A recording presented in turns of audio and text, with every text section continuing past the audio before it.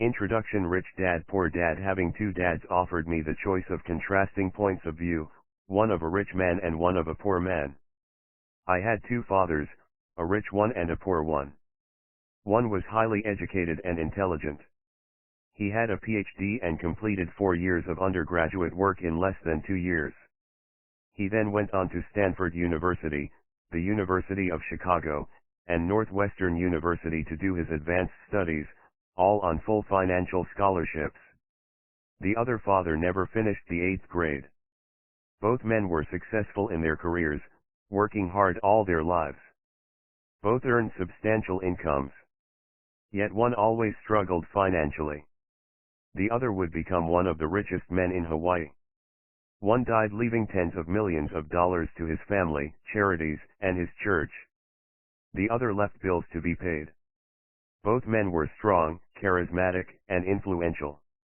Both men offered me advice, but they did not advise the same things. Both men believed strongly in education but did not recommend the same course of study. If I had had only one dad, I would have had to accept or reject his advice. Having two dads offered me the choice of contrasting points of view, one of a rich man and one of a poor man. Instead of simply accepting or rejecting one or the other, I found myself thinking more, comparing, and then choosing for myself. The problem was that the rich man was not rich yet, and the poor man one introduction was not yet poor. Both were just starting out on their careers, and both were struggling with money and families. But they had very different points of view about money. For example, one dad would say, "The love of money is the root of all evil." The other said, "The lack of money is the root of all evil." As a young boy, having two strong fathers both influencing me was difficult. I wanted to be a good son and listen, but the two fathers did not say the same things. The contrast in their points of view, particularly about money, was so extreme that I grew curious and intrigued. I began to start thinking for long periods of time about what each was saying. Much of my private time was spent reflecting, asking myself questions such as, "Why does he say that?" and then asking the same question of the other dad's statement. It would have been much easier to simply say, "Yeah, he's right. I agree with that." Or to simply reject the point of view by saying, "The old man doesn't know what he's talking about." Instead, having two dads whom I loved forced me to think and ultimately choose a way of thinking for myself. As a process, choosing for myself turned out to be much more valuable in the long run than simply accepting or rejecting a single point of view. One of the reasons the rich get richer, the poor get poorer, and the middle class struggles in debt is that the subject of money is taught at home, not in school. Most of us learn about money from our parents. So what can poor parents tell their child about money? They simply say, "Stay in school and study hard." The child may graduate with excellent grades, but with a poor person's financial programming and mindset. Sadly, money is not taught in schools. Schools focus on scholastic and professional skills, but not on financial skills. This explains how smart bankers, doctors, and accountants who earned excellent grades may struggle financially all of their lives. Our staggering national debt is due in large part to highly educated politicians and government officials making financial decisions with little or no training in the subject of money. Too rich dad poor dad. Today I often wonder what will soon happen when we have millions of people who need financial and medical assistance. They will be dependent upon their families or the government for financial support. What will happen when Medicare and Social Security run out of money? How will a nation survive if teaching children about money continues to be left to parents, most of whom will be, or already are, poor? Because I had two influential fathers, I learned from both of them. I had to think about each dad's advice, and in doing so, I gained valuable insight into the power and effect of one's thoughts on one's life. For example, one dad had a habit of saying, "I can't afford it." The other dad forbade those words to be used. He insisted I ask, "How can I afford it?" One is a statement, and the other is a question. One lets you off the hook, and the other forces you to think. My soon-to-be rich dad would explain that by automatically saying the words "I can't afford it," your brain stops working. By asking the question "How can I afford it?" your brain is put to work. He did not mean that you should buy everything you want. He was fanatical about exercising your mind, the most powerful computer in the world. He'd say, "My brain gets stronger every day because I exercise it. The stronger it gets, the more money I can make." He believed that automatically saying "I can't afford it" was a sign of mental laziness. Although both dads worked hard, I noticed that one dad had a habit of putting his brain to sleep when it came to finances, and the other had a habit of exercising his brain. The long-term result was that one dad grew stronger financially, and the other grew weaker. It is not much different from a person who goes to the gym to exercise on a regular basis versus someone who sits on the couch watching television.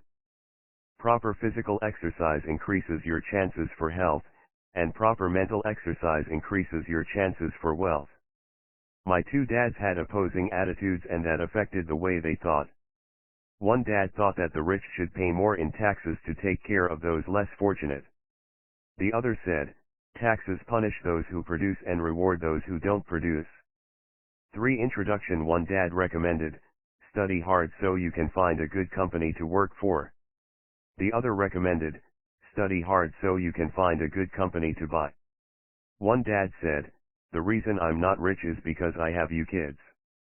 The other said, "The reason I must be rich is because I have you kids." One encouraged talking about money and business at the dinner table, while the other forbade the subject of money to be discussed over a meal. One said, "When it comes to money, play it safe. Don't take risks." The other said, "Learn to manage risk."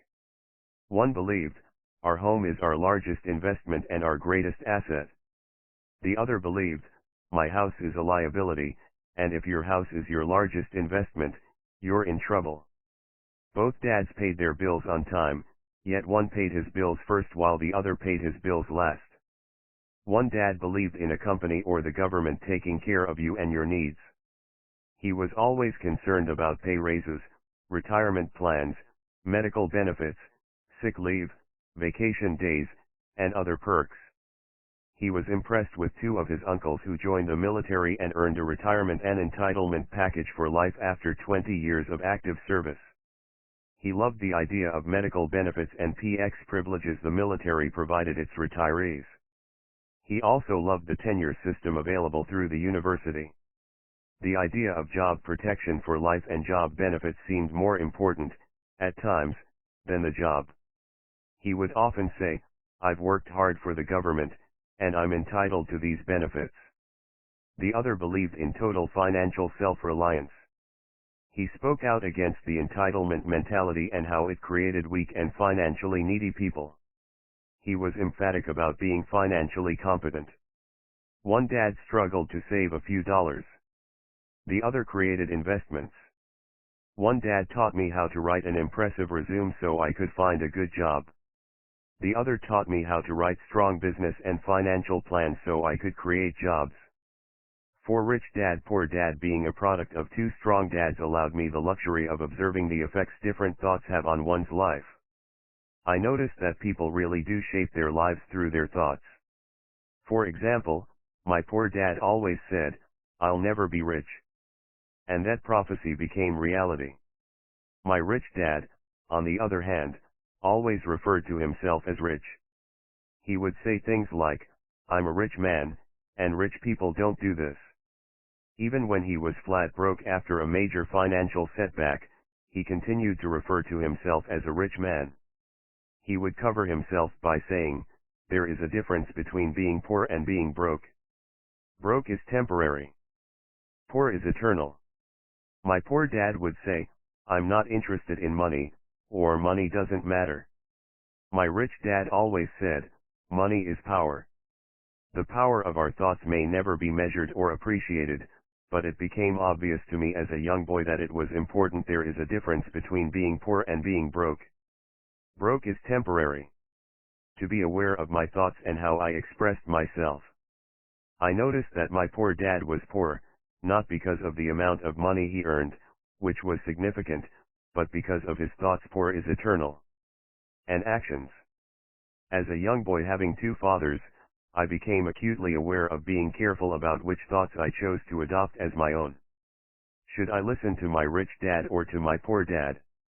Although both men had tremendous respect for education and learning, they disagreed about what they thought was important to learn. One wanted me to study hard, earn a degree, and get a good job to earn money. He wanted me to study to become a professional, an attorney or an accountant, and to go to business school for my MBA. The other encouraged me to study to be rich, to understand how money works, and to learn how to have it work for me. "I don't work for money," were words he would repeat over and over. "Money works for me." At the age of 9, I decided to listen to and learn from my rich dad about money. In doing so, I chose not to listen to my poor dad, even though he was the one with all the college degrees. 5. Introduction. A lesson from Robert Frost. Robert Frost is my favorite poet. Although I love many of his poems, my favorite is The Road Not Taken. I use its lesson almost daily. The road not taken. Two roads diverged in a yellow wood, and sorry I could not travel both and be one traveler. Long I stood and looked down one as far as I could to where it bent in the undergrowth, then took the other, as just as fair, and having perhaps the better claim, because it was grassy and wanted wear, though as for that the passing there had worn them really about the same, and both that morning equally lay in leaves no step had trodden black. Oh, I kept the first for another day. Yet knowing how way leads on to way, I doubted if I should ever come back. I shall be telling this with a sigh somewhere ages and ages hence. Two roads diverged in a wood, and I took the one less traveled by, and that has made all the difference. 6. Rich dad, poor dad, and that has made all the difference. Over the years, I have often reflected upon Robert Frost's poem. Choosing not to listen to my highly educated dad's advice and attitude about money was a painful decision, but it was a decision that shaped the rest of my life. Once I made up my mind about whom to listen to, my education about money began. My rich dad taught me over a period of 30 years until I was 39 years old. He stopped once he realized that I knew and fully understood what he had been trying to drum into my often thick skull. Money is one form of power. But what is more powerful is financial education.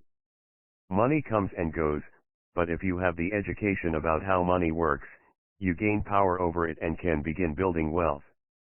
The reason positive thinking alone does not work is because most people went to school and never learned how money works, so they spend their lives working for money. Because I was only 9 years old when I started, the lessons my rich dad taught me were simple. And when it was all said and done, there were only 6 main lessons, repeated over 30 years. This book is about those 6 lessons, put as simply as possible, just as simply as my rich dad put forth those lessons to me. The lessons are meant not to be answers, but guideposts that will assist you and your children to grow wealthier no matter what happens in a world of increasing change and uncertainty. 7. Chapter 1. Lesson 1. The rich don't work for money. The poor and the middle class work for money. The rich have money work for them. Dad, can you tell me how to get rich? My dad put down the evening paper. Why do you want to get rich, son? Because today Jimmy's mom drove up in their new Cadillac, and they were going to their beach house for the weekend. He took 3 of his friends, but Mike and I weren't invited. They told us we weren't invited because we were poor kids. They did? My dad asked incredulously. Yeah, they did, I replied in a hurt tone. My dad silently shook his head, pushed his glasses up the bridge of his nose, and went back to reading the paper. I stood waiting for an answer. The year was 1956. I was 9 years old. By some twist of fate, I attended the same public school where the rich people sent their kids. We were primarily a sugar plantation town. The managers of the plantation and the other affluent people, such as doctors, business owners, and bankers, sent their children to this elementary school. After grade 6, their children were generally sent off to private schools. Because my family lived on one side of the street, I went to this school. Had I lived on the other side of the street, I would 9 Chapter 1, Lesson 1 have gone to a different school with kids from families more like mine. After grade 6, these kids and I would go on to the public intermediate and high school. There was no private school for them or for me. My dad finally put down the paper. I could tell he was thinking. Well, son, he began slowly. If you want to be rich, you have to learn to make money. How do I make money? I asked. Well, use your head, son, he said, smiling. Even then I knew that really meant, that's all I'm going to tell you, or I don't know the answer, so don't embarrass me. A partnership is formed the next morning. I told my best friend, Mike, what my dad had said. As best as I could tell, Mike and I were the only poor kids in this school. Mike was also in this school by a twist of fate. Someone had drawn a jog in the line for the school district, and we wound up in school with the rich kids. We weren't really poor, but we felt as if we were because all the other boys had new baseball gloves, new bicycles, new everything. Mom and Dad provided us with the basics, like food, shelter, and clothes. But that was about it. My dad used to say, if you want something, work for it. We wanted things, but there was not much work available for 9-year-old boys. So what do we do to make money? Mike asked. I don't know, I said. But do you want to be my partner? He agreed, and so on that Saturday morning, Mike became my first business partner. We spent all morning coming up with ideas on how to make money. Occasionally we talked about all the cool guys at Jimmy's beach house having fun. It hurt a little, but that hurt was good, because it inspired us to keep thinking of a way to make money. Finally, that afternoon, a bolt of lightning struck.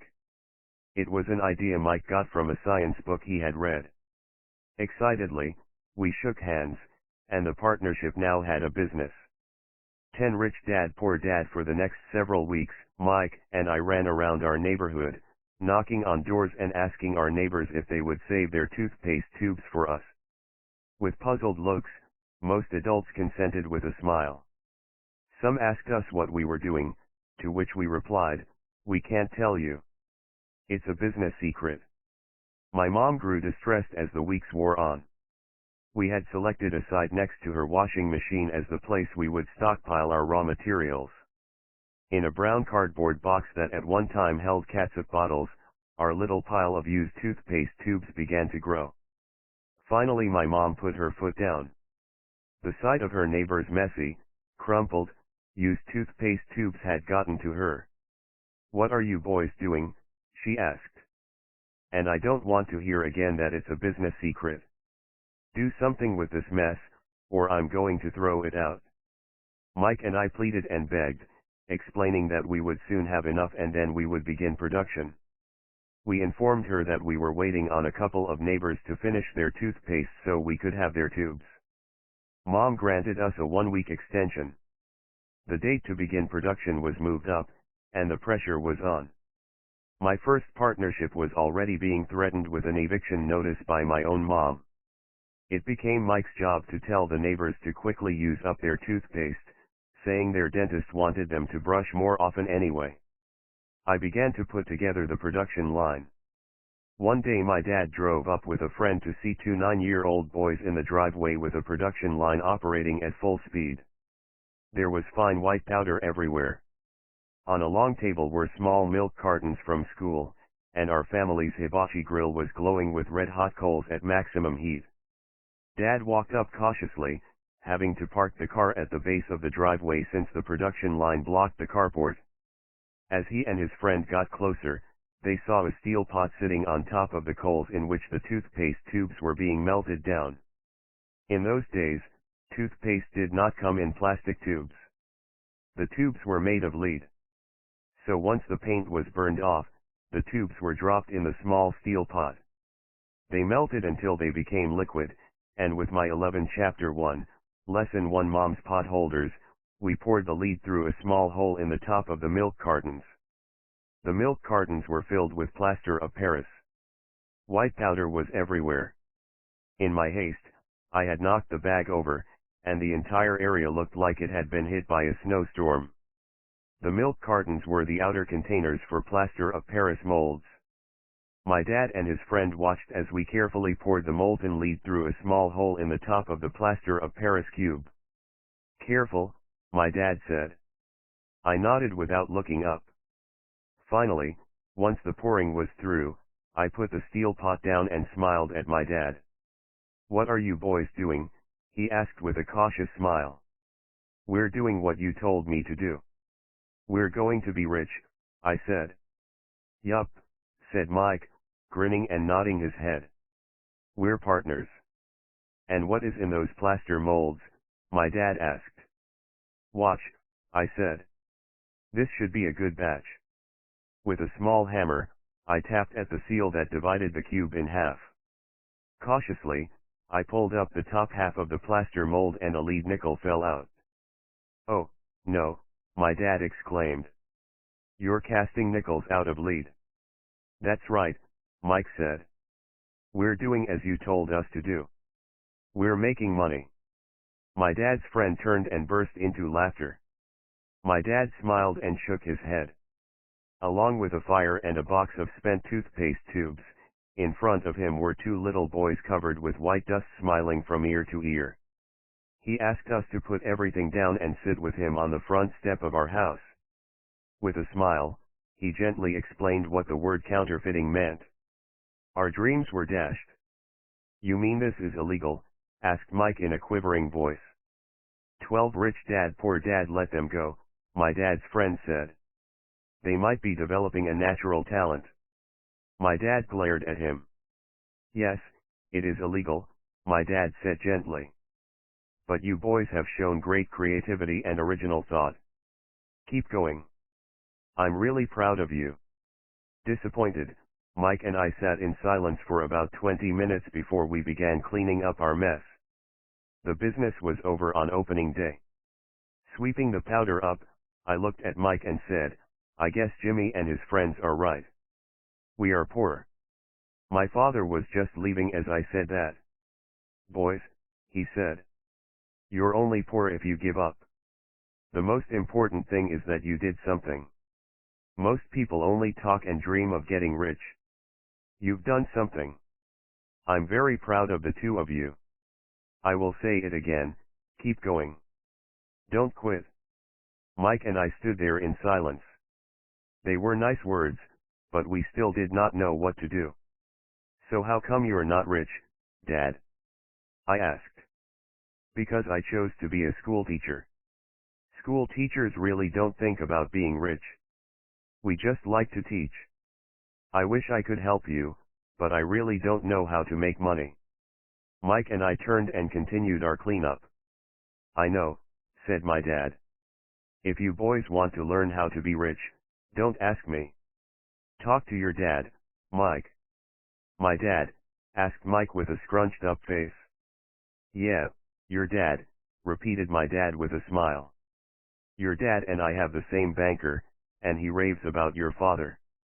He's told me several times that your father is brilliant when it comes to making money."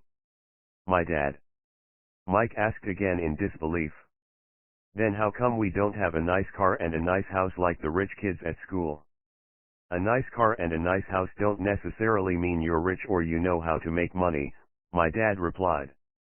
Jimmy's dad works for 13 Chapter 1, Lesson 1 The Sugar Plantation. He's not much different from me. He works for a company, and I work for the government. The company buys the car for him. The sugar company is in financial trouble, and Jimmy's dad may soon have nothing. Your dad is different, Mike. He seems to be building an empire, and I suspect in a few years he will be a very rich man." With that, Mike and I got excited again. With new vigor, we began cleaning up the mess caused by our now-defunct first business. As we were cleaning, we made plans for how and when to talk to Mike's dad. The problem was that Mike's dad worked long hours and often did not come home until late. His father owned warehouses, a construction company, a chain of stores, and 3 restaurants. It was the restaurants that kept him out late. Mike caught the bus home after we had finished cleaning up.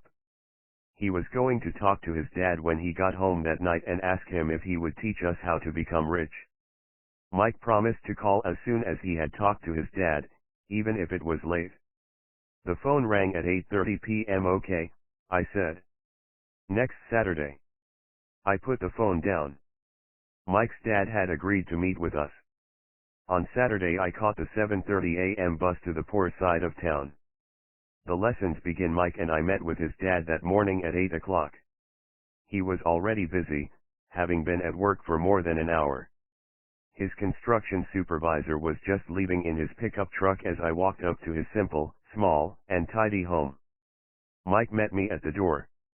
"Dad's on the phone," and he said to wait on the back porch, Mike said as he opened the door. The old wooden floor creaked as I stepped across the threshold of the aging house. There was a cheap mat just inside the door.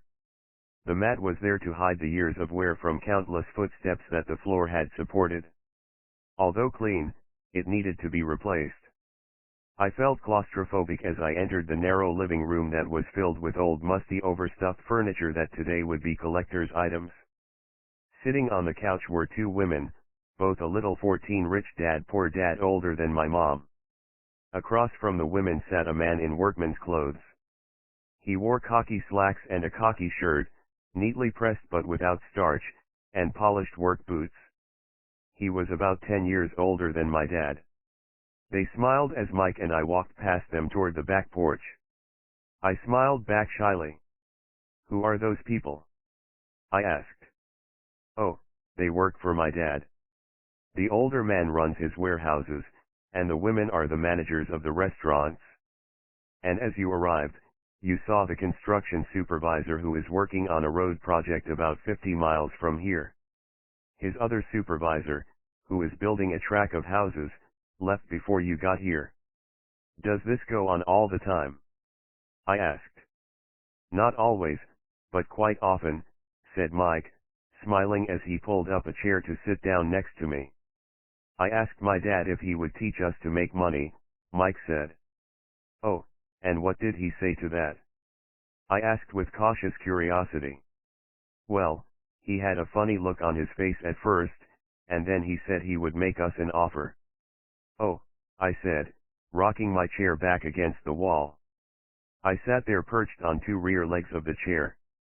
Mike did the same thing. "Do you know what the offer is?" I asked. "No, but we'll soon find out." Suddenly, Mike's dad burst through the rickety screen door and onto the porch. Mike and I jumped to our feet, not out of respect, but because we were startled. "Ready, boys?" he asked as he pulled up a chair to sit down with us. We nodded our heads as we pulled our chairs away from the wall to sit in front of him. He was a big man, about 6 feet tall and 200 pounds. My dad was taller, about the same weight, and 5 years older than Mike's dad. They sort of looked alike, though not of the same ethnic makeup. Maybe their energy was similar. 15 Chapter 1, Lesson 1. Mike says you want to learn to make money. Is that correct, Robert? I nodded my head quickly, but with a little trepidation. He had a lot of power behind his words and smile. "Okay, here's my offer. I'll teach you, but I won't do it classroom style. You work for me, I'll teach you. You don't work for me, I won't teach you. I can teach you faster if you work, and I'm wasting my time if you just want to sit and listen like you do in school. That's my offer. Take it or leave it." May I ask a question first?" I asked. "No. Take it or leave it. I've got too much work to do to waste my time. If you can't make up your mind decisively, then you'll never learn to make money anyway. Opportunities come and go. Being able to know when to make quick decisions is an important skill. You have the opportunity that you asked for. School is beginning, or it's over in 10 seconds, Mike's dad said with a teasing smile. "Take it," I said. "Take it," said Mike. "Good," said Mike's dad. "Mrs. Martin will be by in 10 minutes. After I'm through with her, you'll ride with her to my superette and you can begin working. I'll pay you 10 cents an hour, and you'll work 3 hours every Saturday." "But I have a softball game today," I said. Mike's dad lowered his voice to a stern tone. "Take it, or leave it," he said. "I'll take it," I replied, choosing to work and learn instead of playing. 30 cents later, by 9 a.m. that day, Mike and I were working for Mrs. Martin. She was a kind and patient woman.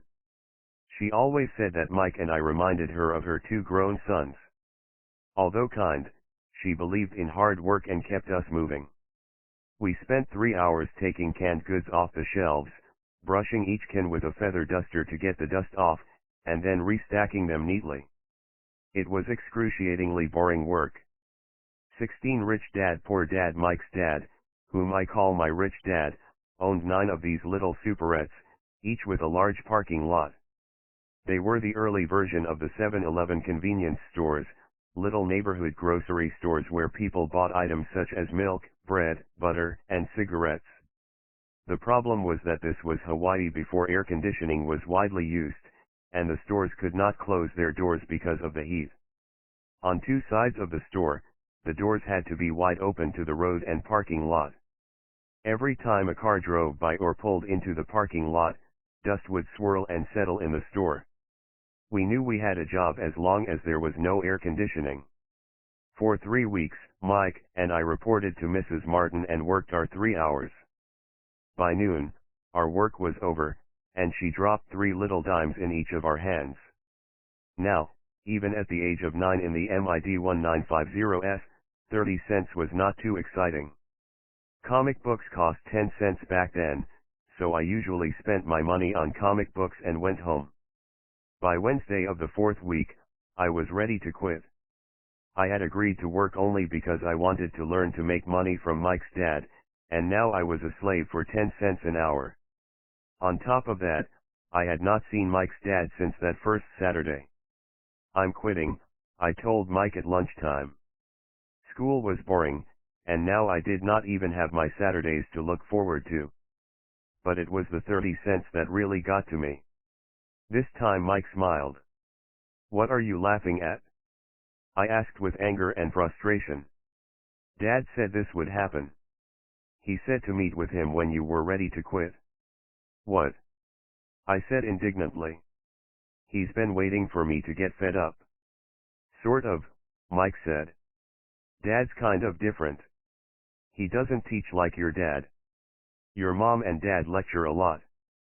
My dad is quiet and a man of few words. You just wait till this Saturday. I'll tell him you're ready." "You mean I've been set up?" "No, not really, but maybe. Dad will explain on Saturday." 17 Chapter 1, Lesson 1. Waiting in line on Saturday, I was ready to face Mike's dad. Even my real dad was angry with him. My real dad, the one I call the poor one, thought that my rich dad was violating child labor laws and should be investigated. My educated, poor dad told me to demand what I deserve, at least 25 cents an hour. My poor dad told me that if I did not get a raise, I was to quit immediately. "You don't need that damn job anyway," said my poor dad with indignation. At 8 o'clock Saturday morning, I walked through the door of Mike's house when Mike's dad opened it. "Take a seat and wait in line," he said as I entered. He turned and disappeared into his little office next to a bedroom. I looked around the room and didn't see Mike anywhere. Feeling awkward, I cautiously sat down next to the same 2 women who were there 4 weeks earlier. They smiled and slid down the couch to make room for me. 45 minutes went by, and I was steaming. The 2 women had met with him and left 30 minutes earlier. An older gentleman was in there for 20 minutes and was also gone. The house was empty, and here I sat in a musty, dark living room on a beautiful sunny Hawaiian day, waiting to talk to a cheapskate who exploited children. I could hear him rustling around the office, talking on the phone, and ignoring me. I was ready to walk out, but for some reason I stayed.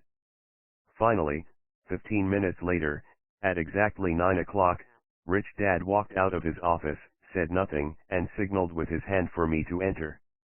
I understand you want a raise, or you're going to quit, Rich Dad said as he swiveled in his office chair.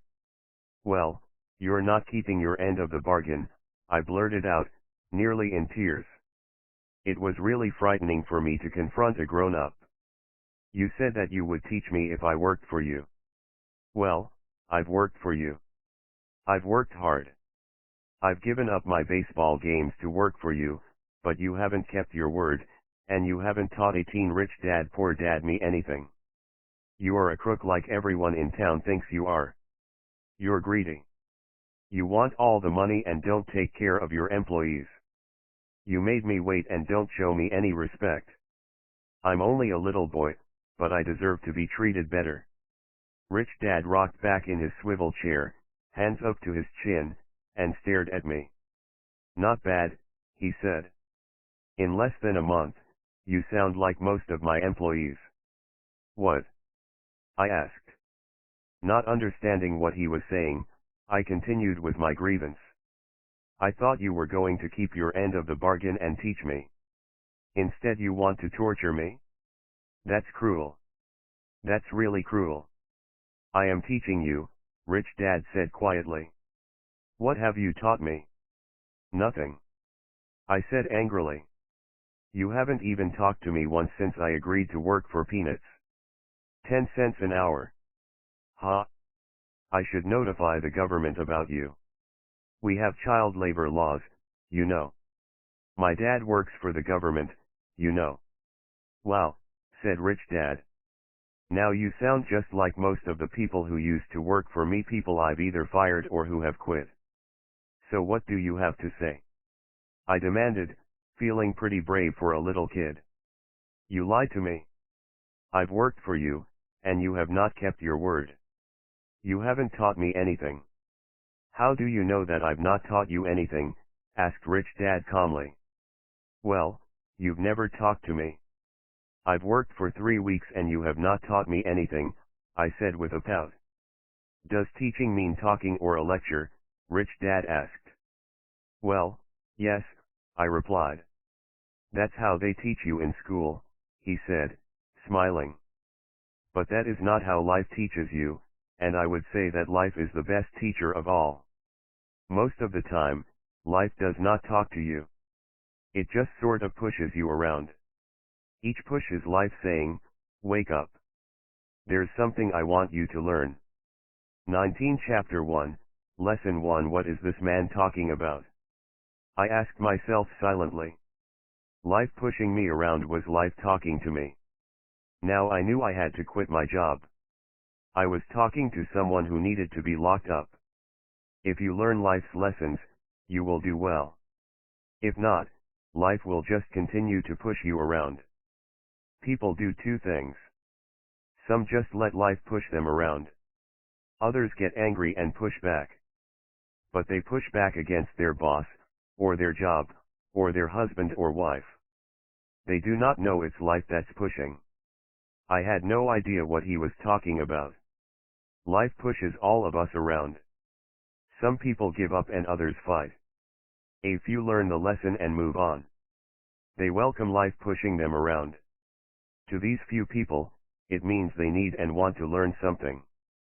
They learn and move on. Most quit, and a few like you fight. Rich Dad stood and shut the creaky old wooden window that needed repair. If you learn this lesson, you will grow into a wise, wealthy, and happy young man. If you don't, you will spend your life blaming a job, low pay, or your boss for your problems. You'll live life always hoping for that big break that will solve all your money problems. Rich Dad looked over at me to see if I was still listening. His eyes met mine. We stared at each other, communicating through our eyes. Finally, I looked away once I had absorbed his message. I knew he was right. I was blaming him, and I did ask to learn. I was fighting. Rich Dad continued, or if you're the kind of person who has no guts, you just give up every time life pushes you. If you're that kind of person, you'll live all your life playing it safe, doing the right things, saving yourself for some event that never happens. Then you die a boring old man. You'll have lots of friends who really like you because you were such a nice hard-working guy. But the truth is that you let life push you into submission. Deep down you were terrified of taking risks. You really wanted to win, but the fear of losing was greater than the excitement of winning. Deep inside, you and only you will know you didn't go for it. You chose to play it safe. 20 Rich Dad Poor Dad. Our eyes met again. You've been pushing me around. I asked. Some people might say that, smiled Rich Dad. I would say that I just gave you a taste of life. What taste of life? I asked, still angry, but now curious and ready to learn. You boys are the first people who have ever asked me to teach them how to make money. I have more than 150 employees, and not one of them has asked me what I know about money. They ask me for a job and a paycheck, but never to teach them about money. So most will spend the best years of their lives working for money, not really understanding what it is they are working for. I sat there listening intently. So when Mike told me you wanted to learn how to make money, I decided to design a course that mirrored real life. I could talk until I was blue in the face, but you wouldn't hear a thing. So I decided to let life push you around a bit so you could hear me. That's why I only paid you 10 cents. So what is the lesson I learned from working for only 10 cents an hour? I asked. That you're cheap and exploit your workers. Rich Dad rocked back and laughed heartily. Finally he said, you'd best change your point of view. Stop blaming me and thinking I'm the problem. If you think I'm the problem, then you have to change me. If you realize that you're the problem, then you can change yourself, learn something, and grow wiser. Most people want everyone else in the world to change but themselves. Let me tell you, it's easier to change yourself than everyone else. I don't understand, I said. Don't blame me for your problems, Rich Dad said, growing impatient. But you only pay me 10 cents. So what are you learning? Rich Dad asked, smiling. That you're cheap, I said with a sly grin. See, you think I'm the problem, said Rich Dad. 21 Chapter 1, Lesson 1 But you are. Well, keep that attitude and you'll learn nothing. Keep the attitude that I'm the problem and what choices do you have? Well, if you don't pay me more or show me more respect and teach me, I'll quit. Well put, Rich Dad said. And that's exactly what most people do. They quit and go looking for another job, a better opportunity, and higher pay, actually thinking that this will solve the problem. In most cases, it won't. So what should I do? I asked. Just take this measly 10 cents an hour and smile. Rich Dad smiled. That's what the other people do. But that's all they do, waiting for a raise thinking that more money will solve their problems. Most just accept it, and some take a second job working harder, but again accepting a small paycheck. I sat staring at the floor, beginning to understand the lesson Rich Dad was presenting. I could sense it was a taste of life. Finally, I looked up and asked, so what will solve the problem? This, he said, leaning forward in his chair and tapping me gently on the head. This stuff between your ears. It was at that moment that Rich Dad shared the pivotal point of view that separated him from his employees and my poor dad and led him to eventually become one of the richest men in Hawaii, while my highly educated but poor dad struggled financially all his life. It was a singular point of view that made all the difference over a lifetime. Rich Dad explained this point of view over and over, which I call lesson number 1, the poor and the middle class work for money. The rich have money work for them. On that bright Saturday morning, I learned a completely different point of view from what I had been taught by my poor dad. At the age of 9, I understood that both dads wanted me to learn. Both dads encouraged me to study, but not the same things. 22 Rich Dad Poor Dad. My highly educated dad recommended that I do what he did. Son, I want you to study hard, get good grades, so you can find a safe, secure job with a big company. And make sure it has excellent benefits. My rich dad wanted me to learn how money works so I could make it work for me. These lessons I would learn through life with his guidance, not because of a classroom. My rich dad continued my first lesson: I'm glad you got angry about working for 10 cents an hour. If you hadn't got angry and had simply accepted it, I would have to tell you that I could not teach you. You see, true learning takes energy, passion, and a burning desire. Anger is a big part of that formula, for passion is anger and love combined. When it comes to money, most people want to play it safe and feel secure. So passion does not direct them. Fear does. So is that why they'll take jobs with low pay? I asked. Yes, said Rich Dad. Some people say I exploit people because I don't pay as much as the sugar plantation or the government. I say the people exploit themselves. It's their fear, not mine. But don't you feel you should pay them more? I asked. I don't have to. And besides, more money will not solve their problems. Just look at your dad. He makes a lot of money, and he still can't pay his bills. Most people, given more money, only get into more debt. So that's why the 10 cents an hour, I said, smiling. It's a part of the lesson. That's right, smiled Rich Dad. You see, your dad went to school and got an excellent education, so he could get a high-paying job. But he still has money problems because he never learned anything about money in school. On top of that, he believes in working for money. And you don't? I asked. No, not really, said Rich Dad. If you want to learn to work for money, then stay in school. That is a great place to learn to do that. But if you want to learn how to have money work for you, then I will teach you that. But only if you want to learn. 23 Chapter 1, Lesson 1. Wouldn't everyone want to learn that? I asked. No, said Rich Dad, simply because it's easier to learn to work for money, especially if fear is your primary emotion when the subject of money is discussed. I don't understand, I said with a frown. Don't worry about that for now. Just know that it's fear that keeps most people working at a job, the fear of not paying their bills, the fear of being fired, the fear of not having enough money, and the fear of starting over.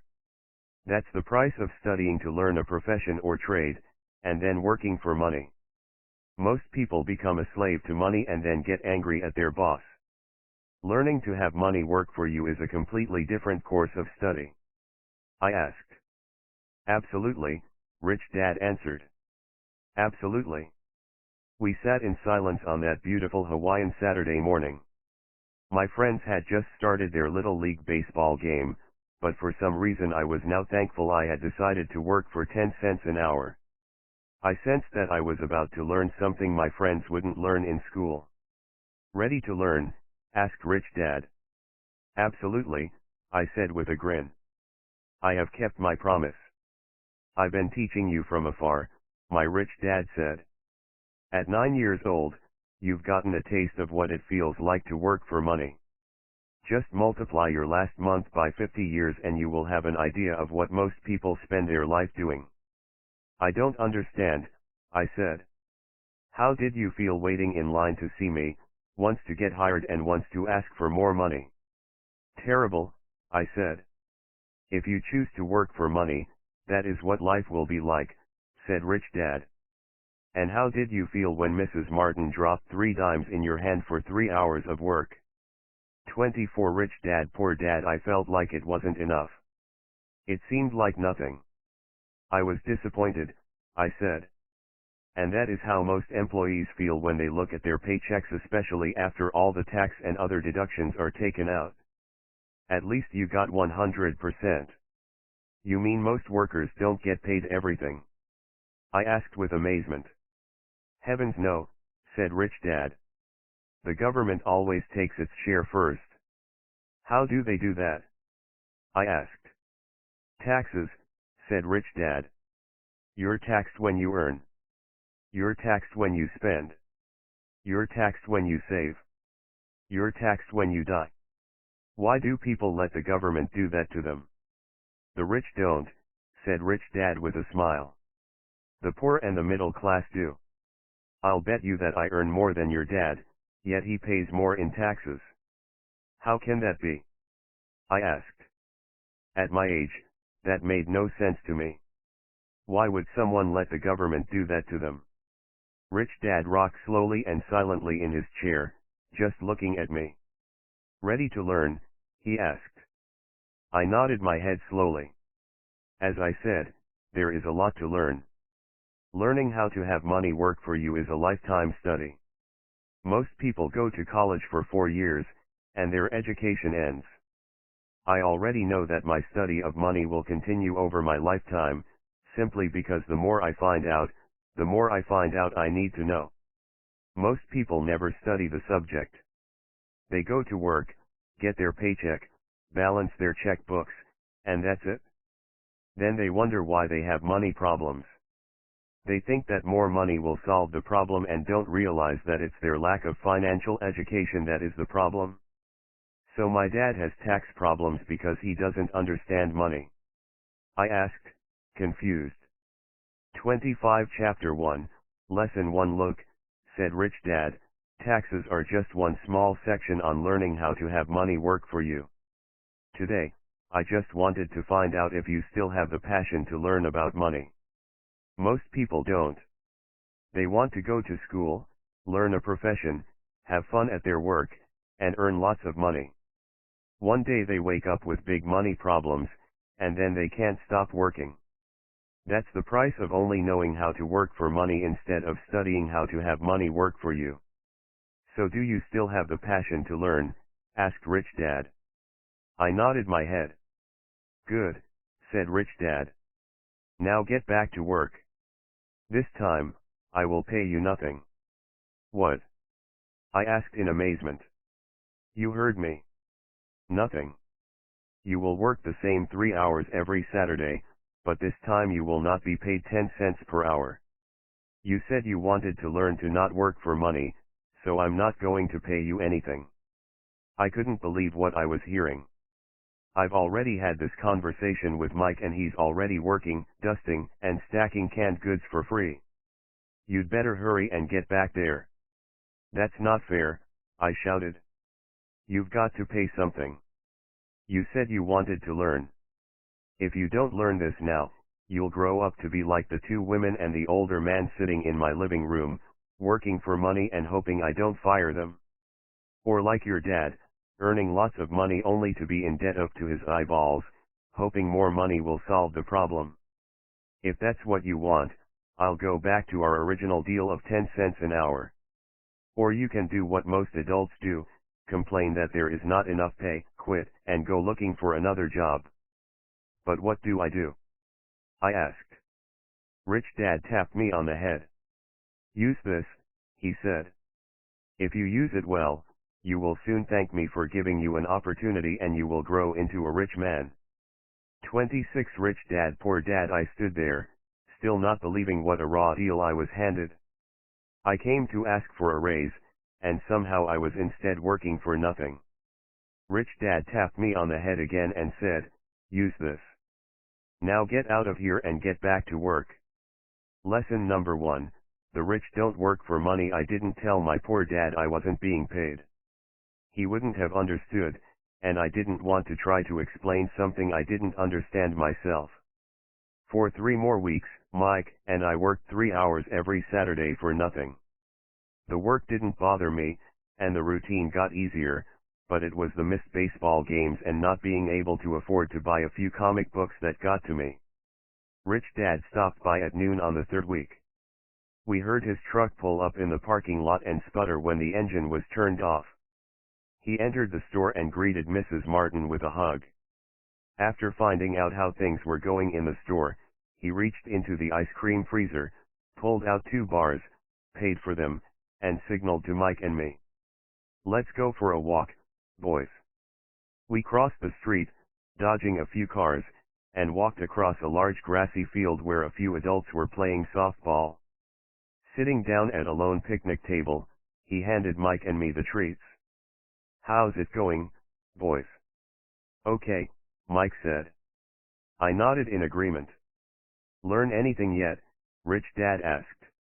Mike and I looked at each other, shrugged our shoulders, and shook our heads in unison. Avoiding one of life's biggest traps. Well, you boys had better start thinking. You're staring at one of life's biggest lessons.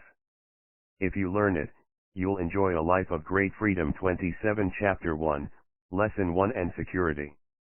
If you don't, you'll wind up like Mrs. Martin and most of the people playing softball in this park.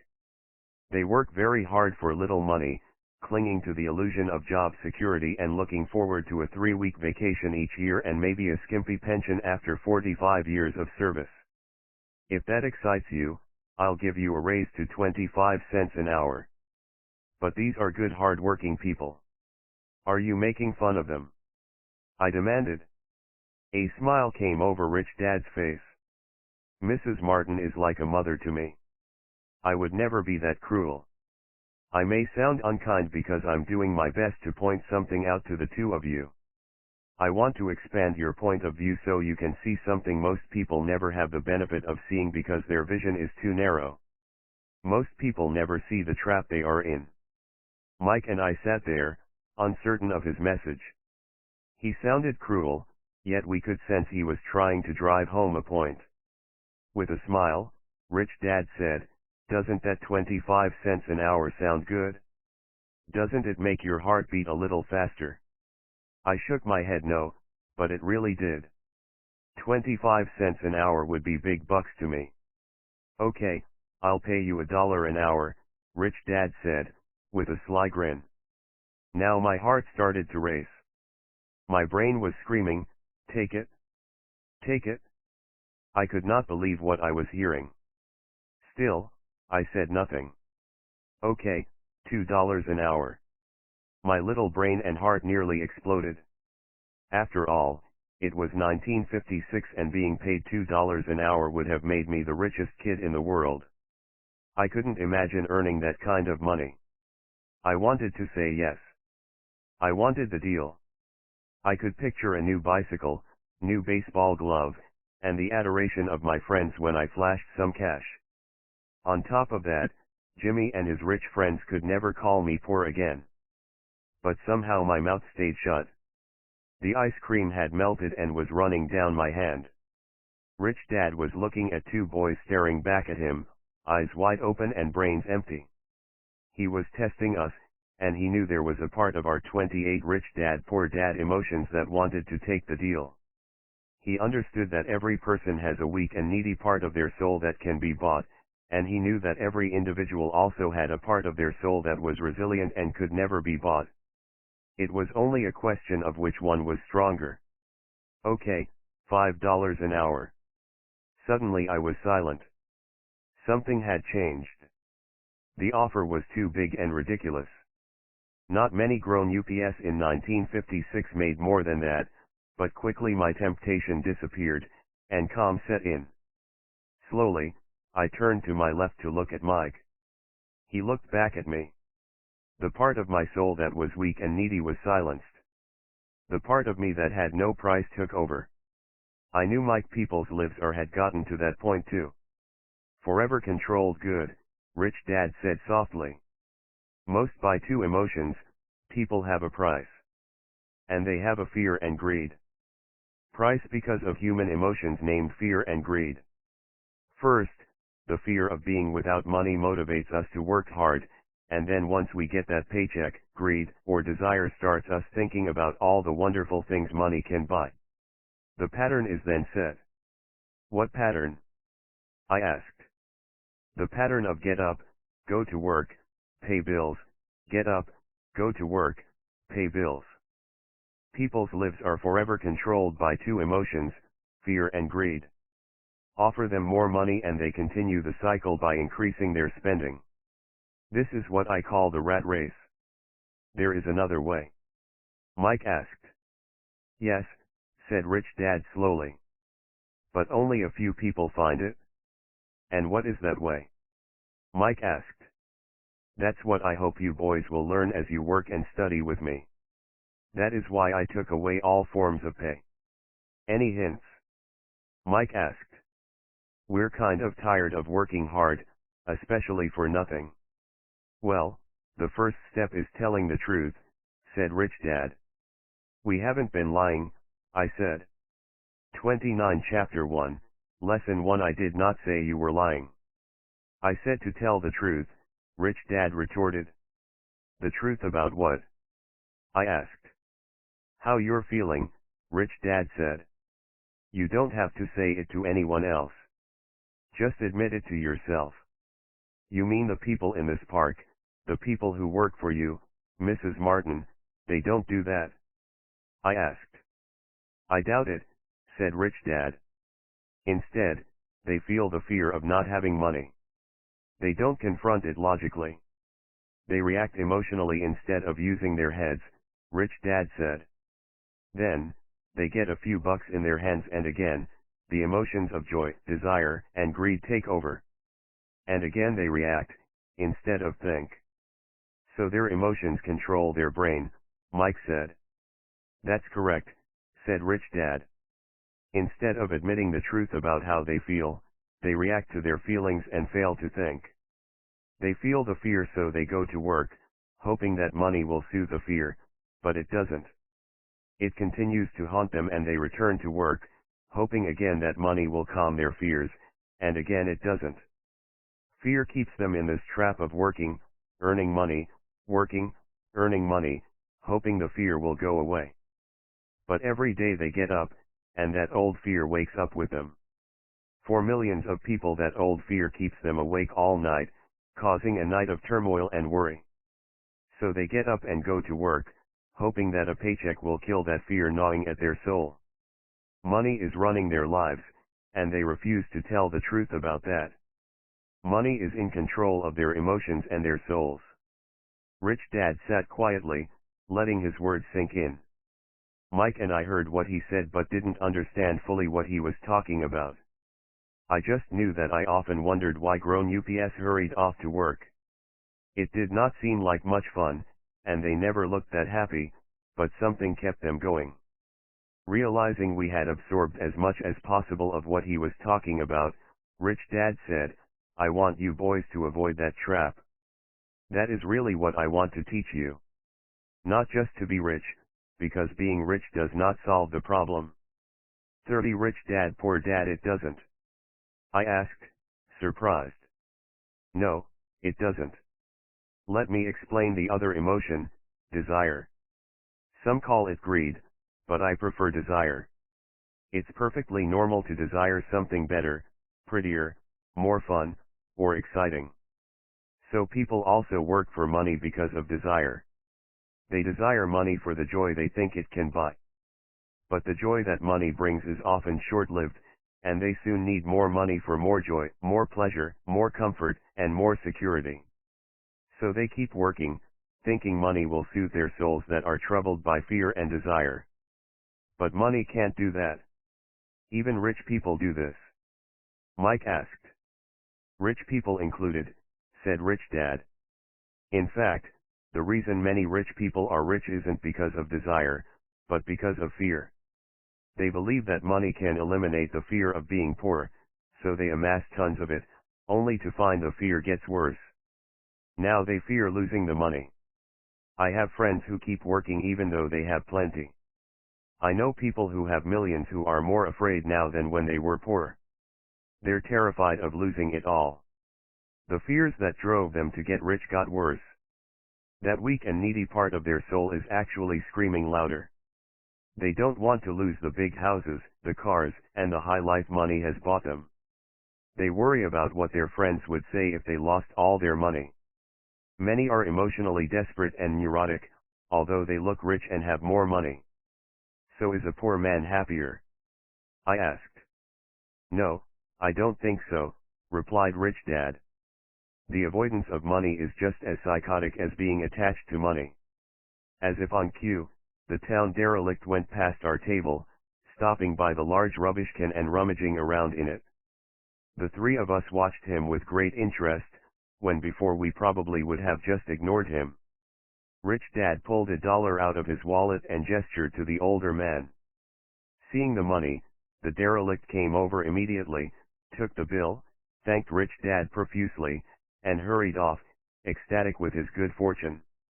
"He's not much different from most of my employees," said Rich Dad. "I've met so many people who say, 'Oh, I'm not interested in 31 Chapter 1, Lesson 1 money.' Yet they'll work at a job for 8 hours a day. That's a denial of truth. If they weren't interested in money, then why are they working?" That kind of thinking is probably more psychotic than a person who hoards money.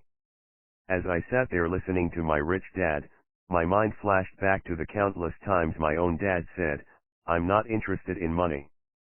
He said those words often. He also, so many people say, covered himself by always saying, "Oh, I'm not, I work because I love my job, interested in money."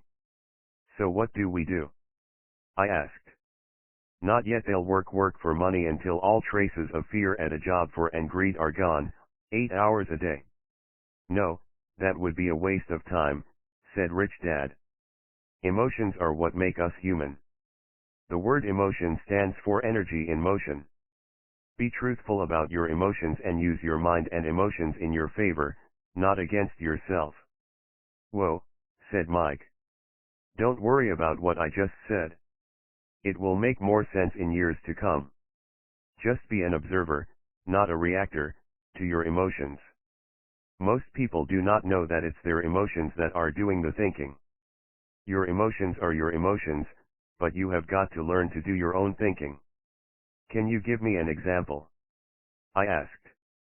"Sure," replied Rich Dad. "When a person says, 'I need to find a job,' it's most likely an emotion doing the thinking. Fear of not having money generates that thought." "But people do need money if they have bills to pay," I said. "Sure they do," smiled Rich Dad. "All I'm saying is that it's fear that is all too often doing the thinking." "I don't understand," said Mike. "For example," said Rich Dad, "if the fear of not having enough money arises, instead of immediately running out to get a job, they instead might ask themselves this question: will a job be the best 32 Rich Dad Poor Dad solution to this fear over the long run? In my opinion, the answer is no. A job is really a short-term solution to a long-term problem. But my dad is always saying, 'Stay in school and get good grades, so you can find a safe, secure job,'" I interjected, somewhat confused. "Yes, I understand he says that," said Rich Dad, smiling. "Most people recommend that, and it's a good path for most people. But people make that recommendation primarily out of fear." "You mean my dad says that because he's afraid?" "Yes," said Rich Dad. "He's terrified that you won't earn enough money and won't fit into society. Don't get me wrong. He loves you and wants the best for you. I too believe an education and a job are important, but it won't handle the fear. You see, that same fear that makes him get up in the morning to earn a few bucks is the fear that is causing him to be so fanatical about your going to school. So what do you recommend?" I asked. "I want to teach you to master the power of money, instead of being afraid of it. They don't teach that in school, and, if you don't learn it, you become a slave to money." It was finally making sense. He wanted us to widen our views and to see what the Mrs. Martins of this world couldn't see. He used examples that sounded cruel at the time, but I've never forgotten them. My vision widened that day, and I began to see the trap that lay ahead for most people. You see, we're all employees ultimately. We just work at different levels, said Rich Dad. I just want you boys to have a chance to avoid the trap caused by those two emotions, fear and desire. Use them in your favor, not against you. That's what I want to teach you. I'm not interested in just teaching you to make a pile of money. That won't handle the fear or desire. If you don't first handle fear and desire, and you get rich, you'll only be a highly paid slave. So how do we avoid the trap? I asked. The main cause of poverty or financial struggle is fear and ignorance, not the economy or the government or the rich. It's self-inflicted fear and ignorance that keep people trapped. So you 33 Chapter 1, Lesson 1 Boys, go to school and get your college degrees, and I'll teach you how to stay out of the trap. The pieces of the puzzle were appearing. My highly educated dad had a great education and a great career, but school never told him how to handle money or his fear of it. It became clear that I could learn different and important things from two fathers. So you've been talking about the fear of not having money. How does the desire for money affect our thinking? Mike asked. How did you feel when I tempted you with a pay raise? Did you notice your desires rising? We nodded our heads. By not giving in to your emotions, you were able to delay your reactions and think. That is important. We will always have emotions of fear and greed. From here on in, it's imperative for you to use those emotions to your advantage, and for the long term to not let your emotions control your thinking. Most people use fear and greed against themselves. That's the start of ignorance. Most people live their lives chasing paychecks, pay raises and job security because of the emotions of desire and fear, not really questioning where those emotion-driven thoughts are leading them. It's just like the picture of a donkey dragging a cart with its owner dangling a carrot just in front of its nose. The donkey's owner may be going where he wants to, but the donkey is chasing an illusion. Tomorrow there will only be another carrot for the donkey. You mean the moment I picture a new baseball glove, candy, and toys, that's like a carrot to a donkey? Mike asked. Yes, and as you get older, your toys get more expensive, a new car, a boat, and a big house to impress your friends, said Rich Dad with a smile. Fear pushes you out the door, and desire calls to you. That's the trap. So what's the answer? Mike asked. What intensifies fear and desire is ignorance. That is why rich people with lots of money often have more fear the richer they get. Money is the carrot, the illusion. If the donkey could see the whole picture, it might rethink its choice to chase the carrot. 34 Rich Dad Poor Dad. Rich Dad went on to explain that a human's life is a struggle between ignorance and illumination. He explained that once a person stops searching for information and self-knowledge, ignorance sets in. That struggle is a moment-to-moment decision to learn to open or close one's mind. Look, school is very important. You go to school to learn a skill or profession to become a contributing member of society. Every culture needs teachers, doctors, mechanics, artists, cooks, businesspeople, police officers, firefighters, and soldiers. Schools train them so society can thrive and flourish, said Rich Dad. Unfortunately, for many people school is the end, not the beginning. There was a long silence. Rich Dad was smiling. I didn't comprehend everything he said that day. But as with most great teachers, his words continued to teach for years. I've been a little cruel today, said Rich Dad. But I want you to always remember this talk. I want you to always think of Mrs. Martin. And I want you always to remember that donkey.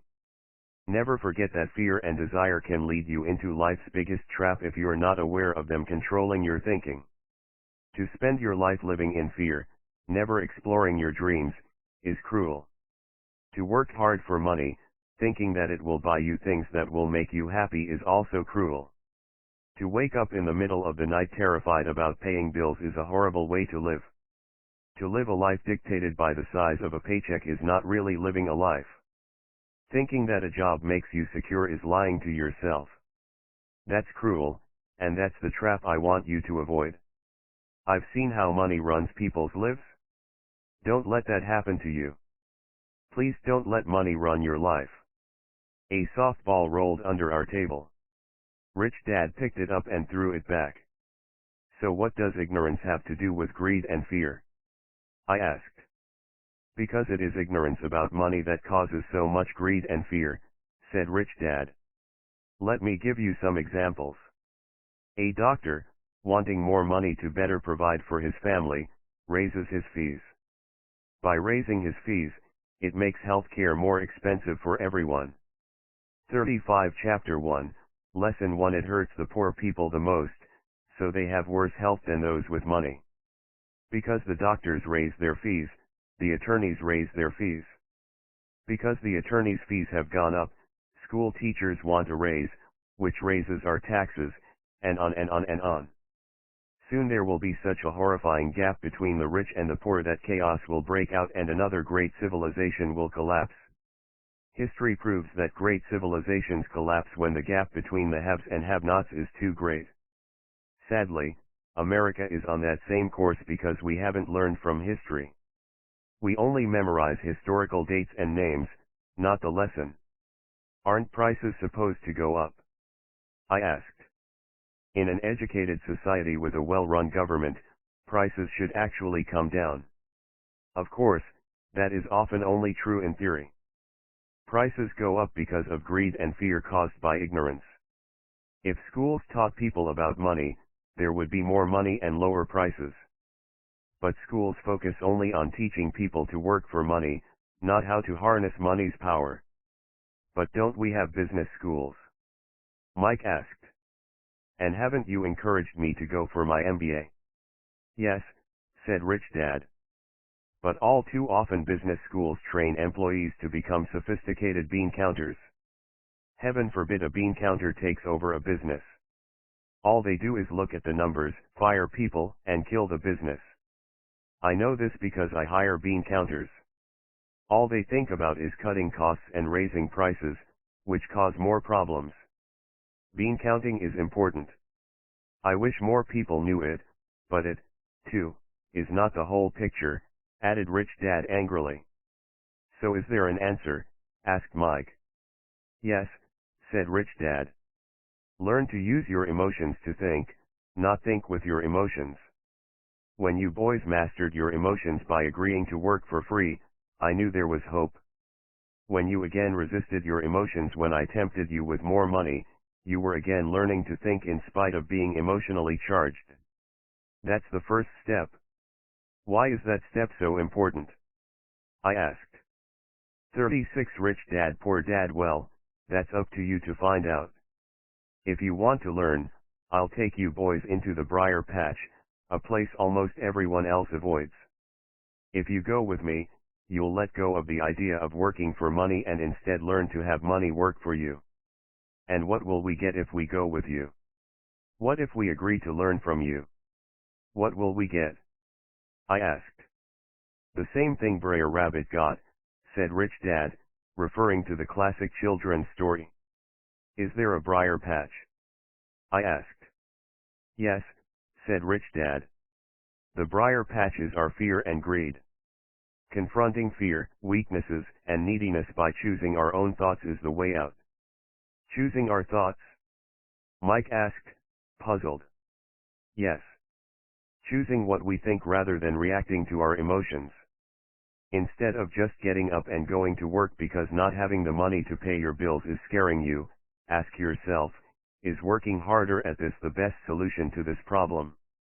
Most people are too afraid to rationally think things through and instead run out the door to a job they hate. The tar baby is in control. That's what I mean by choosing your thoughts. And how do we do that? Mike asked. That's what I will teach you. I'll teach you to have a choice of thoughts rather than a knee-jerk reaction, like gulping down your morning coffee and running out the door. Remember what I said before, a job is only a short-term solution to a long-term problem. Most people have only one problem in mind, and it's short-term. It's the bills at the end of the month, the tar baby. Money controls their lives, or should I say the fear and ignorance about money controls it. So they do as their parents did. They get up every day and go work for money, not taking the time to ask the question, is there another way? Their emotions now control their thinking, not their heads. Can you tell the difference between emotions thinking and the head thinking? Mike asked. 37 Chapter 1, Lesson 10, Yes. I hear it all the time, said Rich Dad. I hear things like, well, everyone has to work. Or the rich are crooks. Or I'll get another job. I deserve this raise. You can't push me around. Or I like this job because it's secure. No one asks, is there something I'm missing here, which would break through the emotional thought and give you time to think clearly. As we headed back to the store, Rich Dad explained that the rich really did make money. They did not work for it. He went on to explain that when Mike and I were casting 5-cent pieces out of lead, thinking we were making money, we were very close to thinking the way the rich think. The problem was that creating money is legal for the government and banks to do, but illegal for us to do. There are legal ways to create money from nothing, he told us. Rich Dad went on to explain that the rich know that money is an illusion, truly like the carrot for the donkey. It's only out of fear and greed that the illusion of money is held together by billions of people who believe that money is real. It's not. Money is really made up.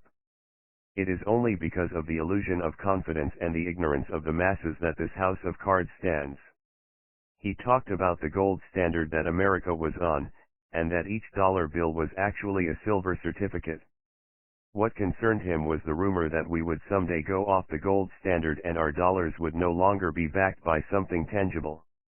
If that happens, boys, all hell will break loose. The poor, the middle class, and the ignorant will have their lives ruined simply because they will continue to believe that money is real and that the company they work for, or the government, will look after them. We really did not understand what he was saying that day, but over the years, it made more and more sense. Seeing what others miss as he climbed into his pickup truck outside his convenience store, Rich Dad said, "Keep working, boys, but the sooner you forget about needing a paycheck, the easier your adult life will be.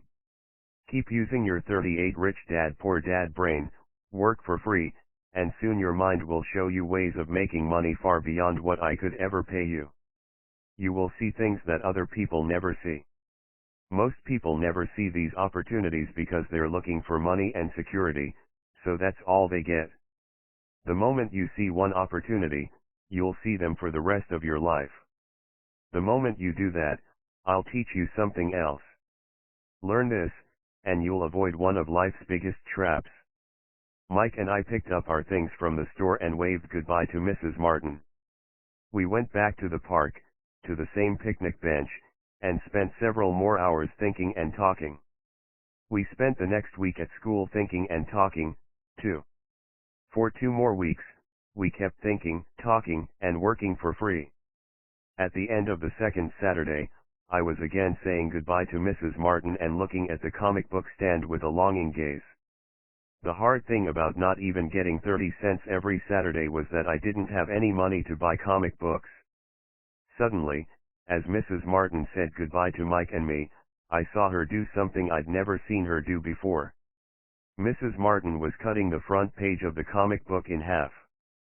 She kept the top half of the comic book cover and threw the rest of the book into a large cardboard box.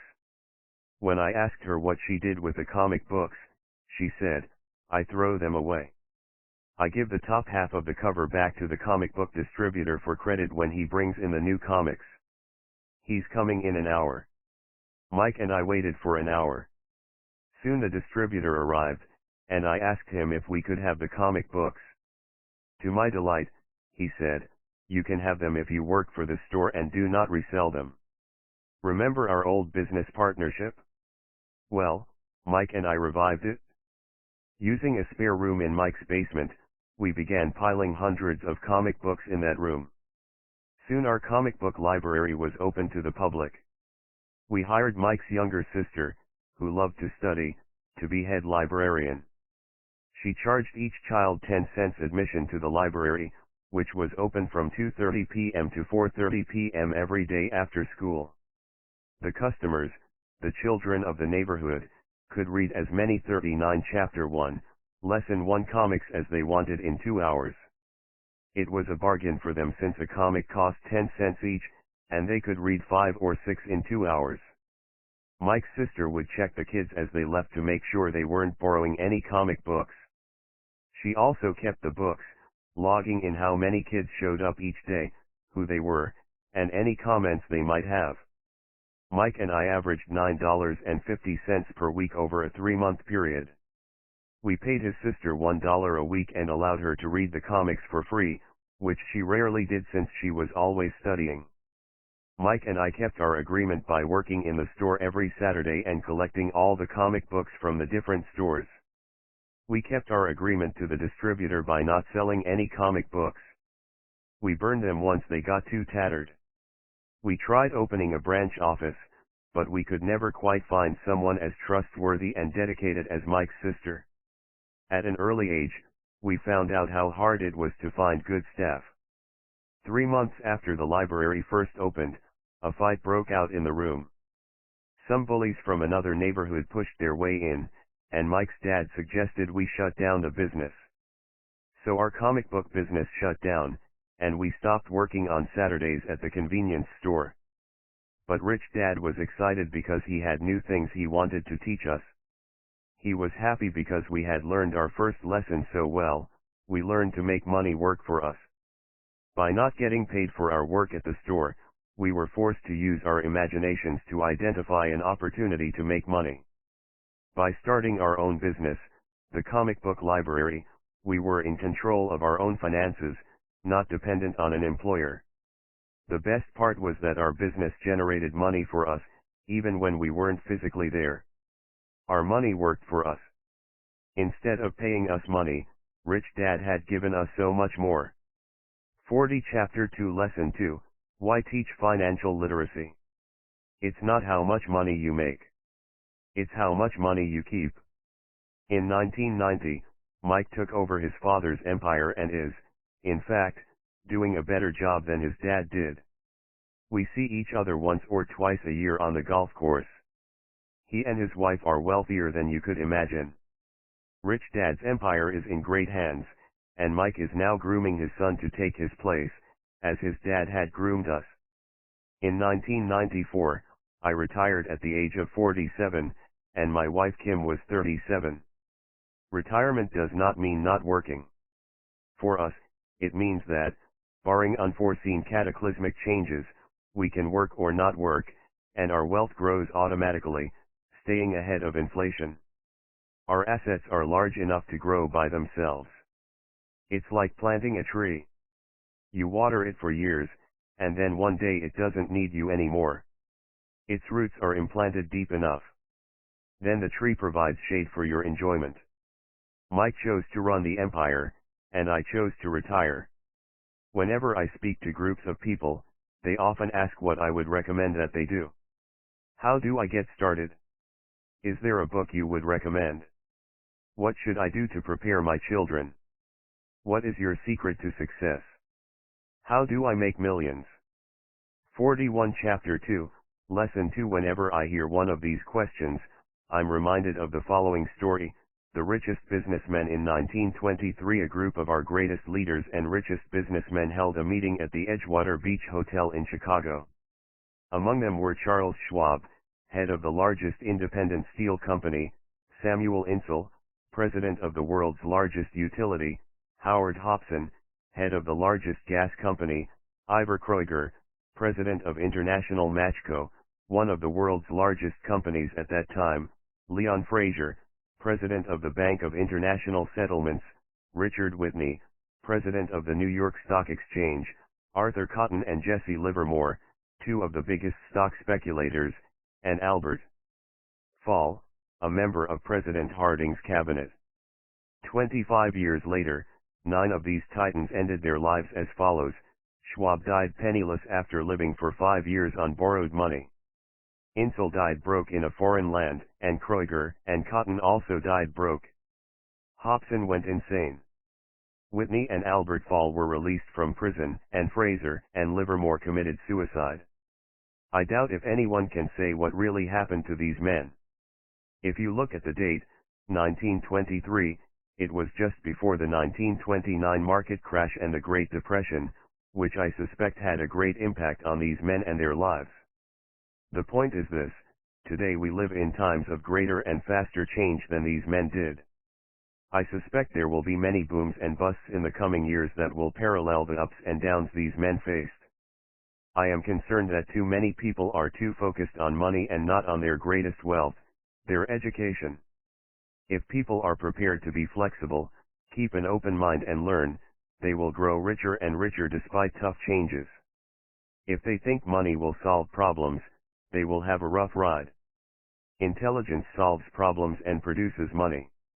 Money without financial intelligence is money soon gone.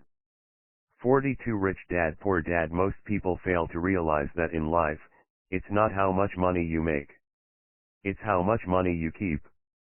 We've all heard stories of lottery winners who are poor, then suddenly rich, and then poor again. They win millions, yet are soon back where they started. Or stories of professional athletes, who at the age of 24 are earning millions, but are sleeping under a bridge 10 years later. I remember a story of a young basketball player who a year ago had millions.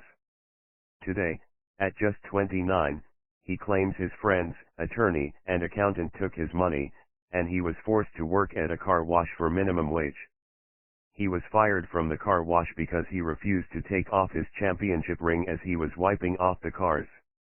His story made national news and he is appealing his termination, claiming hardship and discrimination. He claims that the ring is all he has left and if it was stripped away, he'll crumble. I know so many people who became instant millionaires. And while I am glad some people have become richer and richer, I caution them that in the long run, it's not how much money you make. It's how much you keep, and how many generations you keep it. So when people ask, where do I get started, or tell me how to get rich quick, they often are greatly disappointed with my answer. I simply say to them what my rich dad said to me when I was a little kid.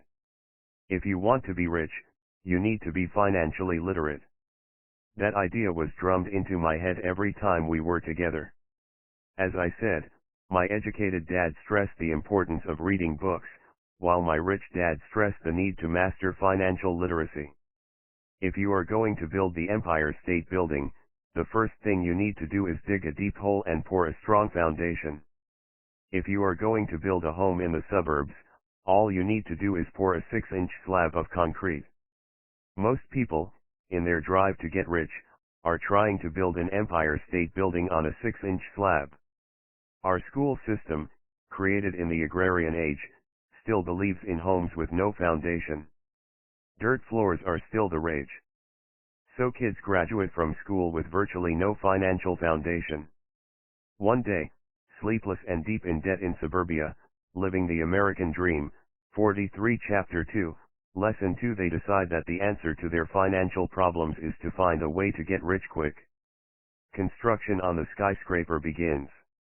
It goes up quickly, and soon, instead of the Empire State Building, we have the Leaning Tower of suburbia. The sleepless nights return. As for Mike and me in our adult years, both of our choices were possible because we were taught to pour a strong financial foundation when we were just kids.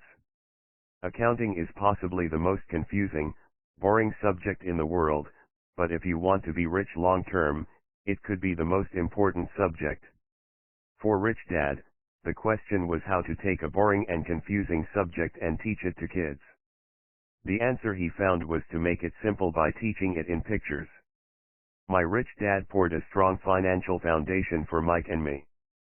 Since we were just kids, he created a simple way to teach us. For years he only drew pictures and used few words.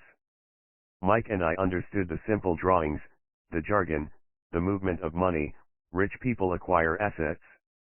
The poor and then in later years, Rich Dad began adding numbers. Today, Mike has gone on to master much more complex and middle class acquire liabilities that they think are assets. Sophisticated accounting analysis because he had to in order to run his empire. I am not as sophisticated because my empire is smaller, yet we come from the same simple foundation. Over the following pages, I offer to you the same simple line drawings Mike's dad created for us. Though basic, those drawings helped guide two little boys in building great sums of wealth on a solid and deep foundation. 44 Rich Dad Poor Dad Rule Number 1, you must know the difference between an asset and a liability, and buy assets. If you want to be rich, this is all you need to know. It is rule number 1. It is the only rule. This may sound absurdly simple, But most people have no idea how profound this rule is. Most people struggle financially because they do not know the difference between an asset and a liability. Rich people acquire assets.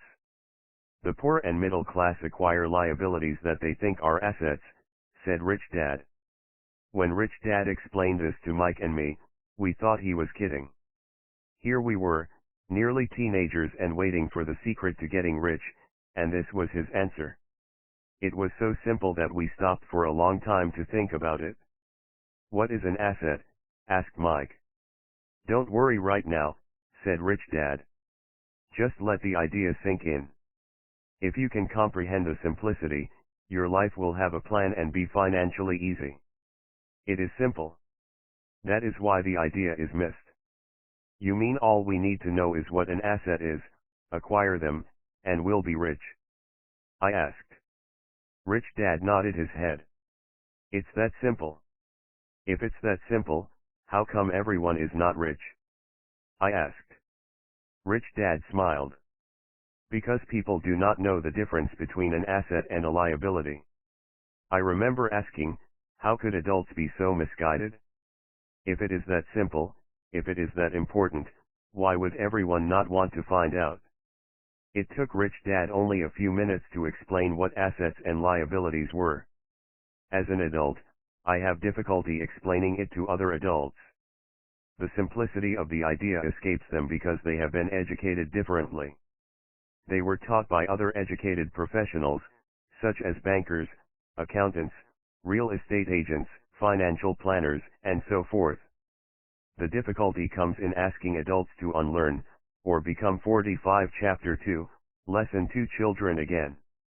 An intelligent adult often feels it is demeaning to pay attention to simplistic definitions. Rich Dad believed in the KISS principle: keep it simple, stupid, or keep it super simple, so he kept it simple for us, and that made our financial foundation strong. So what causes the confusion? How could something so simple be so screwed up? Why would someone buy an asset that was really a liability? The answer is found in basic education. We focus on the word literacy and not financial literacy. What defines something to be an asset or a liability are not words. In fact, if you really want to be confused, look up the words asset. An asset puts money in my pocket, and liability in the dictionary. I know the definition may sound good to a trained accountant, but for the average a liability takes money person, it makes no sense. But we out of my pocket. Adults are often too proud to admit that something does not make sense. To us young boys, Rich Dad said, what defines an asset are not words, but numbers. And if you can't read the numbers, you can't tell an asset from a hole in the ground. In accounting, Rich Dad would say, it's not the numbers, but what the numbers are telling you. It's just like words. It's not the words, but the story the words are telling you. If you want to be rich, you've got to read and understand numbers. If I heard that once, I heard it 1,000 times from my rich dad. And I also heard, the rich acquire assets, and the poor and middle class acquire liabilities. Here is how to tell the difference between an asset and a liability. Most accountants and financial professionals do not agree with the definitions, but these simple drawings were the start of strong financial foundations for two young boys. 46. This is the cash flow pattern of an asset. Income statement: income, rich dad, poor dad, expenses, balance sheet, assets, liabilities. The top part of the diagram is an income statement, often called a profit and loss statement. It measures income and expenses, money in and money out. The lower part of the diagram is a balance sheet. It's called that because it's supposed to balance assets against liabilities.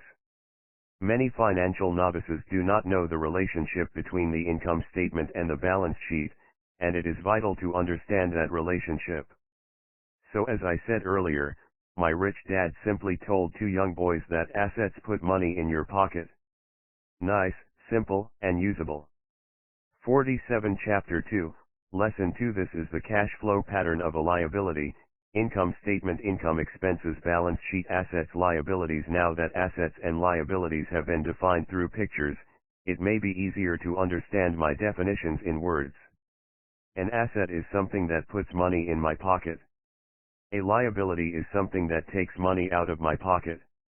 This is really all you need to know. If you want to be rich, simply spend your life buying assets. If you want to be poor or middle class, spend your life buying liabilities. Illiteracy, both in words and numbers, is the foundation of financial struggle. If people are having difficulties financially, there is something that they don't understand, either in words or numbers. The rich are rich because they are more literate in different areas than people who struggle financially. So if you want to be rich and 48 Rich Dad Poor Dad maintain your wealth, it's important to be financially literate, in words as well as numbers. The arrows in the diagrams represent the flow of cash, or cash flow. Numbers alone mean little, just as words out of context mean little. It's the story that counts.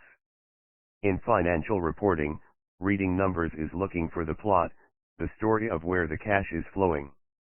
In 80% of most families, the financial story paints a picture of hard work to get ahead. However, this effort is for naught because they spend their lives buying liabilities instead of assets. This is the cash flow pattern of a poor person: income statement, income, job, salary, expenses, taxes, rent, food, transportation, clothes, balance sheet, assets, liabilities. 49 Chapter 2, Lesson 2. This is the cash flow pattern of a person in the middle class: income statement, job, income, salary, expenses, taxes, mortgage payment, car payment, credit card payment, school loan payment, balance sheet, assets, liabilities, mortgage, car loans, credit card debt, school loans. 50 Rich Dad Poor Dad. This is the cash flow pattern of a rich person: income statement, income, rental income, dividend, interest, royalties, expenses, taxes, mortgage payment, balance sheet, assets, real estate, stocks, bonds, notes, intellectual property, liabilities, mortgage, consumer loans, credit cards. 51 Chapter 2, Lesson 2. All of these diagrams are obviously oversimplified. Everyone has living expenses, the need for food, shelter, and clothing. The diagrams show the flow of cash through a poor, middle class, and wealthy person's life. It is the cash flow that tells the story of how a person handles their money. The reason I started with the story of the richest men in America is to illustrate the flaw in believing that money will solve all problems. That is why I cringe whenever I hear people ask me how to get rich quicker, or where they should start. I often hear, "I'm in debt, so I need to make more money." But more money will often not solve the problem. In fact, it may compound the problem. Money often makes obvious our tragic human flaws, putting a spotlight on what we cash flow tells the don't know. That is why, all too often, a story of how a person who comes into a sudden windfall handles money. Of cash, let's say an inheritance, a pay raise, or lottery winning, soon returns to the same financial mess, if not worse, than the mess they were in before. Money only accentuates the cash flow pattern running in your head. If your pattern is to spend everything you get, most likely an increase in cash will just result in an increase in spending. Thus, the saying, "A fool and his money is one big party." I have said many times that we go to school to gain scholastic and professional skills, both of which are important. We learn to make money with our professional skills. In the 1960s, when I was in high school, if someone did well academically, people assumed this bright student would go on to be a medical doctor because it was the profession with the promise of the greatest financial reward. Today, doctors face financial challenges I wouldn't wish on my worst enemy: insurance companies taking control of the business, managed healthcare, government intervention, and malpractice suits. Today, kids want to be famous athletes, movie stars, rock stars, beauty queens, or CEOs because that is where the fame, money, and prestige are. That is the reason it is so hard to motivate kids in school today. 52 Rich Dad Poor Dad. They know that professional success is no longer solely linked to academic success, as it once was. Because students leave school without financial skills, millions of educated people pursue their profession successfully, but later find themselves struggling financially. They worked harder but don't get ahead. What is missing from their education is not how to make money, but how to manage money. It's called financial aptitude: what you do with the money once you make it, how to keep people from taking it from you, how to keep it longer, and how to make that money work hard for you. Most people don't understand why they struggle financially because they don't understand cash flow. A person can be highly educated, professionally successful, and financially illiterate. These people often work harder than they need to because they learned how to work hard, but not how to have their money work hard for them. How the quest for a financial dream turns into a financial nightmare. The classic story of hard-working people has a set pattern. Recently married, the happy, highly educated young couple moves into one of their cramped rented apartments. Immediately, they realize that they are saving money because two can live as cheaply as one. The problem is the apartment is cramped. They decide to save money to buy their dream home so they can have kids.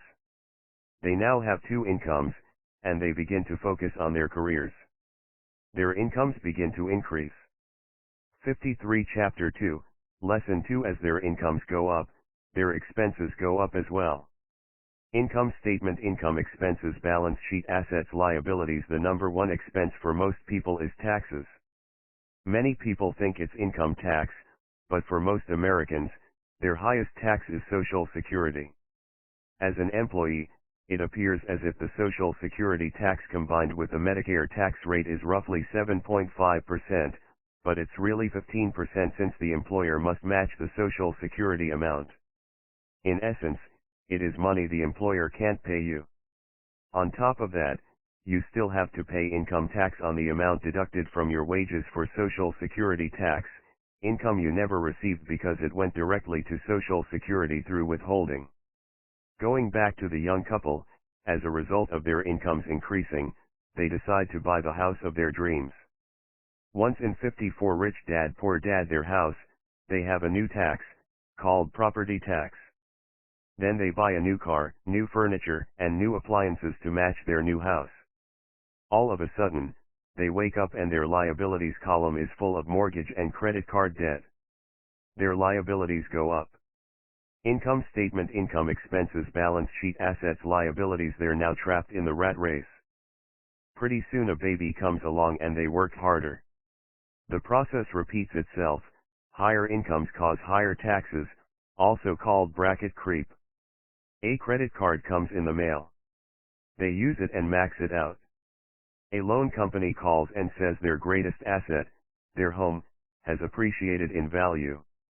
Because their credit is so good, the company offers a bill consolidation loan and tells them the intelligent thing to do is clear 55 Chapter 2, Lesson 2 off the high-interest consumer debt by paying off their credit card.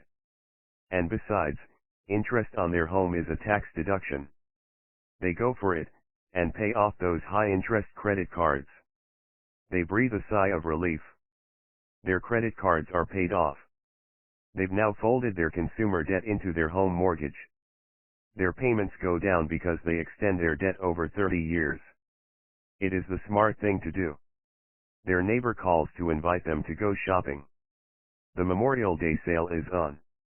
They promise themselves they'll just window shop, but they take a credit card, just in case. I run into this young couple all the time. Their names change, but their financial dilemma is the same. They come to one of my talks to hear what I have to say. They ask me, "Can you tell us how to make more money?" They don't understand that their trouble is really how they choose to spend the money they do have. It is caused by financial illiteracy and not understanding the difference between an asset and a liability. More money seldom solves someone's money problems. Intelligence solves problems. There is a saying a friend of mine says over and over to people in debt: if you find you have dug yourself into a hole, stop digging. As a child, my dad often told us that the Japanese were aware of three powers: the power of the sword, the jewel, and the mirror. The sword symbolizes the power of weapons. America has spent trillions of dollars on weapons and, because of this, is a powerful military presence in the world. The jewel symbolizes the power of money. There is some degree of truth to the saying, remember the golden rule. He who has the gold makes the rules. The mirror symbolizes the power of self-knowledge. This self-knowledge, according to Japanese legend, was the most treasured of the three.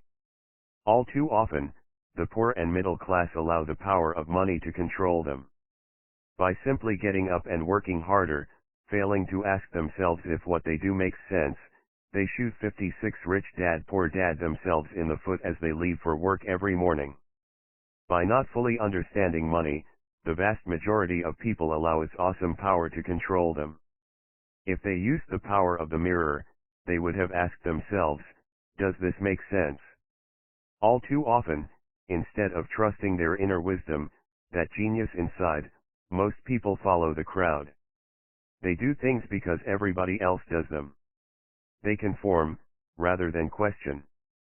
Often, they mindlessly repeat what they have been told. Diversify. Your home is an asset. Your home is your biggest investment. You get a tax break for going into greater debt. Get a safe job. Don't make mistakes. Don't take risks. A person can be highly educated, professionally successful, and it is said that the fear of public speaking is a fear greater than death for most people. According to psychiatrists, the fear of public financially illiterate speaking is caused by the fear of ostracism, the fear of standing out, the fear of criticism, the fear of ridicule, and the fear of being an outcast. The fear of being different prevents most people from seeking new ways to solve their problems. That is why my educated dad said the Japanese valued the power of the mirror the most, for it is only when we look into it that we find truth. Fear is the main reason that people say, play it safe. That goes for anything, be it sports, relationships, careers, or money. It is that same fear, the fear of ostracism, that causes people to conform to, and not question, commonly accepted opinions or popular trends. Your home is an asset. Get a bill consolidation loan, and get out of debt. Work harder. It's a promotion. Someday I'll be a vice president. Save money. When I get a raise, I'll buy us a bigger house. Mutual funds are safe. Many financial problems are caused by trying to keep up with the Joneses. Occasionally, we all need to look in the mirror and be true to our inner wisdom rather than our fears. 57 Chapter 2, Lesson 2. By the time Mike and I were 16 years old, we began to have problems in school. We were not bad kids. We just began to separate from the crowd. We worked for Mike's dad after school and on weekends. Mike and I often spent hours after work just sitting at a table with his dad while he held meetings with his bankers, attorneys, accountants, brokers, investors, managers, and employees. Here was a man who had left school at 13 who was now directing, instructing, ordering, and asking questions of educated people. They came at his beck and call, and cringed when he didn't approve of them. Here was a man who had not gone along with the crowd. He was a man who did his own thinking and detested the words, "We have to do it this way because that's the way everyone else does it." He also hated the word can't. If you wanted him to do something, just say, "I don't think you can do it." Mike and I learned more sitting in on his meetings than we did in all our years of school, college included. Mike's dad was not book smart, but he was financially educated and successful as a result. He told us over and over again, an intelligent person hires people who are more intelligent than he is. So Mike and I had the benefit of spending hours listening to and learning from intelligent people. But because of this, Mike and I couldn't go along with the standard dogma our teachers preached, and that caused problems. Whenever the teacher said, "If you don't get good grades, you won't do well in the real world," Mike and I just raised our eyebrows. When we were told to follow set procedures and not deviate from the rules, we could see how school discouraged creativity. We started to understand why our rich dad told us that schools were designed to produce good employees, instead of employers. Occasionally, Mike or I would ask our teachers how what we studied was applicable in the real world, or why we never studied money and how it worked. To the latter question, we often got the answer that money was not important, that if we excelled in our education, the money would follow. The more we knew about the power of money, the more distant we grew from the teachers and our classmates. 58 Rich Dad Poor Dad. My highly educated dad never pressured me about my grades, but we did begin to argue about money. By the time I was 16, I probably had a far better foundation with money than both my parents. I could keep books, I listened to tax accountants, corporate attorneys, bankers, real estate brokers, investors, and so forth. By contrast, my dad talked to other teachers. One day my dad told me that our home was his greatest investment. A not too pleasant argument took place when I showed him why I thought a house was not a good investment. Rich Dad balance sheet assets liabilities home Poor Dad balance sheet assets liabilities home. The above diagram illustrates the difference in perception between my rich dad and my poor dad when it came to their homes. One dad thought his house was an asset, and the other dad thought it was a liability. 59 Chapter 2, Lesson 2 I remember when I drew the following diagram for my dad showing him the direction of cash flow. I also showed him the ancillary expenses that went along with owning the home. A bigger home meant bigger expenses, and the cash flow kept going out through the expense column. Income statement income expenses mortgage payment property tax insurance maintenance utilities balance sheet assets liabilities mortgage Today, people still challenge me on the idea of a house not being an asset. I know that for many people, it is their dream as well as their largest investment. And owning your own home is better than nothing. I simply offer an alternate way of looking at this popular dogma. If my wife and I were to buy a bigger, flashier house, we realize it wouldn't be an asset. It would be a liability since it would take money out of our pocket. 60 Rich Dad Poor Dad. So here is the argument I put forth. I really don't expect most people to agree with it because your home is an emotional thing, and when it comes to money, high emotions tend to lower financial intelligence. I know from personal experience that money has a way of making every decision emotional. When it comes to houses, most people work all their lives paying for a home they never own. In other words, most people buy a new house every few years, each time incurring a new 30-year loan to pay off the previous one. Even though people receive a tax deduction for interest on mortgage payments, they pay for all their other expenses with after-tax dollars, even after they pay off their mortgage. My wife's parents were shocked when the property taxes on their home increased to $1,000 a month. This was after they had retired, so the increase put a strain on their retirement budget, and they felt forced to move. Houses do not always go up in value. I have friends who owe $1 million for a home that today would sell for far less. The greatest losses of all are those from missed opportunities.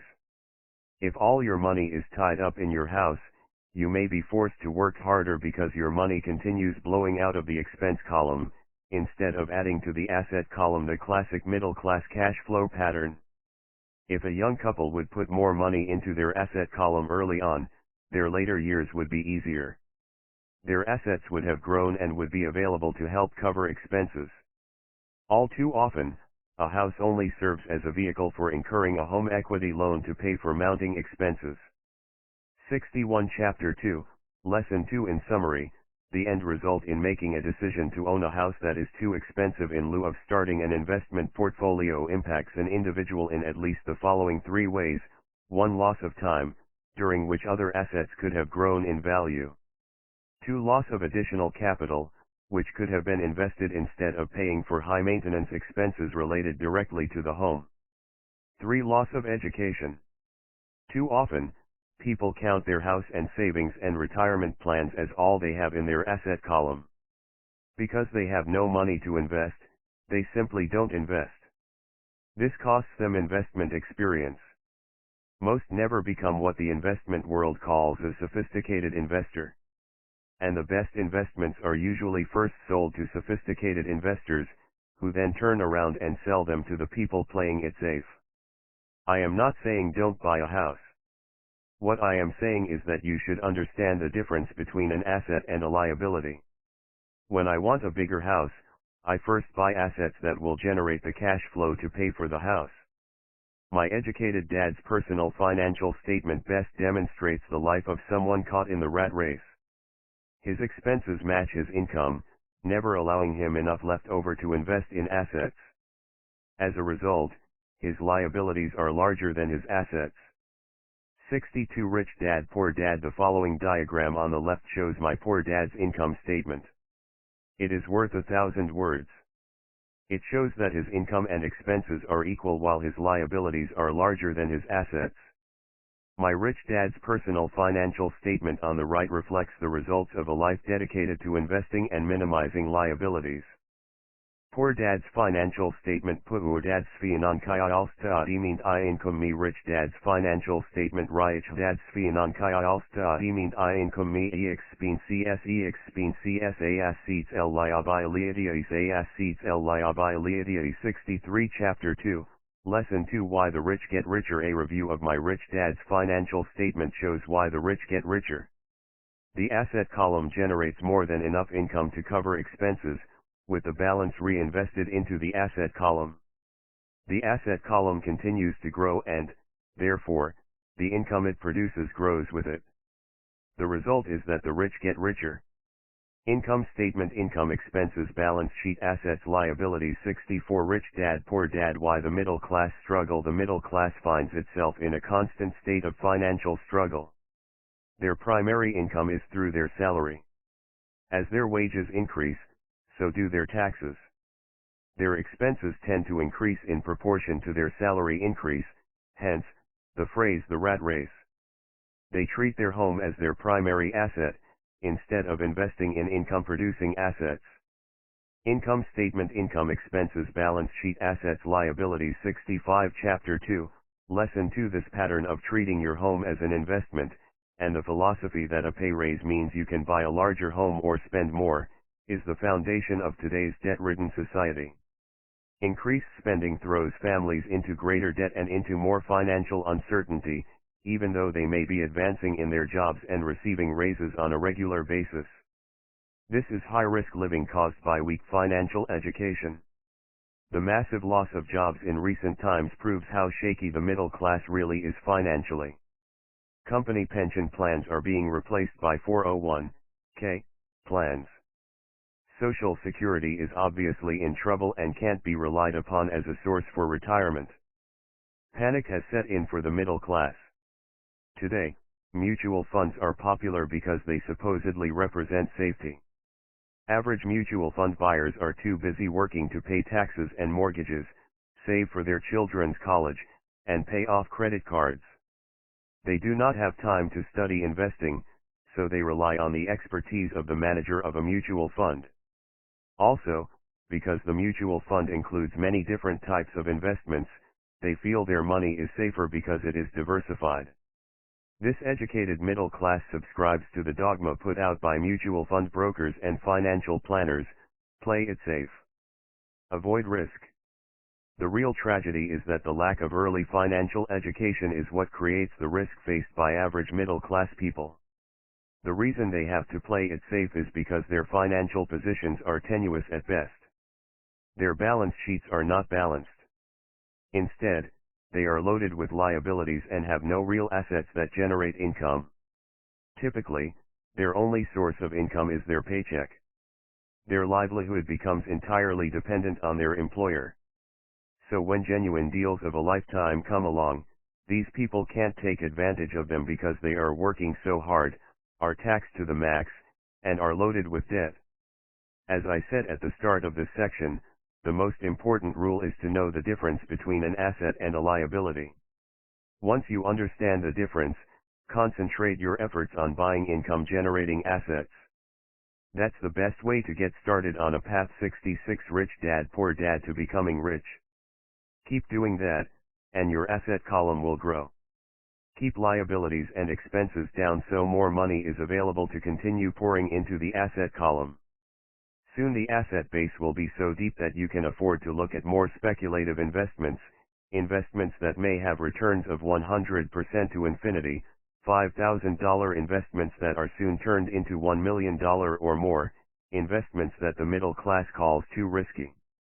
The investment is not risky for the financially literate.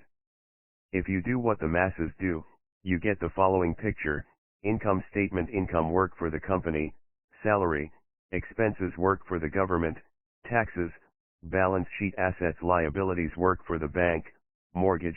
67 Chapter 2, Lesson 2 As an employee who is also a homeowner, your working efforts are generally as follows. 1. You work for the company.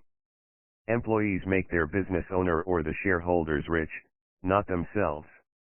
Your efforts and success will help provide for the owner's success and retirement. 2. You work for the government. The government takes its share from your paycheck before you even see it. By working harder, you simply increase the amount of taxes taken by the government. Most people work from January to May just for the government. 3. You work for the bank. After taxes, your next largest expense is usually your mortgage and credit card debt. The problem with simply working harder is that each of these three levels takes a greater share of your increased efforts. You need to learn how to have your increased efforts benefit you and your family directly. Once you have decided to concentrate on minding your own business, focusing your efforts on acquiring assets instead of a bigger paycheck, how do you set your goals? Most people must keep their job and rely on their wages to fund their acquisition of assets. As their assets grow, how do they measure the extent of their success? When does someone know that they are rich, that they have wealth? As well as having my own definitions for assets and liabilities, I also have my own definition for wealth. Actually, I borrowed it from a man named R. Buckminster Fuller. Some call him a quack, and others call him a genius. Years ago he got architects buzzing because he applied for a patent for something called a geodesic dome. But in the application, Fuller also said something about wealth. 68 Rich Dad Poor Dad. It was pretty confusing at first, but after reading it, it began to make some sense. Wealth is a person's ability to survive so many number of days forward, or, if I stopped working today, how long could I survive? Unlike net worth, the difference between your assets and liabilities, which is often filled with a person's expensive junk and opinions of what things are worth, this definition creates the possibility for developing a truly accurate measurement. I could now measure and know where I was in terms of my goal to become financially independent. Although net worth often includes non-cash producing assets, like stuff you bought that now sits in your garage, wealth measures how much money your money is making and, therefore, your financial survivability.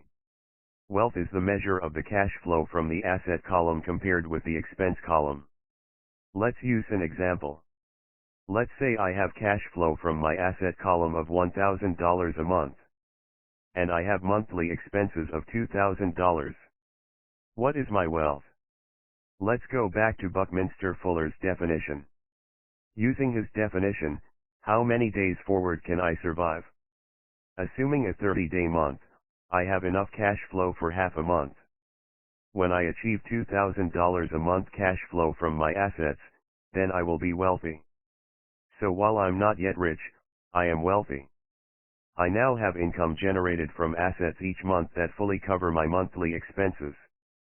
If I want to increase my expenses, I first must increase my cash flow to maintain this level of wealth. Also note that it is at this point that I'm no longer dependent on my wages. I have focused on, and been successful in, building an asset column that has made me financially independent. If I quit my job today, I would be able to cover my monthly expenses with the cash flow from my assets. My next goal would be to have the excess cash flow from my assets reinvested into the asset column. The more money that goes into my asset column, the more my asset column grows. The more 69 Chapter 2, Lesson 2 my assets grow, the more my cash flow grows. And as long as I keep my expenses less than the cash flow from these assets, I grow richer with more and more income from sources other than my physical labor. As this reinvestment process continues, I am well on my way to becoming rich. Just remember this simple observation: the rich buy assets. The poor only have expenses. The middle class buy liabilities they think are assets. So how do I start minding my own business? What is the answer? Listen to the founder of McDonald's in the next chapter. 70 Chapter 3 Lesson 3, mind your own business. The rich focus on their asset columns while everyone else focuses on their income statements. In 1974, Ray Kroc, the founder of McDonald's, was asked to speak to the MBA class at the University of Texas at Austin. A friend of mine was a student in that MBA class. After a powerful and inspiring talk, the class adjourned and the students asked Ray if he would join them at their favorite hangout to have a few beers. Ray graciously accepted. "What business am I in?" Ray asked, once the group had all their beers in hand. Everyone laughed, my friend said. Most of the MBA students thought Ray was just fooling around. No one answered, so Ray asked again, "What business do you think I'm in?" The students laughed again, and finally one brave soul yelled out, "Ray, who in the world doesn't know that you're in the hamburger business?" Ray chuckled. "That's what I thought you would say." He paused and then quickly added, "Ladies and gentlemen, I'm not in the hamburger business. My business is real estate." 71 Chapter 3, Lesson 3. As my friend tells the story, Ray spent a good amount of time explaining his viewpoint.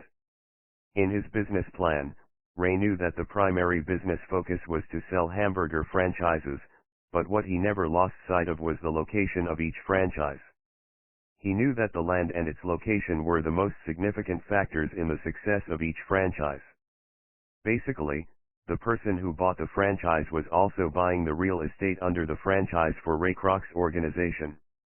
Today, McDonald's is the largest single owner of real estate in the world, owning even more than the Catholic Church. McDonald's owns some of the most valuable intersections and street corners in America and around the globe. My friend considers this as one of the most important lessons in his life. Today he owns car washes, but his business is the real estate under those car washes. The previous chapter presented diagrams illustrating that most people work for everyone but themselves. They work first for the owners of the company, then for the government through taxes, and finally for the bank that owns their mortgage. When I was a young boy, we did not have a McDonald's nearby. Yet my rich dad was responsible for teaching Mike and me the same lesson that Ray Kroc talked about at the University of Texas. It is secret number 3 of the rich. That secret is, mind your own business. Financial struggle is often directly the result of people working all their lives for someone else. Many people will simply have nothing at the end of their working days to show for their efforts. Our current educational system focuses on preparing today's youth to get good jobs by developing scholastic skills. Their lives will revolve around their wages or, as described earlier, their income column. Many will study further to become engineers, scientists, cooks, police officers, artists, writers, and so on. These professional skills allow them to enter the workforce and work for money. But there is a big difference between your profession and your business. Often I ask people, "What is your business?" And they will 72 Rich Dad Poor Dad say, "Oh, I'm a banker." Then I ask them if they own a bank. And they usually respond, "No, I work there." In that instance, they have confused their profession with their business. Their profession may be a banker, but they still need their own business.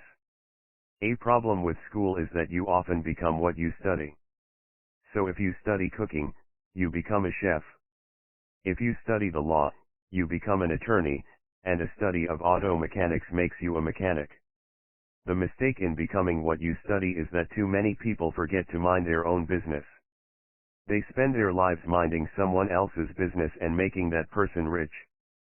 To become financially secure, a person needs to mind their own business. Your business revolves around your asset column, not your income column. As stated earlier, the number 1 rule is to know the difference between an asset and a liability, and to buy assets. The rich focus on their asset columns, while everyone else focuses on their income statements.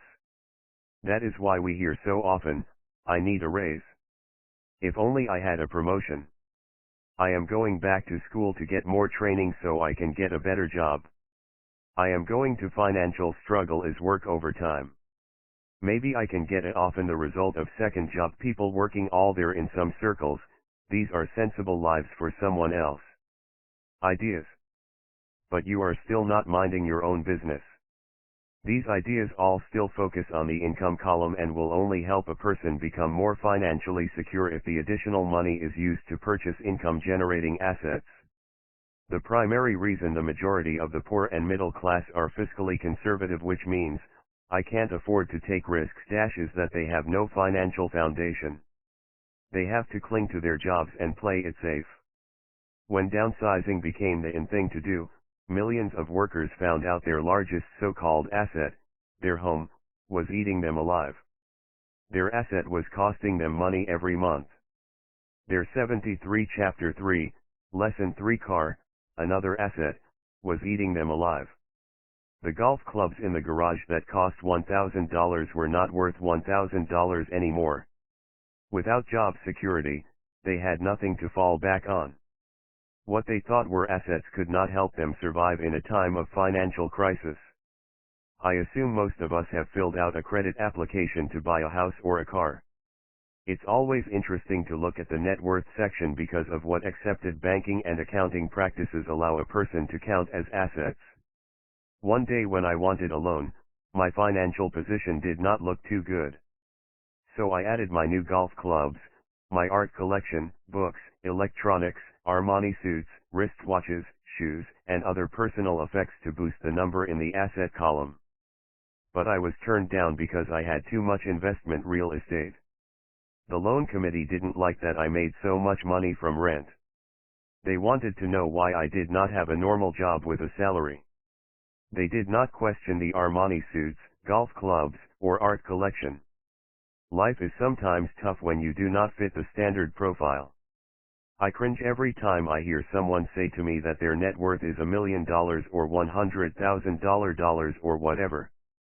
One of the main reasons net worth is not accurate is simply because, the moment you begin selling your assets, you are taxed for any gains.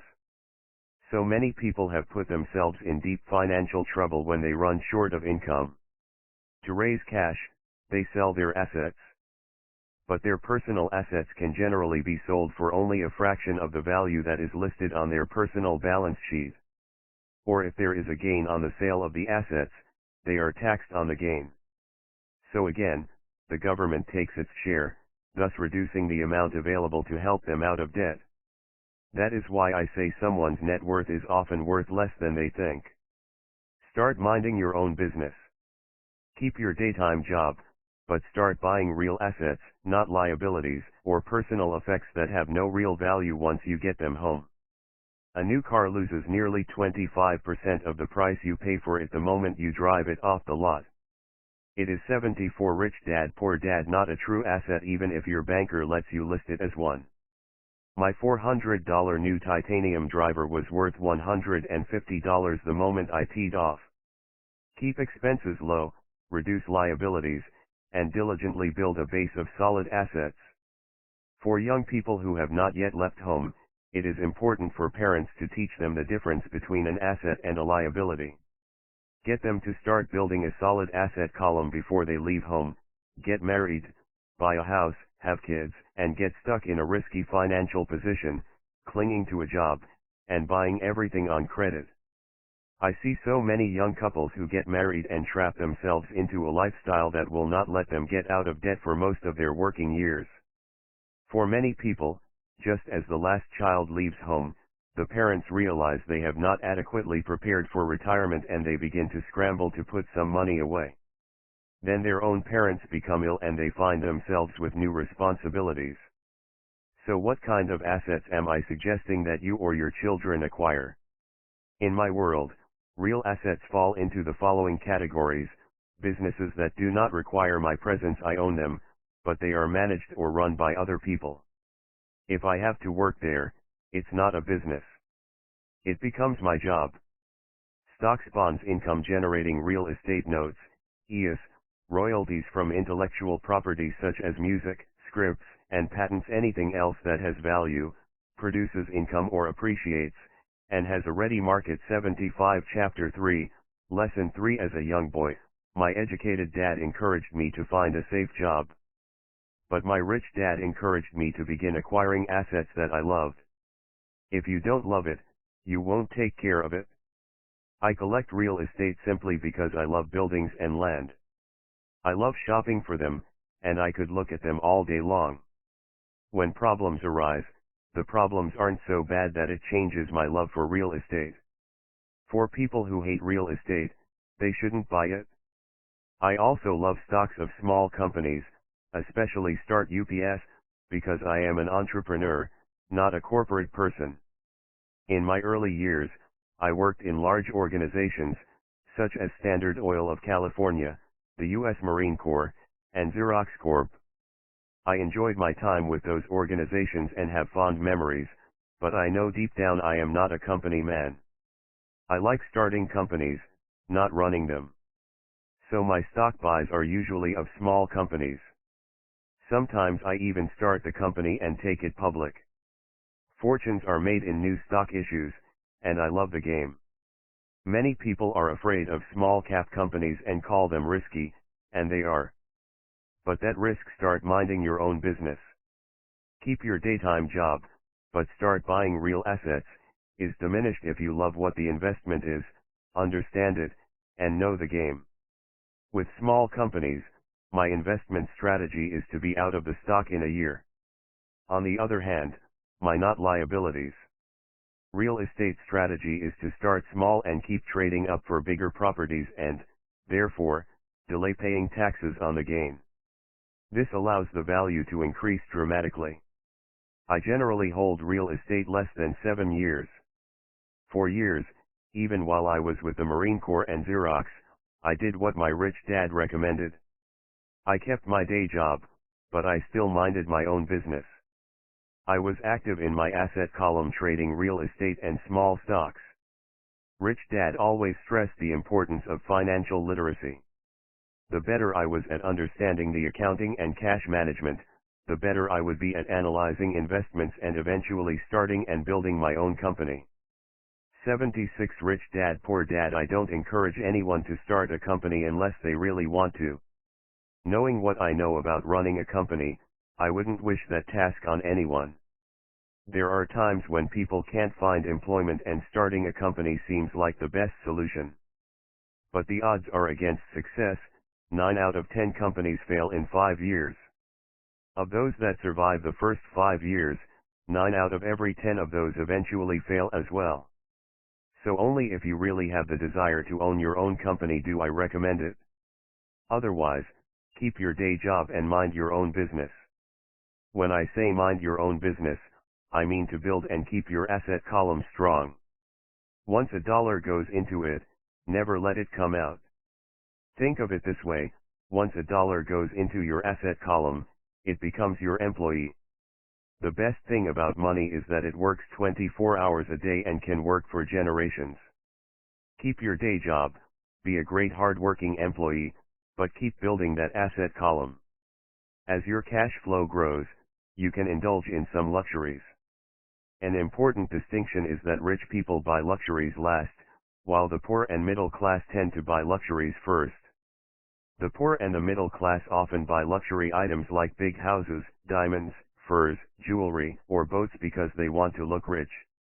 They look rich, but in reality they just get deeper in debt on credit. The old money people, the long-term rich, build their asset column first. Then the income generated from the asset column buys their luxuries. The poor and middle class buy luxuries with their own sweat, blood, and children's inheritance. A true luxury is a reward for investing in and developing a real asset. For example, when my wife Kim and I had extra money coming from our apartment houses, she went out and bought her Mercedes. It didn't take any extra work or risk on her part because the apartment house bought the car. She did, however, have to wait 4 years while the real estate investment portfolio grew and began generating enough extra cash flow to pay for the car. But the luxury, the Mercedes, was a true reward because she proved she knew how to grow her asset column. That car now means a lot more to her than 77 Chapter 3, Lesson 3 simply another pretty car. It means she used her financial intelligence to afford it. Instead, most people impulsively go out and buy a new car, or some other luxury, on credit. They may feel bored and just want a new toy. Buying a luxury on credit often causes a person to eventually resent that luxury because the debt becomes a financial burden. After you've taken the time and invested in and built your own business, you are now ready to learn the biggest secret of the rich, the secret that puts the rich way ahead of the pack. 78 Chapter 4 Lesson 4, The History of Taxes and the Power of Corporations. My rich dad just played the game smart, and he did it through corporations. The biggest secret of the rich. I remember in school being told the story of Robin Hood and his merry men. My teacher thought it was a wonderful story of a romantic hero who robbed from the rich and gave to the poor. My rich dad did not see Robin Hood as a hero. He called Robin Hood a crook. Robin Hood may be long gone, but his followers live on. I often still hear people say, "Why don't the rich pay for it?" or "The rich should pay more in taxes and give it to the poor." It is this Robin Hood fantasy, or taking from the rich to give to the poor, that has caused the most pain for the poor and the middle class. The reason the middle class is so heavily taxed is because of the Robin Hood ideal. The reality is that the rich are not taxed. It's the middle class, especially the educated upper-income middle class, who pays for the poor. Again, to understand fully how things happen, we need to look at the history of taxes. Although my highly educated dad was an expert on the history of education, my rich dad fashioned himself as an expert on the history of taxes. 79 Chapter 4, Lesson 4 Rich Dad explained to Mike and me that originally, in England and America, there were no taxes. Occasionally, there were temporary taxes levied in order to pay for wars. The king or the president would put the word out and ask everyone to chip in. Taxes were levied in Britain for the fight against Napoleon from 1799 to 1816, and in America to pay for the Civil War from 1861 to 1865. In 1874, England made income tax a permanent levy on its citizens. In 1913, an income tax became permanent in the United States with the adoption of the 16th Amendment to the U.S. Constitution. At one time, Americans were anti-tax. It had been the tax on tea that led to the famous Tea Party in Boston Harbor, an incident that helped ignite the Revolutionary War. It took approximately 50 years in both England and the United States to sell the idea of a regular income tax. What these historical dates fail to reveal is that both of these taxes were initially levied against only the rich. It was this point that Rich Dad wanted Mike and me to understand. He explained that the idea of taxes was made popular, and accepted by the majority, by telling the poor and the middle class that taxes were created only to punish the rich.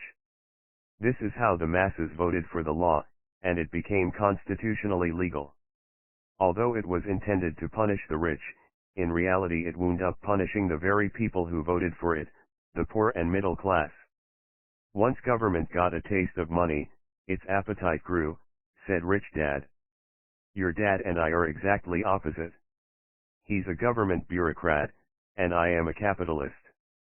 We get paid, and our success is measured on opposite behaviors. He gets paid to spend money and hire people. The more he spends and the more people he hires, the larger his organization becomes. In the government, a large organization is a respected organization. On the other hand, within my organization, the fewer people I hire and the less money I spend, the more I am respected by my investors. That's why I don't like government people. They have different objectives than most business people. As the government grows, more and more tax dollars are needed to support it. My educated dad sincerely believed that government should help people. He loved John F. Kennedy and especially the idea of the Peace 80 Rich Dad Poor Dad Corps. He loved the idea so much that both he and my mom worked for the Peace Corps, training volunteers to go to Malaysia, Thailand, and the Philippines. He always strived for additional grants and budget increases so he could hire more people, both in his job with the Education Department and in the Peace Corps. From the time I was about 10 years old, I would hear from my rich dad that government workers were a pack of lazy thieves, and from my rich dad did not see Robin Hood as a hero. He called Robin Hood a crook. My poor dad, I would hear how the rich were greedy crooks who should be made to pay more taxes. Both sides had valid points. It was difficult to go to work for one of the biggest capitalists in town and come home to a father who was a prominent government leader. It was not easy to know which dad to believe. Yet when you study the history of taxes, an interesting perspective emerges. As I said, the passage of taxes was only possible because the masses believed in the Robin Hood theory of economics: take from the rich, and give to everyone else. The problem was that the government's appetite for money was so great that taxes soon needed to be levied on the middle class, and from there it kept trickling down. However, the rich saw an opportunity because they don't play by the same set of rules. The rich knew about corporations, which became popular in the days of sailing ships. The rich created the corporation as a vehicle to limit their risk to the assets of each voyage. The rich put their money into a corporation to finance the voyage. The corporation would then hire a crew to sail to the New World to look for treasure. If the ship was lost, the crew lost their lives, but the loss to the rich would be limited only to the money they invested for that particular voyage. 81 Chapter 4, Lesson 4. The diagram that follows shows how the corporate structure sits outside your personal income statement and balance sheet. Corporation income statement, income expenses, personal income statement, income expenses, personal balance sheet, assets, liabilities. 82 Rich Dad, Poor Dad. It is the knowledge of the legal corporate structure that really gives the rich a vast advantage over the poor and the middle class. Having two fathers teaching me, one a socialist and the other a capitalist, I quickly began to realize that the philosophy of the capitalist made more financial sense to me. It seemed to me that the socialists ultimately penalized themselves due to their lack of financial education. No matter what the take from the rich crowd came up with, the rich always found a way to outsmart them. That is how taxes were eventually levied on the middle class. The rich outsmarted the intellectual solely because they understood the power of money, a subject not taught in schools. How did the rich outsmart the intellectuals? Once the take from the rich tax was passed, cash started flowing into government coffers. Initially, people were happy. Money was handed out to government workers and the rich. It went to government workers in the form of jobs and pensions, and it went to the rich via their factories receiving government contracts. The government received a large pool of money, but the problem was the fiscal management of that money. The government ideal is to avoid having excess money. If you fail to spend your allotted funds, you risk losing it in the next budget. You would certainly not be recognized for being efficient. Business people, on the other hand, are rewarded for having excess money and are applauded for their efficiency. As this cycle of growing government spending continued, the demand for money increased, and the tax the rich idea was adjusted to include lower income levels, down to the very people who voted it in, the poor and the middle class. True capitalists used their financial knowledge to simply find an escape. They headed back to the protection of a corporation. But what many people who have never formed a corporation don't know is that a corporation is not really a thing. A corporation is merely a file folder with some legal documents in it, sitting in some attorney's office and registered with a state government agency. It's not a big building or a factory or a group of people. A corporation is merely a legal document that creates a legal body without a soul. Using it, the wealth of the rich was once again protected. It was popular because the income tax rate of a corporation is less than the individual. 83 Chapter 4, Lesson 4. Income tax rates. In addition, certain expenses could be paid by a corporation with pre-tax dollars. This war between the haves and have-nots has raged for hundreds of years. The battle is waged whenever and wherever laws are made, and it will go on forever. The problem is that the people who lose are the uninformed, the ones who get up every day and diligently go to work and pay taxes. If they only understood the way the rich play the game, they could play it too. Then they would be on their way to their own financial independence.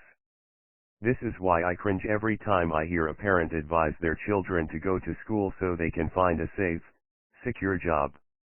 An employee with a safe, secure job, without financial aptitude, has no escape. Average Americans today work 4 to 5 months for the government just to cover their taxes.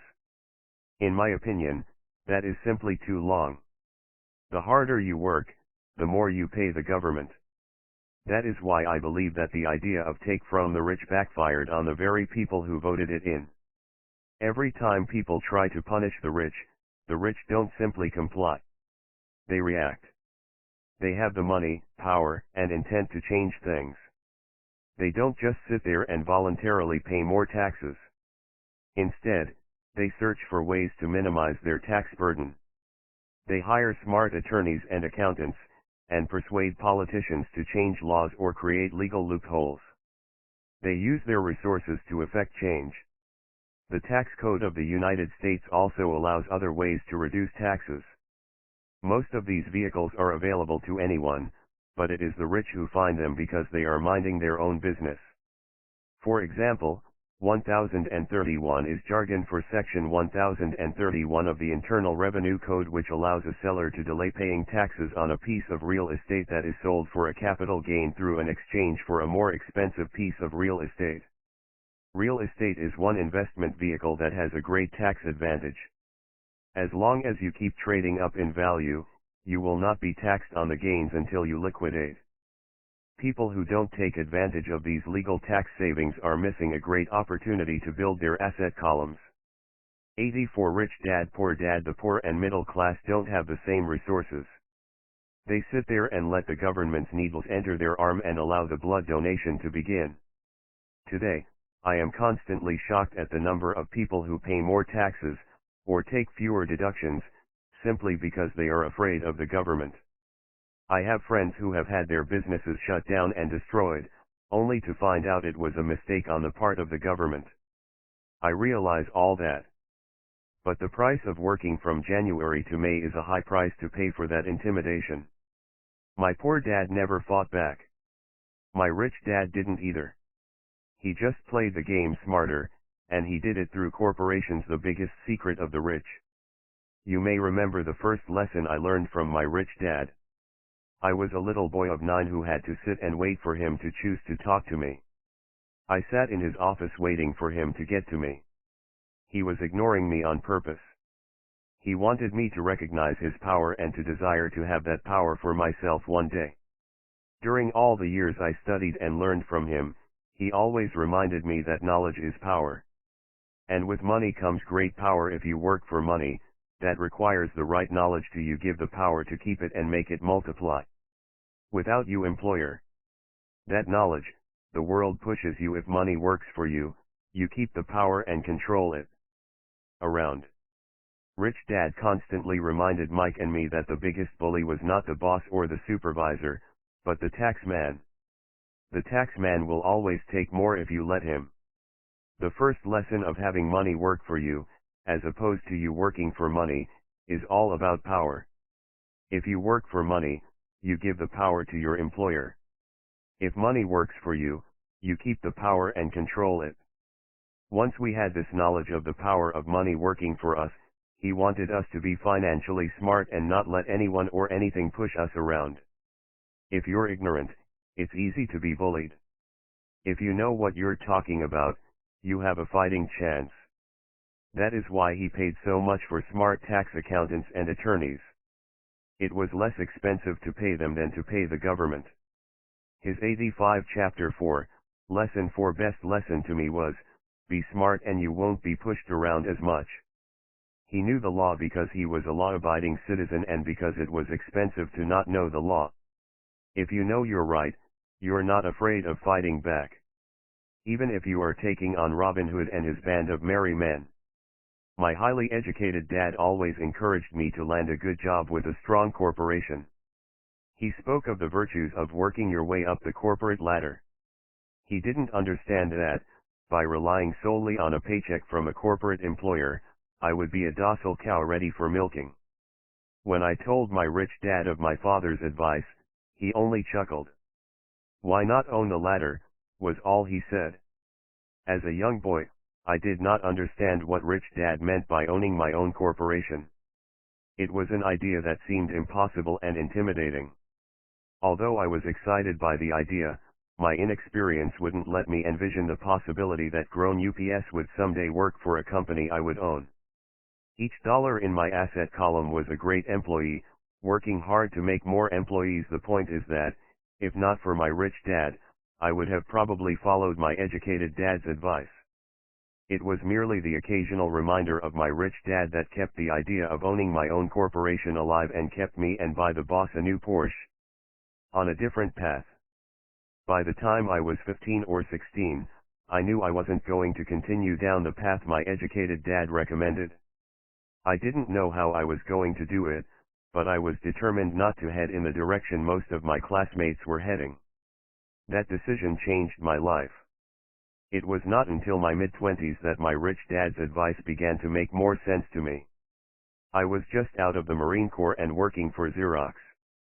I was making a lot of money, but every time I looked at my paycheck, I was disappointed. The deductions were so large and, the more I worked, the greater they became. As I became 86 rich dad poor dad more successful, my bosses talked about promotions and raises. It was flattering, but I could hear my rich dad asking in my ear, "Who are you working for? Who are you making rich?" In 1974, while still an employee for Xerox, I formed my first corporation and began minding my own business. There were already a few assets in my asset column, but now I was determined to focus on making it bigger. Those paychecks, with all the deductions, made all the years of my rich dad's advice make total sense. I could see the future if I followed my educated dad's advice. Many employers feel that advising their workers to mind their own business is bad for business. But for me, focusing on my own business and developing assets made me a better employee because I now had a purpose. I came in early and worked diligently, amassing as much money as possible so I could invest in real estate. Hawaii was just set to boom, and there were fortunes to be made. The more I realized that we were in the beginning stages of a boom, the more Xerox machines I sold. The more I sold, the more money I made and, of course, the more deductions came out of my paycheck. It was inspiring. I wanted out of the employee trap so badly that I worked even harder so I could invest more. By 1978, I was consistently one of the top 5 salespeople at the company. I badly wanted out of the rat race. In less than 3 years, I was making more in my real estate holding corporation than I was making at Xerox. And the money I was making in my asset column in my own corporation was money working for me, not me pounding on doors selling copiers.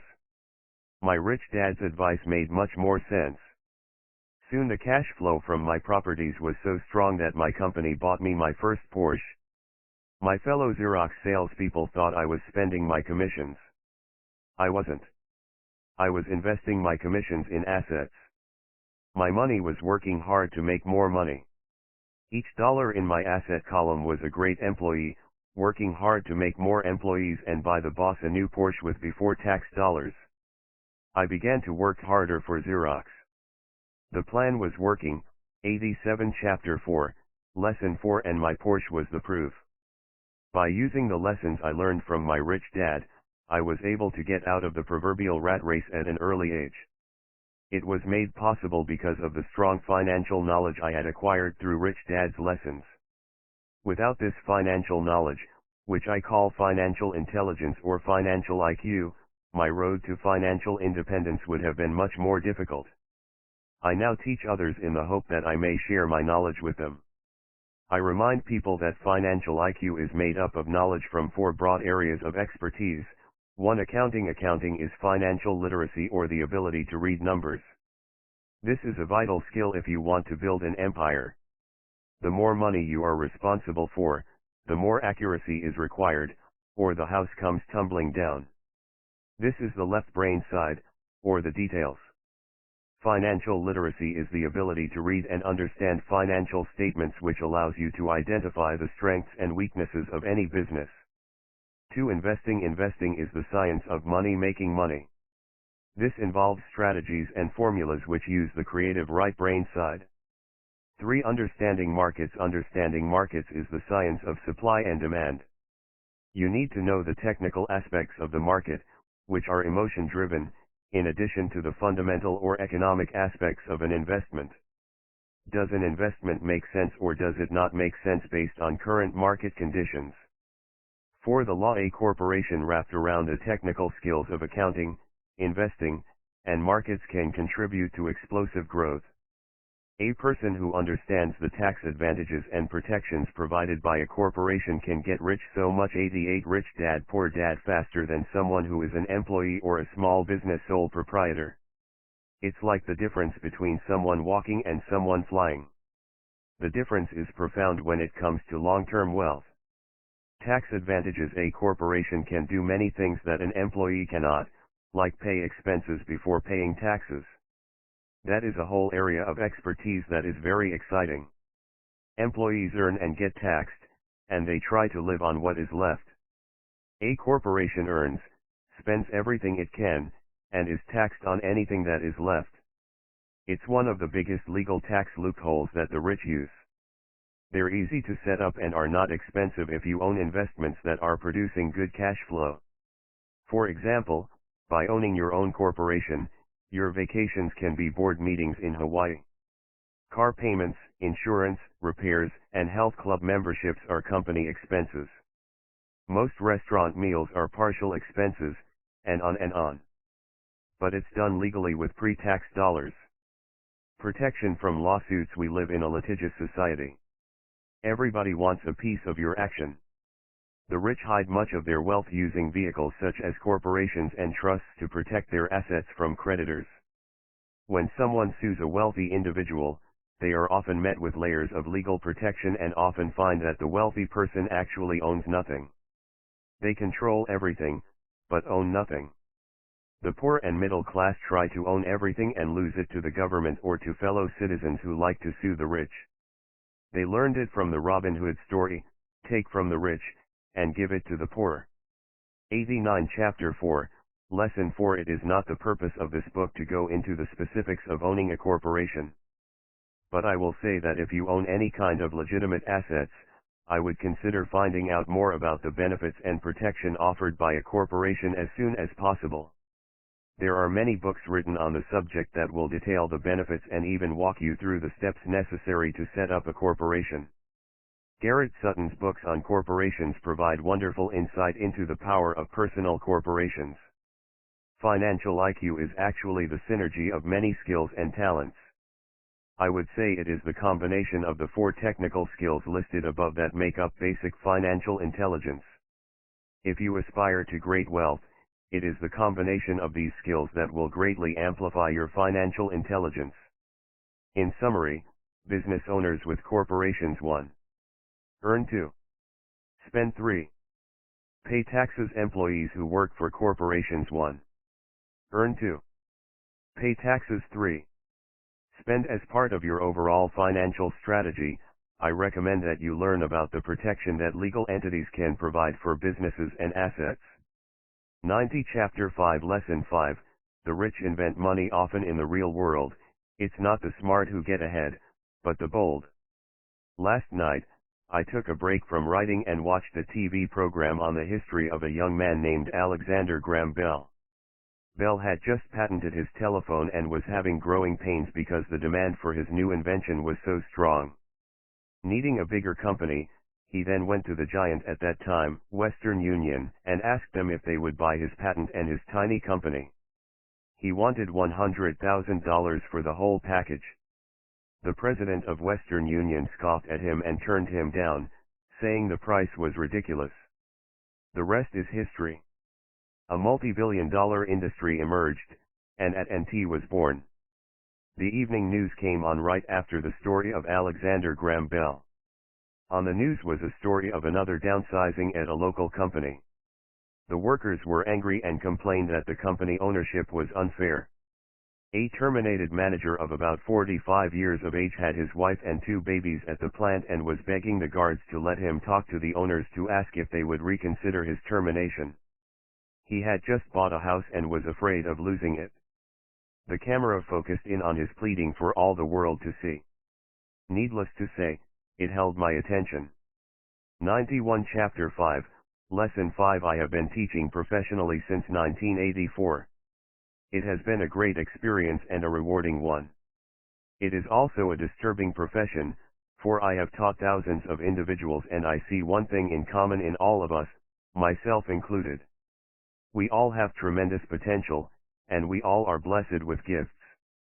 Yet the one thing that holds all of us back is some degree of self-doubt. It is not so much the lack of technical information that holds us back, but more the lack of self-confidence. Some are more affected than others. Once we leave school, most of us know that it is not so much a matter of college degrees or good grades that count. In the real world outside of academics, something more than just grades is required. I have heard it called many things: guts, chutzpah, balls, audacity, bravado, cunning, daring, tenacity, and brilliance. This factor, whatever it is labeled, ultimately decides one's future much more than school grades do. Inside each of us is one of these brave, brilliant, and daring characters. There is also the flip side of that character, people who could get down on their knees and beg if necessary. After a year in Vietnam as a Marine Corps pilot, I got to know both of those characters inside of me intimately. One is not better than the other.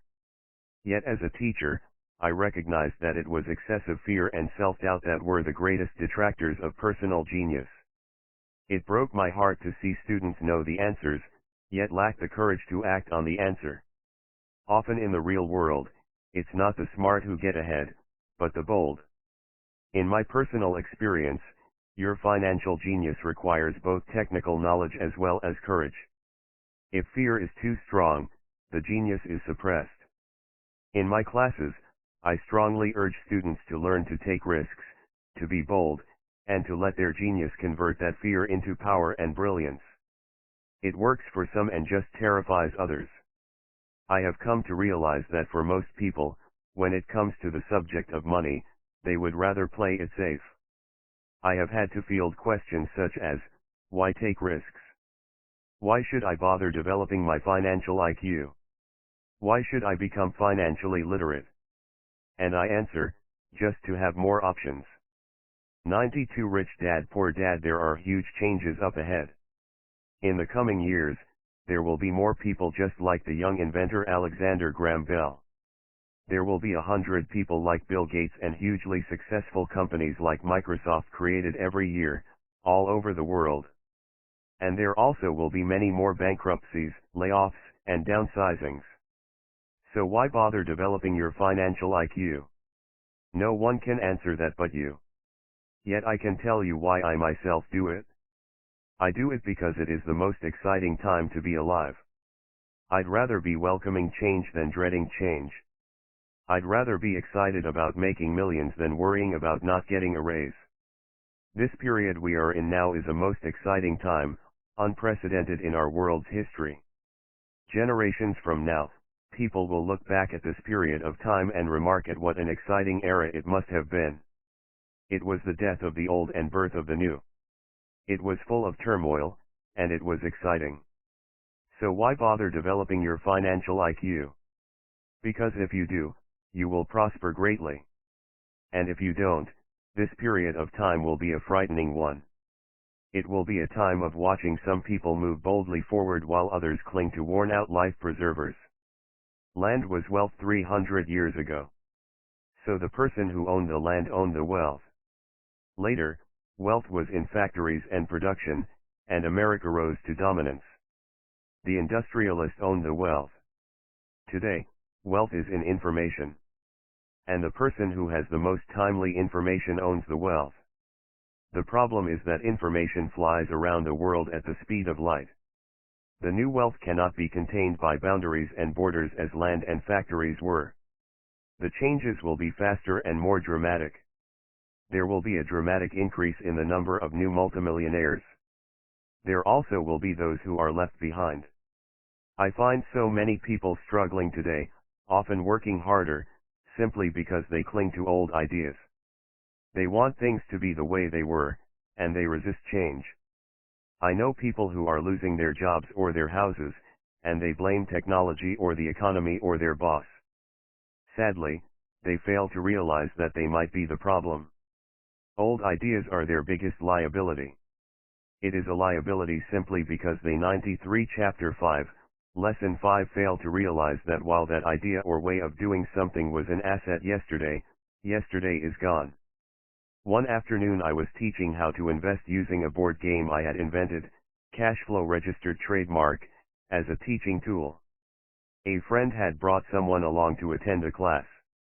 This friend of a friend was recently divorced, had been badly burned in the divorce settlement, and was now searching for some answers. Her friend thought the class might help. The game was designed to help people learn how money works. In playing the game, they learn about the interaction of the income statement with the balance sheet. You can play cash flow. They learn how cash flows between classic on the web at the two and how the road to wealth www.rickadad.com and is through striving to increase your learn how money works. Monthly cash flow from the asset column to the point that it exceeds your monthly expenses. Once you accomplish this, you are able to get out of the rat race and out onto the fast track. As I have said, some people hate the game, some love it, and others miss the point. This woman missed a valuable opportunity to learn something. In the opening round, she drew a doodad card with a boat on it. At first she was happy. "Oh, I've got a boat." Then, as her friend tried to explain how the numbers worked on her income statement and balance sheet, she got frustrated because she had never liked math. The rest of her table waited while her friend continued explaining the relationship between the income statement, balance sheet, and monthly cash flow. Suddenly, when she realized how the numbers worked, it dawned on her that her boat was eating her alive. Later on in the game, she was also downsized and had a child. It was a horrible game for her. After the class, her friend came by and told me that she was upset. She had come to the class to learn about investing and did not like the idea that it took so long to play a silly game. Her friend attempted to tell her to look within herself to see if the game reflected her in any way. With that suggestion, the woman 94 Rich Dad Poor Dad demanded her money back. She said that the very idea that a game could be a reflection of her was ridiculous. Her money was promptly refunded, and she left. Since 1984, I have made millions simply by doing what the school system does not do. In school, most teachers lecture. I hated lectures as a student. I was soon bored, and my mind would drift. In 1984, I began teaching via games and simulations, and I still rely on these tools today.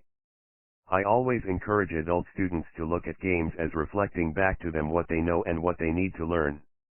Most importantly, games reflect behavior. They are instant feedback systems. Instead of the teacher lecturing you, the game is giving you a personalized lecture, one that is custom-made just for you. The friend of the woman who left later called to give me an update. She said her friend was fine and had calmed down. In her cooling off period, she could see some slight relationship between the game and her life. Although she and her husband did not own a boat, they did own everything else. Games reflect behavior. They are instant feedback systems. Imaginable. She was angry after their divorce, both because he had run off with a younger woman and because, after 20 years of marriage, they had accumulated little in the way of assets. There was virtually nothing for them to split. Their 20 years of married life had been incredible fun, but all they had accumulated was a ton of doodads. She realized that her anger at doing the numbers, the income statement and balance sheet, came from her embarrassment about not understanding them. She had believed that finances were the man's job. She maintained the house and did the entertaining, and he handled the finances. She was now quite certain that in the last 5 years of their marriage, he had hidden money from her. She was angry at herself for not being more aware of where the money was going, as well as for not knowing about the other woman. 95 Chapter 5, Lesson 5. Just like a board game, the world is always providing us with instant feedback. We could learn a lot if we tuned in more. One day not long ago, I complained to my wife that the cleaners must have shrunk my pants. My wife gently smiled and poked me in the stomach to inform me that the pants had not shrunk. Something else had expanded me. The cash flow game was designed to give every player personal feedback. Its purpose is to give you options. If you draw the boat card and it puts you into debt, the question is, now what can you do? How many different financial options can you come up with? That is the purpose of the game, to teach players to think and create new and various financial options. Thousands of people throughout the world have played this game. The players who get out of the rat race the quickest are the people who understand numbers and have creative financial minds. They recognize different financial options. Rich people are often creative and take calculated risks. People who take the longest are people who are not familiar with numbers and often do not understand the power of investing. Some people playing Cashflow play Cashflow Classic on the web at www.rickadad.com. What did you learn about your true behavior from playing the game? Gain lots of money in the game, but they don't know what to do with it. Even though they have money, everyone else seems to be getting ahead of them. And that is true in real life. There are a lot of people who have a lot of money and do not get ahead financially. Limiting your options is the same as hanging on to old ideas. I have a friend from high school who now works at 3 jobs. Years ago, he was the richest of all my classmates. When the local sugar plantation closed, the company he worked for went down with the plantation. In his mind, he had but one option, and that was the old option: work hard. The problem was that he couldn't find an equivalent job that recognized his seniority from the old company. 96 Rich Dad Poor Dad. As a result, he is overqualified for the jobs he currently has, so his salary is lower. He now works 3 jobs to earn enough to survive. I have watched people playing Cashflow complain that the right opportunity cards are not coming their way. So they sit there. I know people who do that in real life. They wait for the right opportunity. I have watched people get the right opportunity card and then not have enough money. Then they complain that they would have gotten out of the rat race if they had had more money. So they sit there. I know people in real life who do that also. They see all the great deals, but they have no money. And I have seen people pull a great opportunity card, read it out loud, and have no idea that it is a great opportunity. They have the money, the time is right, they have the card, but they can't see the opportunity staring them in the face. They fail to see how it fits into their financial plan for escaping the rat race. And I know more people like that than all the others combined. Most people have an opportunity of a lifetime flash right in front of them, and they fail to see it. A year later, they find out about it, after everyone else got rich. Financial intelligence is simply having more options. If the opportunities aren't coming your way, what else can you do to improve your financial position? If an opportunity lands in your lap and you have no money and the bank won't talk to you, what else can you do to get the opportunity to work in your favor? If your hunch is wrong, and what you've been counting on doesn't happen, how can you turn a lemon into millions? That is financial intelligence. It is not so much what happens, but how many different financial solutions you can think of to turn a lemon into millions. It is how creative you are in solving financial problems. Most people only know one solution: work hard, save, and borrow. So why would you want to increase your financial intelligence? Because you want to be the kind of person who creates your own luck. You take whatever happens and make it better. Few people realize that luck is created, just as money is.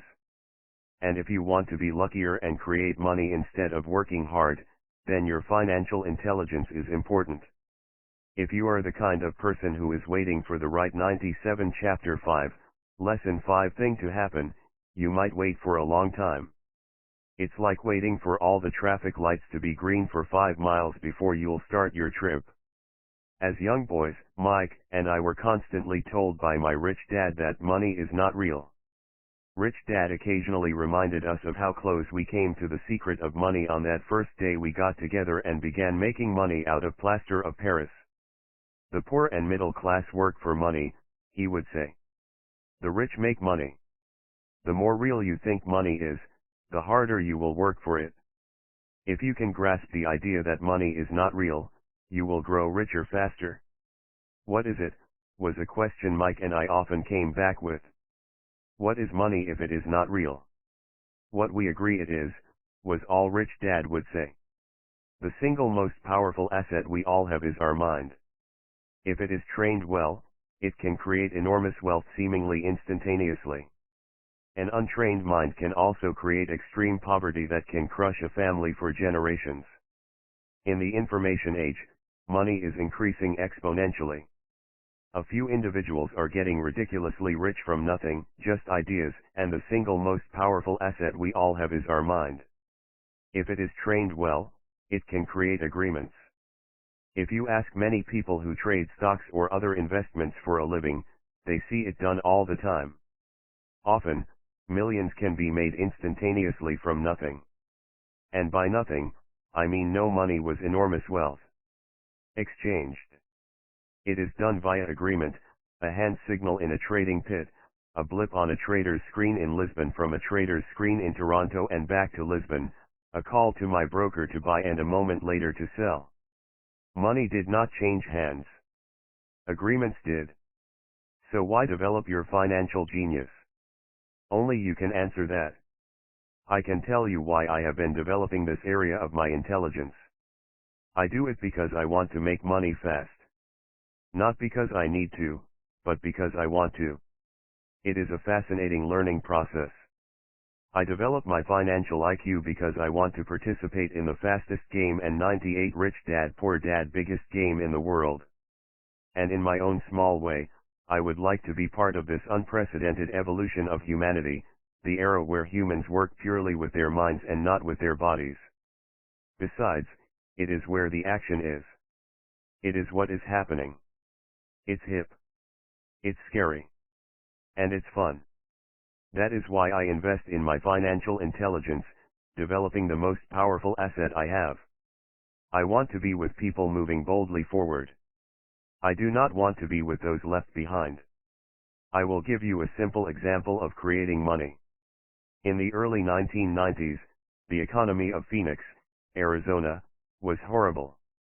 I was watching a TV show when a financial planner came on and began forecasting doom and gloom. His advice was to save money. Put $100 away every month, he said. In 40 years you will be a multimillionaire. Well, putting money away every month is a sound idea. It is one option, the option most people subscribe to. The problem is this: it blinds the person to what is really going on. It causes them to miss major opportunities for much more significant growth of their money. The world is passing them by. As I said, the economy was terrible at that time. For investors, this is the perfect market condition. A chunk of my money was in the stock market and in apartment houses. I was short of cash. Because people were giving properties away, I was buying. I was not saving money. I was investing. Kim and I had more than $1 million in cash working in a market that was rising fast. It was the best opportunity to invest. The economy was terrible. I just could not pass up these small deals. Houses that were once $100,000 were now $75,000. But instead of shopping with local real estate agents, I began shopping at the bankruptcy attorney's office, or the courthouse steps. In these shopping places, a $75,000 house could sometimes be bought for $20,000 or less. For $2,000, which was loaned to me from a friend for 90 days for $200, I gave an attorney a cashier's check as a down payment. While the acquisition was being processed, I ran an ad advertising a $75,000 house for only $60,000 and no money down. 99 Chapter 5, Lesson 5. The phone rang hard and heavy. Prospective buyers were screened, and once the property was legally mine, All the prospective buyers were allowed to look at the house. It was a feeding frenzy. The house sold in a few minutes. I asked for a $2,500 processing fee, which they gladly handed over, and the escrow and title company took over from there. I returned the $2,000 to my friend with an additional $200. He was happy, the home buyer was happy, the attorney was happy, and I was happy. I had sold a house for $60,000 that cost me $20,000. The $40,000 was created from money in my asset column in the form of a promissory note from the buyer. Total working time, 5 hours. So now that you are on your way to becoming more financially literate and skilled at reading numbers, I will show you why this is an example of money being invented. $40,000 is created in the asset column.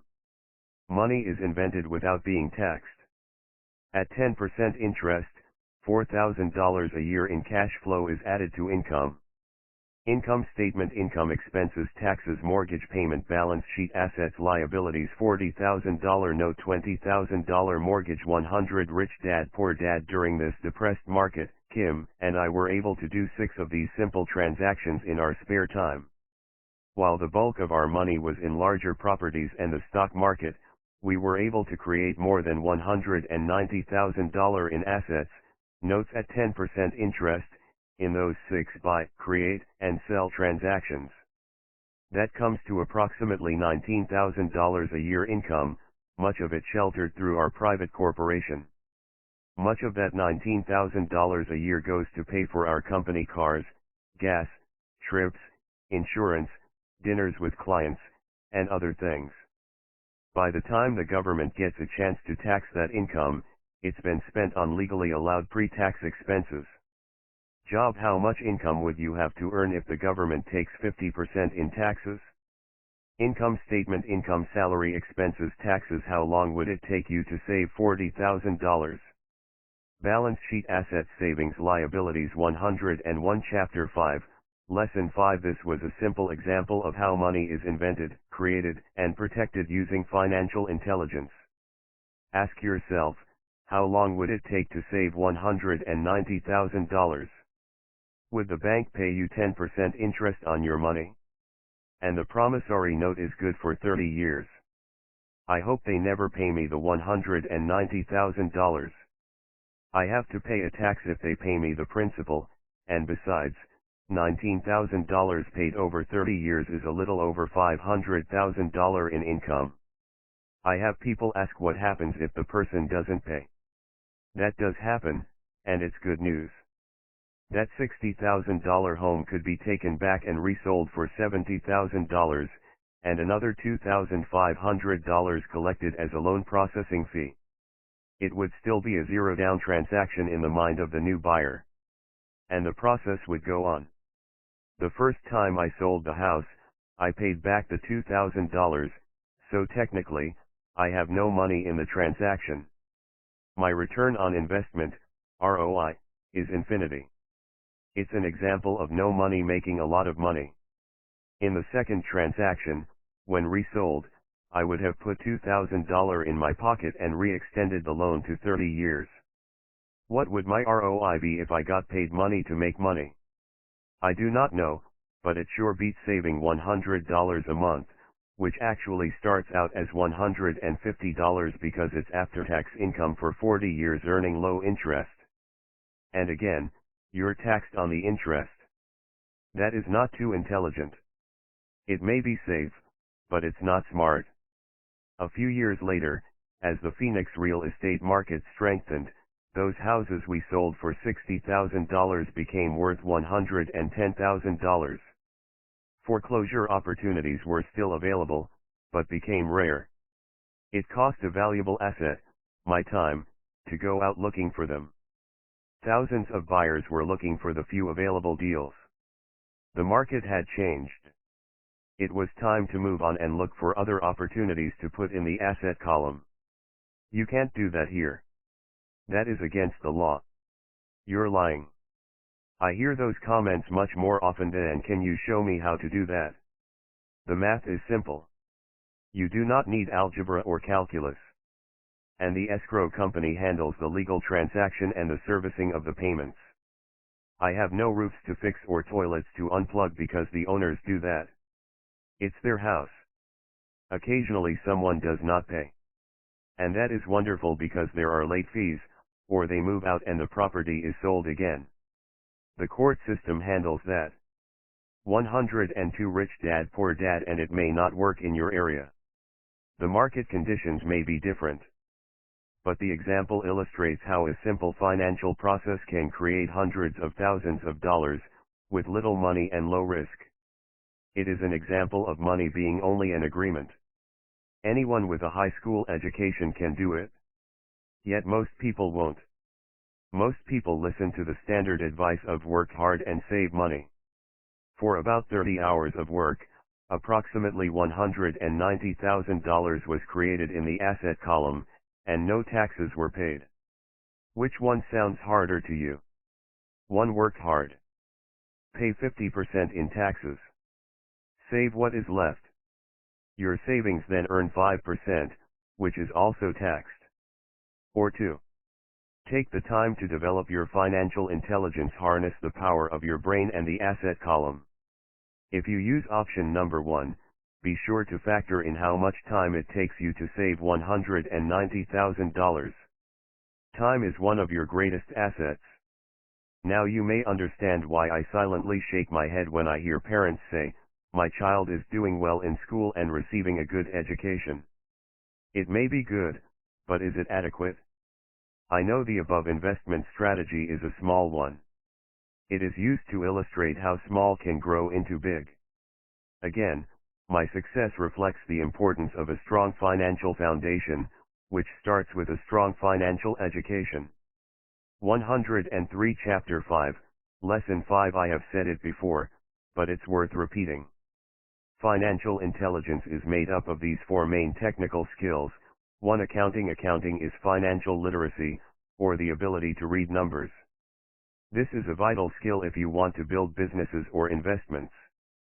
2. Investing. Investing is the science of money, making money. 3. Understanding markets. Understanding markets is the science of supply and demand. Alexander Graham Bell gave the market what it wanted. So did Bill Gates. A $75,000 house offered for $60,000 that cost $20,000 was also the result of seizing an opportunity created by the market. Somebody was buying, and someone was selling. 4. The law. The law is the awareness of accounting, corporate, state and federal regulations. I recommend playing by the rules. It is this basic foundation, or the combination of these skills, that is needed to be successful in the pursuit of wealth, whether it be through the buying of small homes, apartment buildings, companies, stocks, bonds, precious metals, baseball cards, or the like. A few years later, the real estate market rebounded and everyone else was getting in. The stock market was booming, and everyone was getting in. The U.S. economy was getting back on its feet. I began selling and was now traveling to Peru, Norway, Malaysia, and the Philippines. The investment landscape had changed. We were no longer buying real estate. Now I just watch the values climb inside the asset column and will probably begin selling. I suspect that some of those 6 little house deals will sell and the $40,000 note will be 104 Rich Dad Poor Dad converted to cash. I need to call my accountant to be prepared for cash and seek ways to shelter it. The point I would like to make is that investments come and go. The market goes up and comes down. Economies improve and crash. The world is always handing you opportunities of a lifetime, every day of your life, but all too often we fail to see them. But they are there. And the more the world changes and the more technology changes, the more opportunities there will be to allow you and your family to be financially secure for generations to come. So why bother developing your financial intelligence? Again, only you can answer that. I know why I continue to learn and develop. I do it because I know there are changes coming. I'd rather welcome change than cling to the past. I know there will be market booms and market crashes. I want to continually develop my financial intelligence because, at each market change, some people will be on their knees begging for their jobs. Others, meanwhile, will take the lemons that life hands them, and we are all handed lemons occasionally, and turn them into millions. That's financial intelligence. I am often asked about the lemons I have turned into millions. I hesitate using many more examples of personal investments because I am afraid it comes across as bragging or tooting my own horn. That is not my intention. I use the examples only as numerical and chronological illustrations of actual and simple cases. I use the examples because I want you to know that it is easy. And the more familiar you become with the 4 pillars of financial intelligence, the easier it becomes. Personally, I use 2 main vehicles to achieve financial growth: real estate and small cap stocks. I use real estate as my foundation. Day in and day out, my properties provide cash flow and occasional spurts of growth in value. The small cap stocks are used for fast growth. I do not recommend anything that I do. The examples are just that, examples. If the opportunity is too complex and I do not understand the investment, I don't do it. Simple math and common sense are all you need to do well financially. 105 Chapter 5, Lesson 5. There are 5 reasons for using examples: 1. To inspire people to learn more. 2. To let people know it is easy if the foundation is strong. 3. To show that anyone can achieve great wealth. 4. To show that there are millions of ways to achieve your goals. 5. To show that it's not rocket science. In 1989, I used to jog through a lovely neighborhood in Portland, Oregon. It was a suburb that had little gingerbread houses. They were small and cute. I almost expected to see Little Red Riding Hood skipping down the sidewalk on her way to Granny's. There were for sale signs everywhere. The timber market was terrible, the stock market had just crashed, and the economy was depressed. On one street, I noticed a for sale sign that was up longer than most. It looked old. Jogging past it one day, I ran into the owner, who looked troubled. "What are you asking for your house?" I asked. The owner turned and smiled weakly. "Make me an offer," he said. "It's been for sale for over a year. Nobody even comes by anymore to look at it." "I'll look," I said, and I bought the house a half hour later for $20,000 less than his asking price. It was a cute little 2-bedroom home, with gingerbread trim on all the windows. It was light blue with gray accents and had been built in 1930. Inside there was a beautiful rock fireplace, as well as 2 tiny bedrooms. It was a perfect rental house. I gave the owner $5,000 down for a $45,000 house that was really worth $65,000, except that no one wanted to buy it. The owner moved out in a week, happy to be free, and my first tenant moved in, a local college professor. After the mortgage, expenses, and management fees, 106 Rich Dad Poor Dad were paid, I put a little less than $40 in my pocket at the end of each month. Hardly exciting. A year later, the depressed Oregon real estate market had begun to pick up. California investors, flush with money from their still booming real estate market, were moving north and buying up Oregon and Washington. I sold that little house for $95,000 to a young couple from California who thought it was a bargain. My capital gains of approximately $40,000 were placed into a 1031 tax-deferred exchange, and I went shopping for a place to put my money. In about a month, I found a 12-unit apartment house right next to the Intel plant in Beaverton, Oregon. The owners lived in Germany, had no idea the problem with secure investments is that they are often sanitized, that is, made so safe that the gains are less. What the place was worth, and again, just wanted to get out of it. I offered $275,000 for a $450,000 building. They agreed to $300,000. I bought it and held it for 2 years. Utilizing the same 1031 exchange process, we sold the building for $495,000 and bought a 30-unit apartment building in Phoenix, Arizona. We had moved to Phoenix by then to get out of the rain, and needed to sell anyway. Like the former Oregon market, the real estate market in Phoenix was depressed. The price of the 30-unit apartment building in Phoenix was $875,000, with $225,000 down. The cash flow from the 30 units was a little over $5,000 a month. The Arizona market began moving up and, a few years later, a Colorado investor offered us $1.2 million for the property.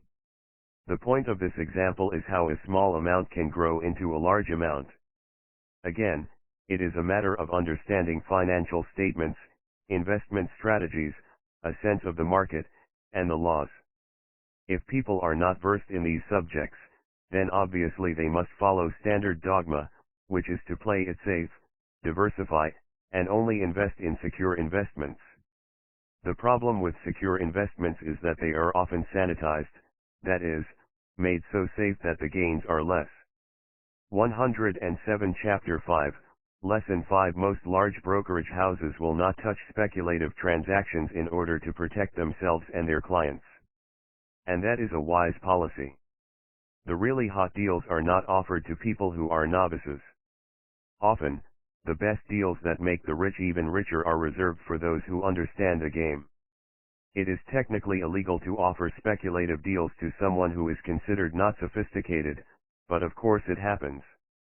The more sophisticated I get, the more opportunities come my way. Another case for developing your financial intelligence over a lifetime is simply that more opportunities are presented to you. And the greater your financial intelligence, the easier it is to tell whether a deal is good. It's your intelligence that can spot a bad deal, or make a bad deal good. The more I learn, and there is a lot to learn, the more money I make simply because I gain experience and wisdom as the years go on. I have friends who are playing it safe, working hard at their profession, and failing to gain financial wisdom, which does take time to develop. My overall philosophy is to plant seeds inside my asset column. That is my formula. I start small and plant seeds. Some grow, some don't. Inside our real estate corporation, we have property worth several $1 million. It is our own right, or real estate investment trust. The point I'm making is that most of those millions started out as little $5,000 to $10,000 investments. All of those down payments were fortunate to catch a fast-rising market and increase tax-free. We traded in and out several times over a number of years. We also own a stock portfolio, surrounded by a corporation that Kim and I call our personal mutual fund. We have friends who deal specifically with investors like us who have extra money each month to invest. We buy high-risk, speculative private companies that are just about to go public on a stock exchange in the United States or Canada. An example of how fast gains can be made are 100,000 shares purchased for 25 cents each before the company goes public. 6 months later, the company is listed, and the 100,000 shares now are worth $2 each. If the company is well managed, the price keeps going up, and the stock may go to $20 or more per share. There are years when our $25,000 has gone to $1 million in less than a year. 108 Rich Dad Poor Dad. It is not gambling if you know what you're doing. It is gambling if you're just throwing money into a deal and praying. The idea in anything is to use your technical knowledge, wisdom, and love of the game to cut the odds down, to lower the risk. Of course, there is always risk. It is financial intelligence that improves the odds.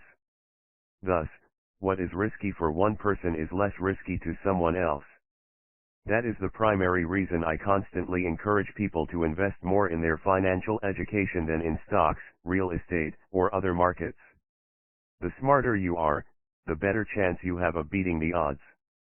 The stock plays I personally invested in were extremely high risk for most people and absolutely not recommended. I have been playing that game since 1979 and have paid more than my share in dues. But if you will reread why investments such as these are high risk for most people, you may be able to set your life up differently, so that the ability to take $25,000 and turn it into $1 million in a year is low risk for you. As stated earlier, nothing I have written is a recommendation.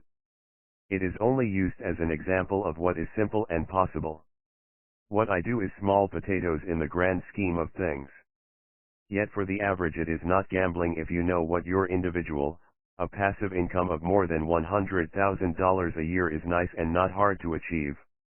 Depending on the doing. It is gambling if you're just throwing money into a deal and praying. Market and how smart you are, it could be done in 5 to 10 years. If you keep your living expenses modest, $100,000 coming in as additional income is pleasant, regardless of whether you work. You can work if you like or take time off if you choose and use the government tax system in your favor, rather than against you. My personal basis is real estate. I love real estate because it's stable and slow moving. I keep the base solid.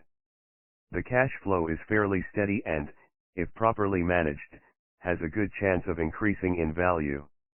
The beauty of a solid base of real estate is that it allows me to take greater risks, as I do with speculative stocks. 109 Chapter 5, Lesson 5 If I make great profits in the stock market, I pay my capital gains tax on the gain and then reinvest what's left in real estate, again further securing my asset foundation.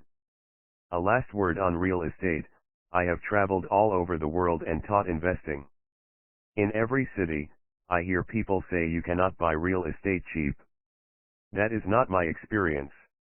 Even in New York or Tokyo, or just on the outskirts of the city, prime bargains are overlooked by most people. In Singapore with their high real estate prices, there are still bargains to be found within a short driving distance. So whenever I hear someone say, "You can't do that here," pointing at me, I remind them that maybe the real statement is, "I don't know how to do that here yet." Great opportunities are not seen with your eyes. They are seen with your mind. Most people never get wealthy simply because they are not trained financially to recognize opportunities right in front of them. I am often asked, how do I start? In the final chapter of this book, I offer 10 steps that I followed on the road to my financial freedom. But always remember to have great opportunities are not seen with your eyes. They are seen fun. When you learn the rules and the vocabulary of investing and begin to build your asset column, I think you'll find that it's as fun a game as you've ever played. Sometimes you win and with your mind. Sometimes you learn. But have fun. Most people never win because they're more afraid of losing. That is why I found school so silly. In school we learn that mistakes are bad, and we are punished for making them. Yet if you look at the way humans are designed to learn, we learn by making mistakes. We learn to walk by falling down. If we never fell down, we would never walk. The same is true for learning to ride a bike. I still have scars on my knees, but today I can ride a bike without thinking. The same is true for getting rich.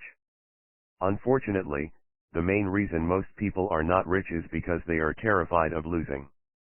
Winners are 110 Rich Dad Poor Dad not afraid of losing. But losers are.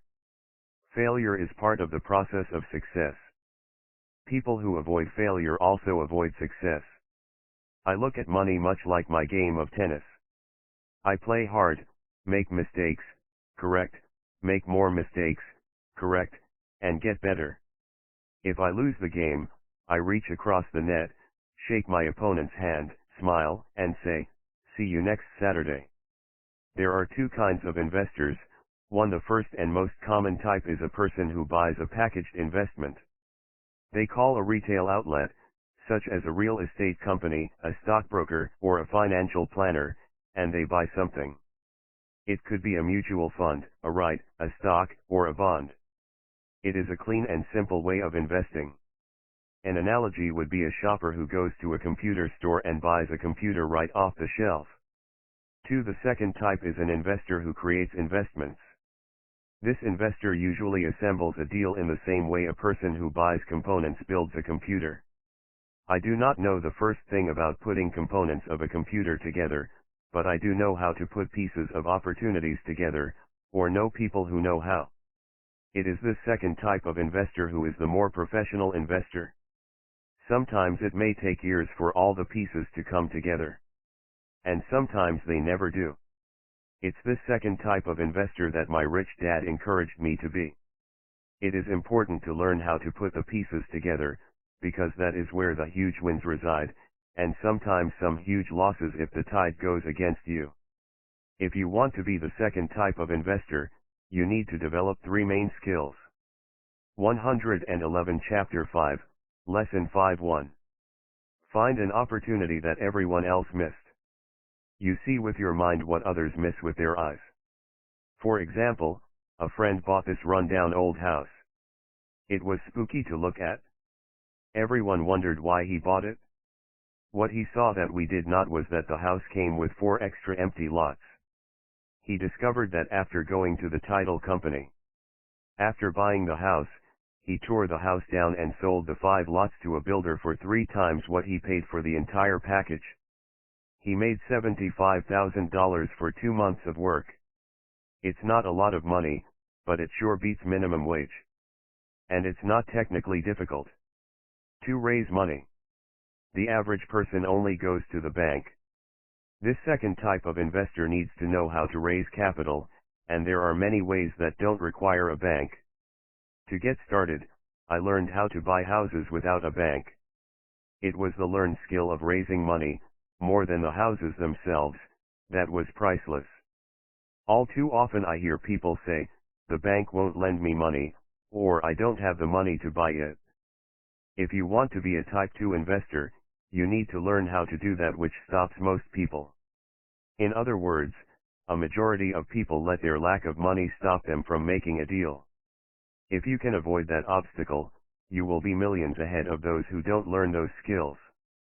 There have been many times I have bought a house, a stock, or an apartment building without a penny in the bank. I once bought an apartment house for $1.2 million. I did what is called tying it up, with a written contract between seller and buyer. I then raised the $100,000 deposit, which bought me 90 days to raise the rest of the money. Why did I do it? Simply because I knew it was worth $2 million. I never raised the money. Instead, the person who put up the $100,000 gave me $50,000. 112 Rich Dad Poor Dad for finding the deal, took over my position, and I walked away. Total working time, 3 days. Again, it's what you know more than what you buy. Investing is not buying. It's more a case of knowing.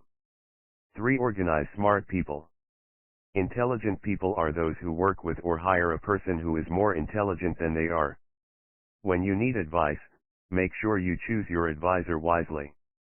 There is a lot to learn, but the rewards can be astronomical. If you do not want to learn those skills, then being a Type 1 investor is highly recommended. It is what you know that is your greatest wealth. It is what you do not know that is your greatest risk. There is always risk, so learn to manage risk instead of avoiding it. 113 Chapter 6 Lesson 6, Work to Learn. Don't work for money. Job security meant everything to my educated dad. Learning meant everything to my rich dad. A few years ago, I granted an interview with a newspaper in Singapore. The young female reporter was on time, and the interview got underway immediately. We sat in the lobby of a luxurious hotel, sipping coffee and discussing the purpose of my visit to Singapore. I was to share the platform with Zig Ziglar. He was speaking on motivation, and I was speaking on the secrets of the rich. Someday, I would like to be a best-selling author like you, she said. I had seen some of the articles she had written for the paper, and I was impressed. She had a tough, clear style of writing. Her articles held a reader's interest. You have a great style, I said in reply. What holds you back from achieving your dream? My work does not seem to go anywhere, she said quietly. Everyone says that my novels are excellent, but nothing happens. So I keep my job with the paper. At least it pays the bills. Do you have any suggestions? Yes, I do, I said brightly. A friend of mine here in Singapore runs a school that trains people to sell.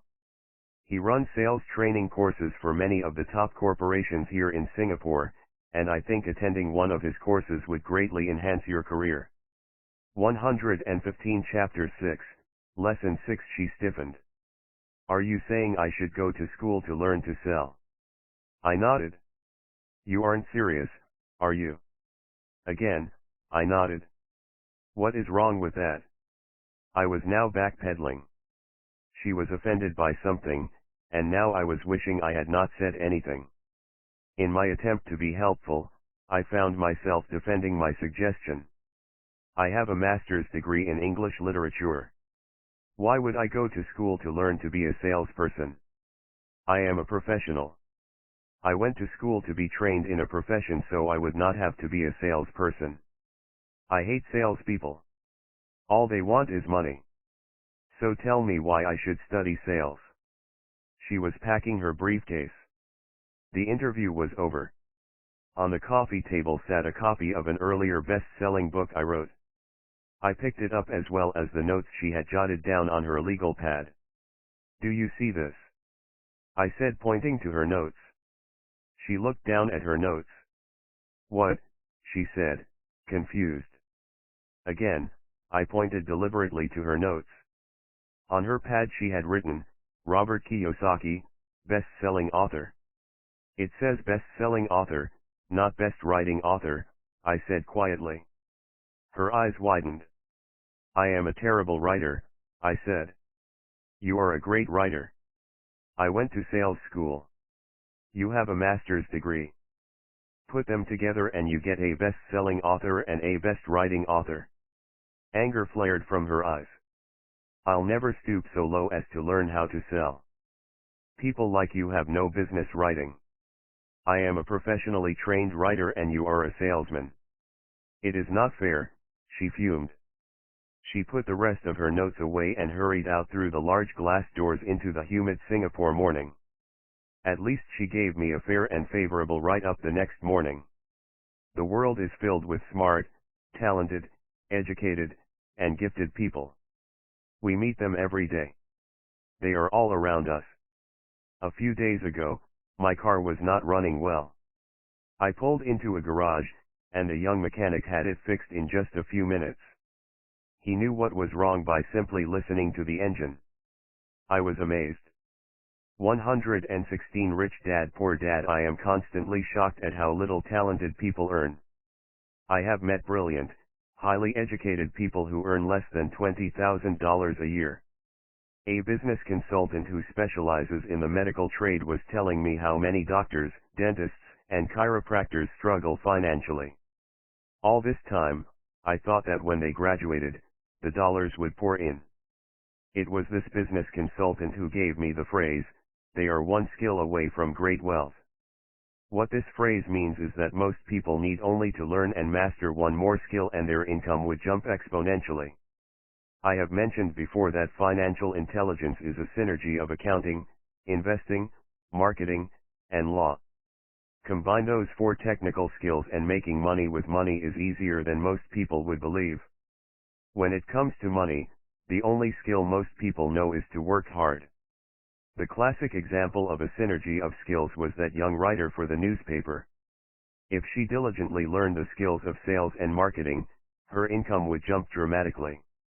If I were her, I would take some courses in advertising copywriting as well as sales. Then, instead of working at the newspaper, I would seek a job at an advertising agency. Even if it were a cut in pay, she would learn how to communicate in shortcuts that are used in successful advertising. She also would spend time learning public relations, an important skill. She would learn how to get millions in free publicity. Then, at night and on weekends, she could be writing her great novel. When it was finished, she would be better able to sell her book. Then, in a short while, she could be a best-selling author. When I came out with my first book, If You Want to Be Rich and Happy, Don't Go to School, a publisher suggested I change the title to The Economics of Education. I told the publisher that, with a title like that, I would sell 2 books, one to my family, and one to my best friend. The problem is that they would expect it for free.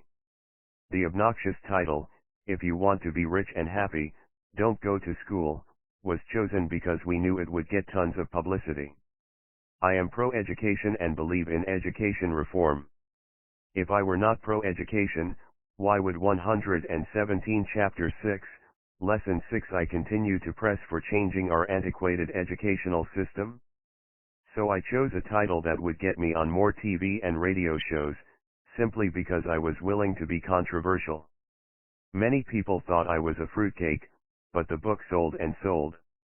When I graduated from the U.S. Merchant Marine Academy in 1969, my educated dad was happy. Standard Oil of California had hired me for its oil tanker fleet as a third mate. The pay was low compared with my classmates, but it was okay for a first real job after college. My starting pay was about $42,000 a year, including overtime, and I only had to work for 7 months. I had 5 months of vacation. If I had wanted to, I could have taken the run to Vietnam with a subsidiary shipping company and easily doubled my pay instead of taking 5 months of vacation. I had a great career ahead of me, yet I resigned after 6 months with the company and joined the Marine Corps to learn how to fly. My educated dad was devastated. Rich Dad congratulated me. In school and in the workplace, the popular opinion is the idea of specialization, that is, in order to make more money or get promoted, you need to specialize. That is why medical doctors immediately you want to know a little about a lot was rich dads begin to seek a specialty such as orthopedics or pediatrics. The same is true for accountants, architects, lawyers, pilots, and others. Suggestion. My educated dad believed in the same dogma. That is why he was thrilled when he eventually achieved his doctorate. He often admitted that schools reward people who study more and more about less and less. Rich Dad encouraged me to do exactly the opposite. You want to know a little about a lot was his suggestion. That is why for years I worked in different areas of his companies. For a while, I worked in his accounting department.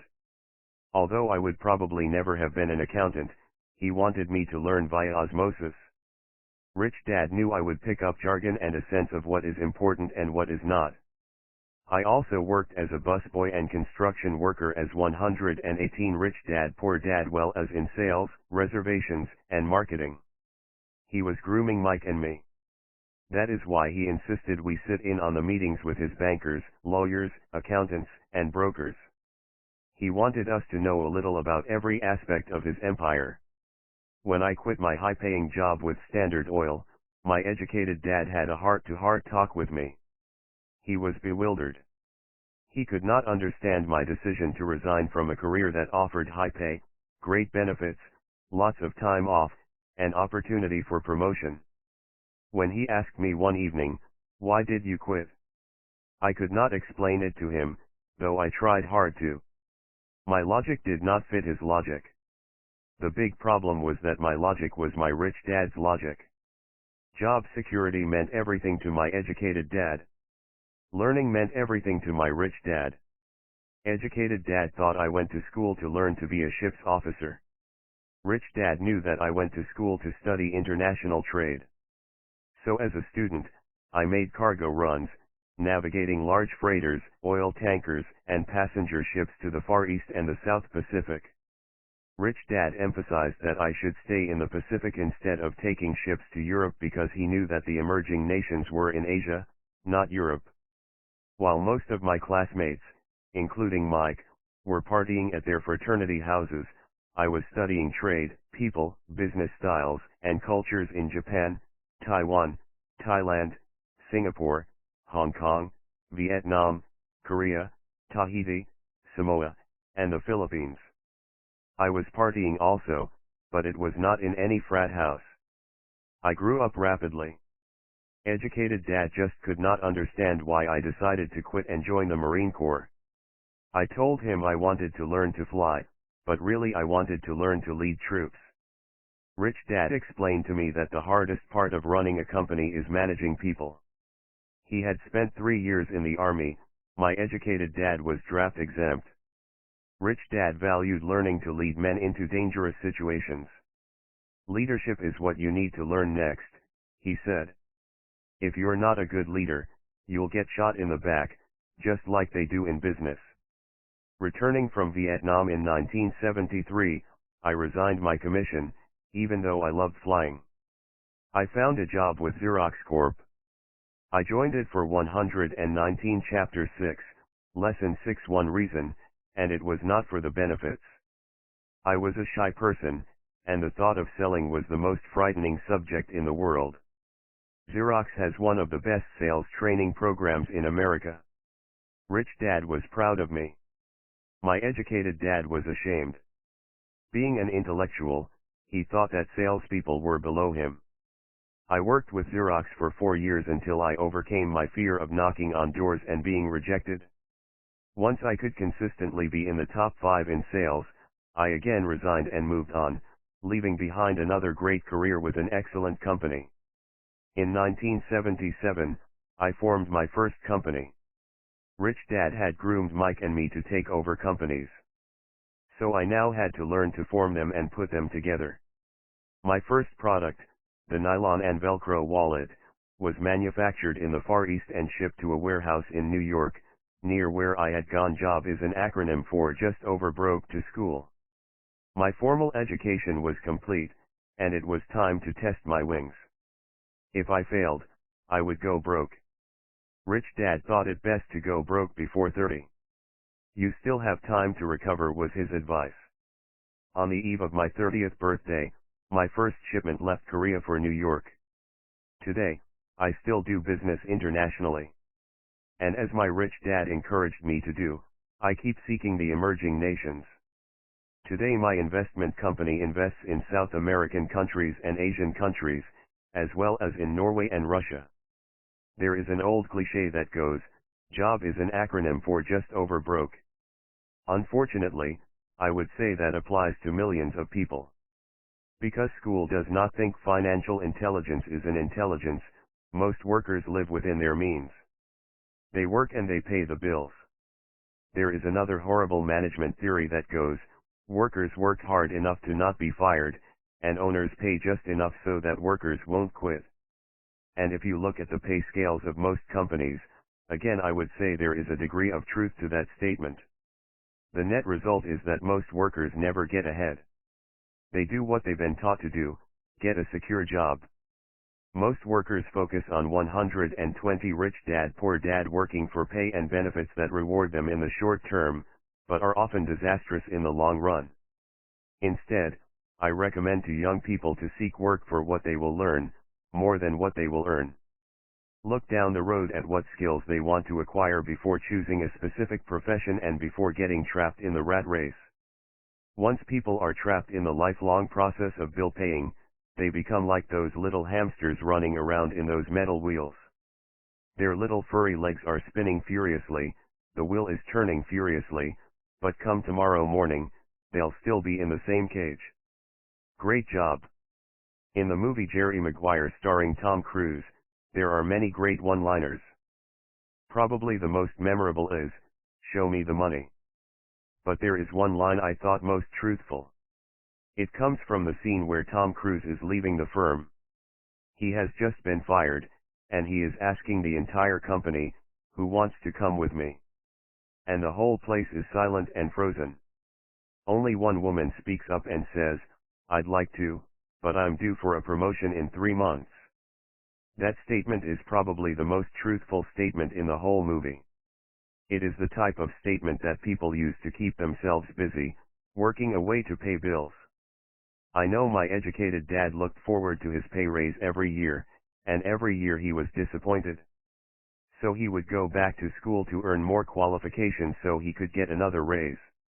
Then, once again, there would be another disappointment. The question I often ask people is, where is this daily activity taking you? Just like the little hamster, I wonder if people look at where their hard work is taking them. What does the future hold? In his book The Retirement Myth, Craig S. Carpel writes, I visited the headquarters of a major national pension consulting firm and met with a managing director who specializes in designing lush retirement plans for top management. When I asked her what people who don't have corner offices will be able to expect in the way of pension income, she said with a confident smile, "The silver bullet." 121 Chapter 6, Lesson 6 What, I asked, is the silver bullet? She shrugged and said, if baby boomers discover they don't have enough money to live on when they're older, they can always blow their brains out. Carpel goes on to explain the difference between the old defined benefit retirement plans and the new 401(k) plans that are riskier. It is not a pretty picture for most people working today. And that is just for retirement. Add medical fees and long-term nursing home care and the picture is frightening. Already, many hospitals in countries with socialized medicine need to make tough decisions such as, who will live, and who will die. They make those decisions purely on how much money they have and how old the patients are. If the patient is old, they often will give the medical care to someone younger. The older poor patient gets put to the back of the line. Just as the rich can afford better education, the rich will be able to keep themselves alive, while those who have little wealth will die. So I wonder, are workers looking into the future or just until their next paycheck, never questioning where they are headed? When I speak to adults who want to earn more money, I always recommend the same thing. I suggest taking a long view of their life. Instead of simply working for the money and security, which I admit are important, I suggest they take a second job that will teach them a second skill. Often I recommend joining a network marketing company, also called multilevel marketing, if they want to learn sales skills. Some of these companies have excellent training programs that help people get over their fear of failure and rejection, which are the main reasons people are unsuccessful. Education is more valuable than money, in the long run. When I offer this suggestion, I often hear in response, "Oh, that is too much hassle," or "I only want to do what I am interested in." If they say, "It's too much of a hassle," I ask, "So you would rather work all your life giving 50% of what you earn to the government?" If they tell me, "I only do what I am interested in," 122 Rich Dad Poor Dad, I say, "I'm not interested in going to the gym, but I go because I want to feel better and live longer." Unfortunately, there is some truth to the old statement, you can't teach an old dog new tricks. Unless a person is used to changing, it's hard to change. But for those of you who might be on the fence when it comes to the idea of working to learn something new, I offer this word of encouragement: life is much like going to the gym. The most painful part is deciding to go. Once you get past that, it's easy. There have been many days I have dreaded going to the gym, but once I am there and in motion, it is a pleasure. After the workout is over, I am always glad I talked myself into going. If you are unwilling to work to learn something new and instead insist on becoming highly specialized within your field, make sure the company you work for is unionized. Labor unions are designed to protect specialists. My educated dad, after falling from grace with the governor, became the head of the teachers' union in Hawaii. He told me that it was the hardest job he ever held. My rich dad, on the other hand, spent his life doing his best to keep his companies from becoming unionized. He was successful. Although the unions came close, Rich Dad was always able to fight them off. Personally, I take no sides because I can see the need for and the benefits of both sides. If you do as school recommends, become highly specialized. Then seek union protection. For example, had I continued with my flying career, I would have sought a company that had a strong pilots union. Why? Because my life would be dedicated to learning a skill that was valuable in only one industry. If I were pushed out of that industry, my life skills would not be as valuable to another industry. A displaced senior pilot with 100,000 hours of heavy airline transport time, earning $150,000 a year, would have a hard time finding an equivalent high-paying job teaching in school. Skills do not necessarily transfer from industry to industry. Skills the pilots are paid for in the airline industry are not as important in, say, the school system. 123 Chapter 6, Lesson 6. The same is true even for doctors today. With all the changes in medicine, many medical specialists are needing to conform to medical organizations such as HMOs. School teachers definitely need to be union members. Today in America, the teachers' union is the largest and the richest labor union of all. The NEA, the National Education Association, has tremendous political clout. Teachers need the protection of their union because their skills are also of limited value to an industry outside of education. So the rule of thumb is, highly specialized, then unionize. It's the smart thing to do. When I ask the classes I teach, how many of you can cook a better hamburger than McDonald's, almost all the students raise their hands.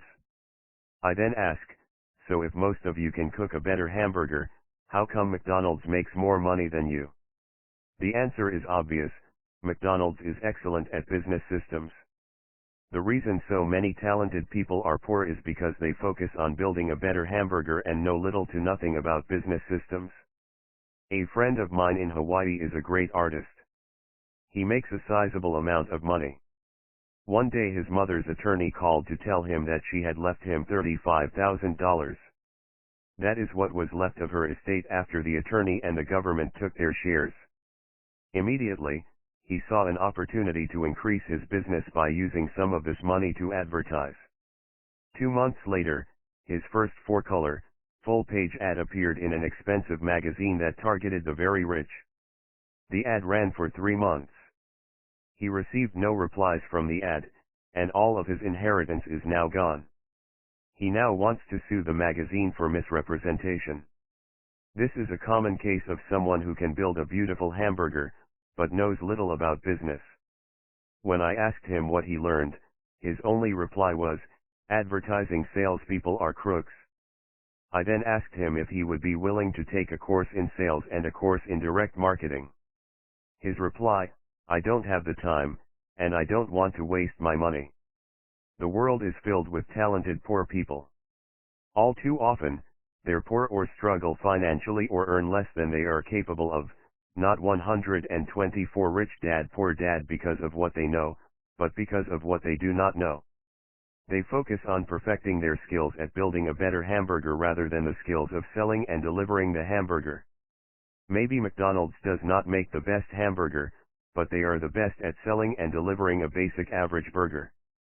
Poor Dad wanted me to specialize. That was his view on how to be paid more. Even after being told by the governor of Hawaii that he could no longer work in state government, my educated dad continued to encourage me to get specialized.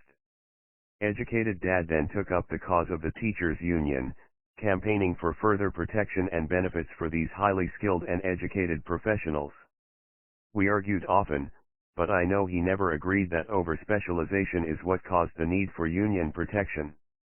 He never understood that the more specialized you become, the more you are trapped and dependent on that specialty. Rich Dad advised that Mike and I groom ourselves. Many corporations do the same thing. They find a young bright student just out of business school and begin grooming that person to someday take over the company.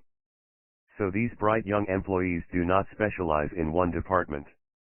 They are moved from department to department to learn all the aspects of business systems. The rich often groom their children or the children of others. By doing so, their children gain an overall knowledge of the operations of the business and how the various departments interrelate. For the World War II generation, it was considered bad to skip from company to company. Today, it is considered smart. Since people will skip from company to company rather than seek greater specialization in skills, why not seek to learn more than to earn? In the short term, it may earn you less, but it will pay dividends in the long term. 125 Chapter 6, Lesson 6. The main management skills needed for success are, 1. Management of cash flow. 2. Management of systems. 3. Management of people. The most important specialized skills are sales and marketing. The ability to sell, to communicate to another human being, be it a customer, employee, boss, spouse, or child is the base skill of personal success. Communication skills such as writing, speaking, and negotiating are crucial to a life of success. These are skills I work on constantly, attending courses or buying educational resources to expand my knowledge. As I have mentioned, my educated dad worked harder and harder the more competent he became. He also became more trapped the more specialized he got. Although his salary went up, his choices diminished. Soon after he was locked out of government work, he found out how vulnerable he really was professionally. It is like professional athletes who suddenly are injured or are too old to play. Their once high-paying position is gone, and they have limited skills to fall back on. I think that is why my educated dad sided so much with the unions after that. He realized how much a union would have benefited him. Rich Dad encouraged Mike and me to know a little about a lot. He encouraged us to work with people smarter than we were and to bring smart people together to work as a team. Today it would be called a synergy of professional specialties. Today, I meet ex-school teachers earning hundreds of thousands of dollars a year. They earn that much because they have specialized skills in their field as well as other skills. They can teach, as well as sell and market. I know of no other skills to be more important than selling and marketing. The skills of selling and marketing are difficult for most people, primarily due to their fear of rejection. The better 126 Rich Dad Poor Dad you are at communicating, negotiating, and handling your fear of rejection, the easier life is. Just as I advised that newspaper writer who wanted to become a best-selling author, I advise anyone else today. Being technically specialized has its strengths as well as its weaknesses. I have friends who are geniuses, but they cannot communicate effectively with other human beings and, as a result, their earnings are pitiful. I advise them to just spend a year learning to sell. Even if they earn nothing, their communication skills will improve. And that is priceless. In addition to being good learners, sellers, and marketers, we need to be good teachers as well as good students. To be truly rich, we need to be able to give as well as to receive. In cases of financial or professional struggle, there is often a lack of giving and receiving. I know many people who are poor because they are neither good students nor good teachers. Both of my dads were generous men. Both made it a practice to give first. Teaching was one of their ways of giving. The more they gave, the more they received. One glaring difference was in the giving of money. My rich dad gave lots of money away. He gave to his church, to charities, and to his foundation. He knew that to receive money, you had to give money. Giving money is the secret to most great wealthy families. That is why there are organizations like the Rockefeller Foundation and the Ford Foundation. These are organizations designed to take their wealth and increase it, as well as give it away in perpetuity. My educated dad always said, "When I have some extra money, I'll give it." The problem was that there was never any extra. So he worked harder to draw more money in, rather than focus on the most important law of money: give, and you shall receive. Instead, he believed in, receive, and then you give. In conclusion, I became both dads. One part of me is a hardcore capitalist who loves the game of money making money. The other part is a socially responsible teacher who is deeply concerned with this ever-widening gap between the haves and have-nots. I personally hold the archaic educational system primarily responsible for this growing gap. 127 Chapter 7 Overcoming Obstacles. The primary difference between a rich person and a poor person is how they manage fear. Once people have studied and become financially literate, they may still face roadblocks to becoming financially independent. There are 5 main reasons why financially literate people may still not develop abundant asset columns that could produce a large cash flow. The 5 reasons are: 1. Fear. 2. Cynicism. 3. Laziness. 4. Bad habits. 5. Arrogance. Overcoming fear. I have never met anyone who really likes losing money. And in all my years, I have never met a rich person who has never lost money. But I have met a lot of poor people who have never lost a dime investing, That is, the fear of losing money is real. Everyone has it. Even the rich. But it's not having fear that is the problem. It's how you handle fear. It's how you handle losing. It's how you handle failure that makes the 129 Chapter 7, Overcoming Obstacles difference in one's life. The primary difference between a rich person and a poor person is how they manage that fear. It's okay to be fearful. It's okay to be a coward when it comes to money. You can still be rich. We're all heroes at something, and cowards at something else. My friend's wife is an emergency room nurse. When she sees blood, she flies into action. When I mention investing, she runs away. When I see blood, I don't run. I pass out. My rich dad understood phobias about money. Some people are terrified of snakes. Some people are terrified about losing money. Both are phobias, he would say. So his solution to the phobia of losing money was this little rhyme: if you hate risk and worry, start early. If you start young, it's easier to be rich. I won't go into it here, but there is a staggering difference between a person who starts investing at age 20 versus age 30. The purchase of Manhattan Island is said to be one of the greatest bargains of all time. New York was purchased for $24 in trinkets and beads. Yet if that $24 had been invested at 8% annually, that $24 would have been worth more than $28 trillion by 1995. Manhattan could be repurchased with money left over to buy much of Los Angeles. But what if you don't have much time left or would like to retire early? How do you handle the fear of losing money? My poor dad did nothing. He simply avoided the issue, refusing to discuss the subject. My rich dad, on the other hand, recommended that I think like a Texan. I like Texas and Texans, he used to say. In Texas, everything is bigger. When Texans win, they win big. And when they lose, it's spectacular. They like losing. I asked. That's not what I'm saying. Nobody likes losing.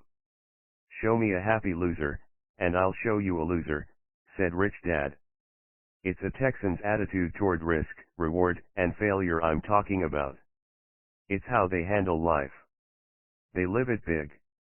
Not like most of the people around here, living like roaches when it comes to money, terrified that someone will shine a light on them, and whimpering when the grocery clerk shortchanges them a quarter. 130 Rich Dad Poor Dad Rich Dad went on. What I like best is the Texas attitude. They're proud when they win, and they brag when they lose. Texans have a saying, if you're going to go broke, go big. You don't want to admit you went broke over a duplex. He constantly told Mike and me that the greatest reason for lack of financial success was because most people played it too safe. People are so afraid of losing that they lose, were his words. Fran Tarkenton, a one-time great NFL quarterback, says it's still another way: winning means being unafraid to lose. In my own life, I've noticed that winning usually follows losing.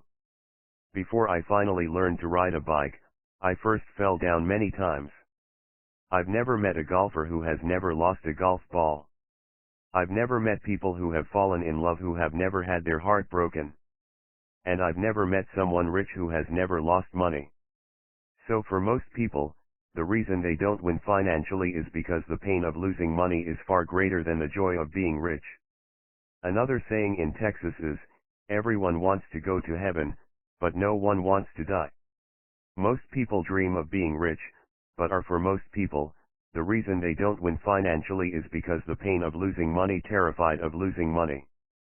So they never get to heaven. Rich Dad used to tell Mike and me stories about his trips to Texas. If you really want to learn the attitude of how is far greater than the to handle risk, losing, and failure, go to Joy of Being Rich, San Antonio, and visit the Alamo. The Alamo is a great story of brave people who chose to fight, knowing there was no hope of success.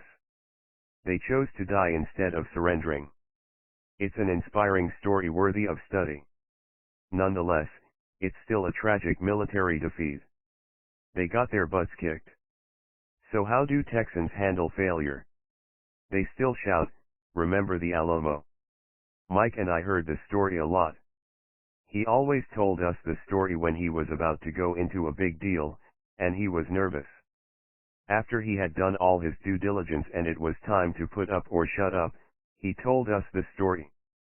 Every time he was afraid of making a mistake or losing 131 Chapter 7, Overcoming Obstacles Money, he told us this story. It gave him strength, for it reminded him that he could always turn a financial loss into a financial win. Rich Dad knew that failure would only make him stronger and smarter. It's not that he wanted to lose. He just knew who he was and how he would take a loss. He would take a loss and make it a win. That's what made him a winner and others losers. It gave him the courage to cross the line when others backed out. That's why I like Texans so much, he would say. They took a great failure and turned it into inspiration, as well a tourist destination that makes them millions. But probably his words that mean the most to me today are these: Texans don't bury their failures. They get inspired by them. They take their failures and turn them into rallying cries. Failure inspires Texans to become winners. But that formula is not just the formula for Texans. It is the formula for all winners.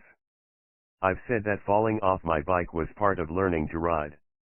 I remember falling off only made me more determined to learn to ride, not less. I also said that I have never failure inspires winners. Met a golfer who has never lost a ball. Failure defeats losers. For top professional golfers, losing a ball or a tournament provides the inspiration to be better, to practice harder, to study more. That's what makes them better. For winners, losing inspires them. For losers, losing defeats them. I like to quote John D. Rockefeller, who said, "I always try to turn every disaster into an opportunity." And being Japanese American, I can say this. Many people say that Pearl Harbor was an American mistake. I say it was a Japanese mistake. From the movie, Tora, Tora, Tora, a somber Japanese admiral says to his cheering subordinates, "I am afraid we have awakened a sleeping giant." Remember, Pearl Harbor became a rallying cry. It turned one of America's greatest losses into the reason to win. This great defeat gave America strength, and America soon emerged as a world power. Failure inspires winners. And failure defeats losers. It is the biggest secret of winners. It's the secret that losers do not know. The greatest 132 Rich Dad Poor Dad secret of winners is that failure inspires winning, thus, they're not afraid of losing. Repeating Fran Tarkenton's quote, "Winning means being unafraid to lose." People like Fran Tarkenton are not afraid of losing, because they know who they are. They hate losing, so they know that losing will only inspire them to become better. There is a big difference between hating losing and being afraid to lose. Most people are so afraid of losing money that they lose. They go broke over a duplex. Financially, they play life too safe and too small. They buy big houses and big cars, but not big investments. The main reason that over 90% of the American public struggles financially is because they play not to lose. They don't play to win. They go to their financial planners or accountants or stockbrokers and buy a balanced portfolio. Most have lots of cash in CDs, low-yield bonds, mutual funds that can be traded within a mutual fund family, and a few individual stocks. It is a safe and sensible portfolio. But it is not a winning portfolio. It is a portfolio of someone playing not to lose. Don't get me wrong. It's probably a better portfolio than more than 70% of the population has, and that's frightening. It's a great portfolio for someone who loves safety. But playing it safe and balanced on your investment portfolio is not the way successful investors play the game. If you have little money and you want to be rich, you must first be focused, not balanced. If you look at any successful person, at the start they were not balanced. Balanced people go nowhere. They stay in one spot. To make progress, you must first go unbalanced. Just look at how you make progress walking. Thomas Edison was not balanced. He was focused. Bill Gates was not balanced. He was focused. Donald Trump is focused. George Soros is focused. George Patton did not take his tanks wide. He focused them and blew through the weak spots in the German line. The French went wide with the Maginot Line, and you know what happened to them. If you have any desire to be rich, you must focus. Do not do what poor and middle-class people do, put their few eggs in many baskets. Put a lot of your eggs in a few baskets and focus, follow one course until successful. 133 Chapter 7, Overcoming Obstacles. If you hate losing, play it safe. If losing makes you weak, play it safe. Go with balanced investments. If you're over 25 years old and are terrified of taking risks, don't change. Play it safe, but start early. Start accumulating your nest egg early because it will take time. But if you have dreams of freedom, of getting out of the rat race, the first question to ask yourself is, how do I respond to failure? If failure inspires you to win, maybe you should go for it, but only maybe. If failure makes you weak or causes you to throw temper tantrums like spoiled brats who call attorneys to file lawsuits every time something doesn't go their way, then play it safe. Keep your daytime job. Or buy bonds or mutual funds. But remember, there is risk in those financial instruments also, even though they may appear safe. I say all this, mentioning Texas and Fran Tarkenton, because stacking the asset column is easy. It's really a low aptitude game. It doesn't take much education. 5th grade math will do. But building your asset column is a game in which attitude plays a major role. It takes guts, patience, and a great attitude toward failure. Losers avoid failing. And failure turns losers into winners. Just remember the Alamo. Overcoming cynicism. The sky is falling. The sky is falling. Most of us know the story of Chicken Little, who ran around warning the barnyard of impending doom. We all know people who are that way. There's a Chicken Little inside each of us. As I stated earlier, the cynic is really a little chicken. We all get a little chicken when fear and doubt cloud our thoughts. All of us have doubts. I'm not smart. I'm not good enough. So-and-so is better than me. Our doubts often paralyze us. We play the what-if game. What if the economy crashes right after I invest? What if I lose control and I can't pay the money back?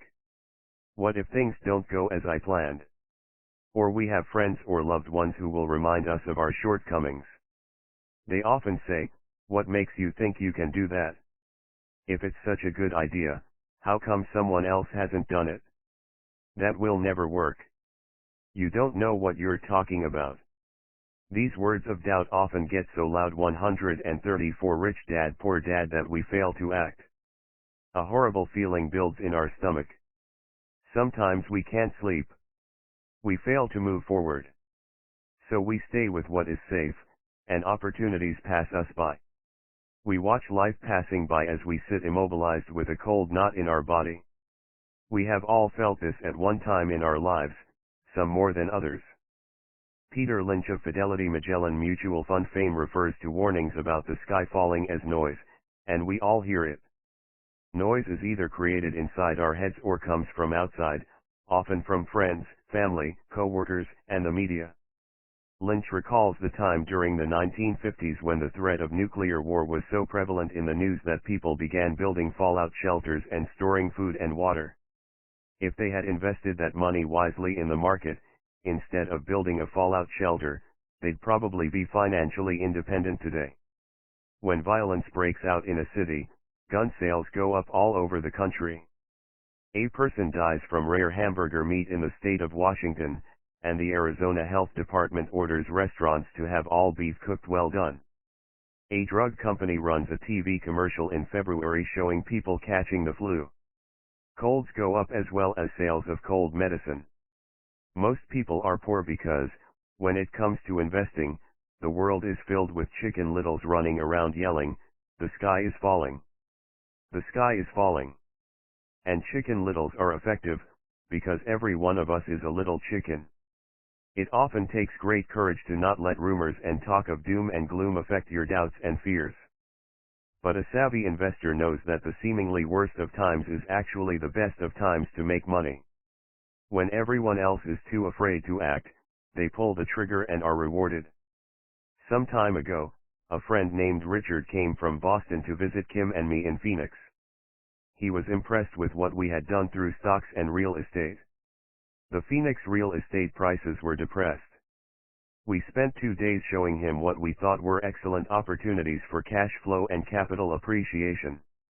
135 Chapter 7, Overcoming Obstacles. Kim and I are not real estate agents. We are strictly investors. After identifying a unit in a resort community, we called an agent who sold it to him that afternoon.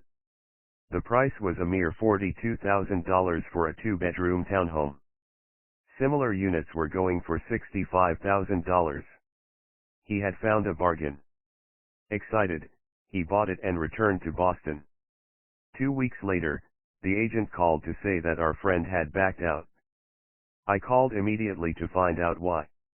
All he said was that he talked to his neighbor, and his neighbor told him it was a bad deal.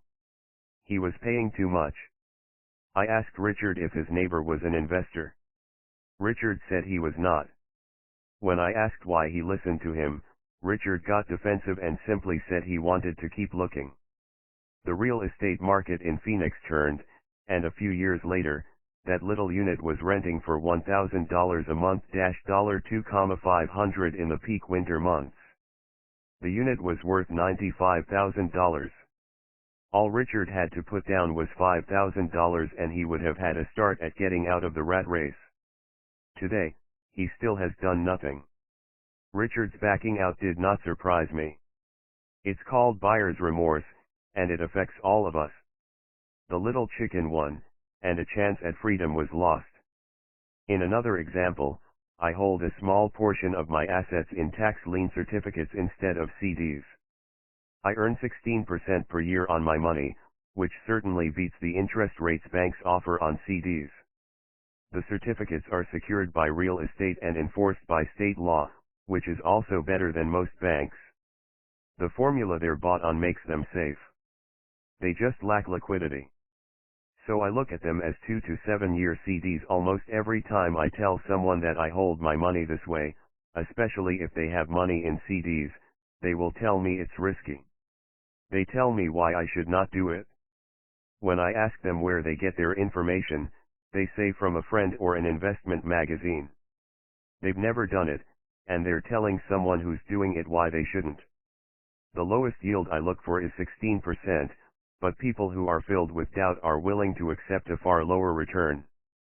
Doubt is expensive.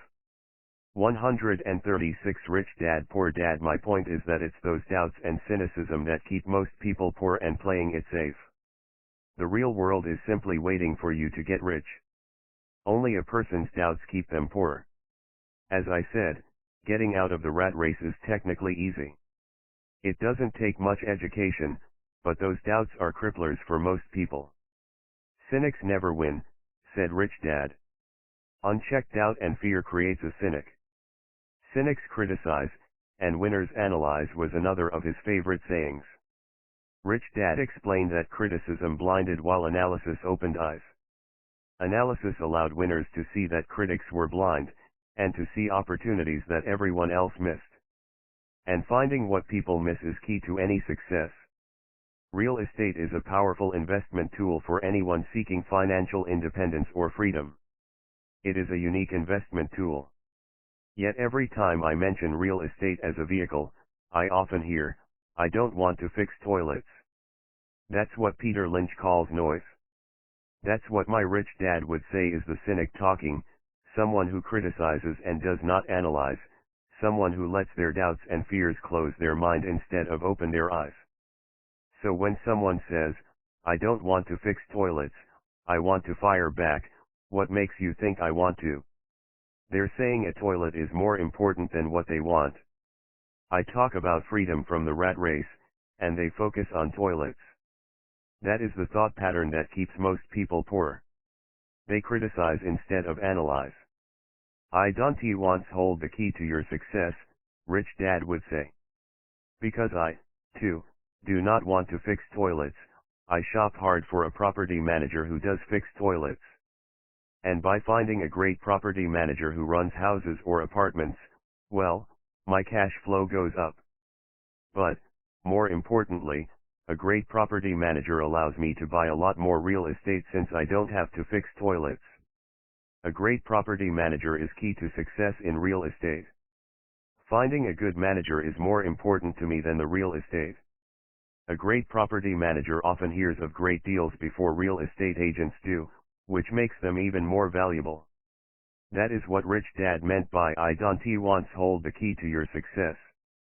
Because I do not want to fix toilets either, I figured out 137 Chapter 7, Overcoming Obstacles, how to buy more real estate and expedite my getting out of the rat race. The people who continue to say I don't want to fix toilets often deny themselves the use of this powerful investment vehicle. Toilets are more important than their freedom. In the stock market, I often hear people say, I don't want to lose money.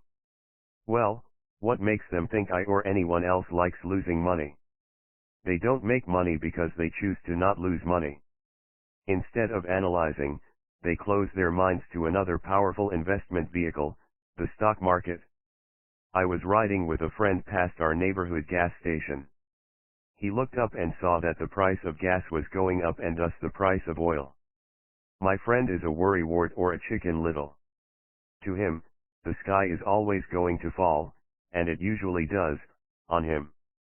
When we got home, he showed me all the stats as to why the price of oil was going to go up over the next few years, statistics I had never seen before, even though I already owned substantial shares of an existing oil company. With that information, I immediately began looking for and found a new, undervalued oil company that was about to find some oil deposits. My broker was excited about this new company, and I bought 15,000 shares for 65 cents per share. 3 months later, this same friend and I drove by the same gas station, and sure enough, the price per gallon had gone up nearly 15%. Again, the chicken little worried and complained. I smiled because, a month earlier, that little oil company hit oil and those 15,000 shares went up to more than $3 per share since he had first given me the tip. And the price of gas will continue to go up if what my friend says is true. If most people understood how a stop worked in stock market investing, there would be more people investing to win instead of investing not to lose.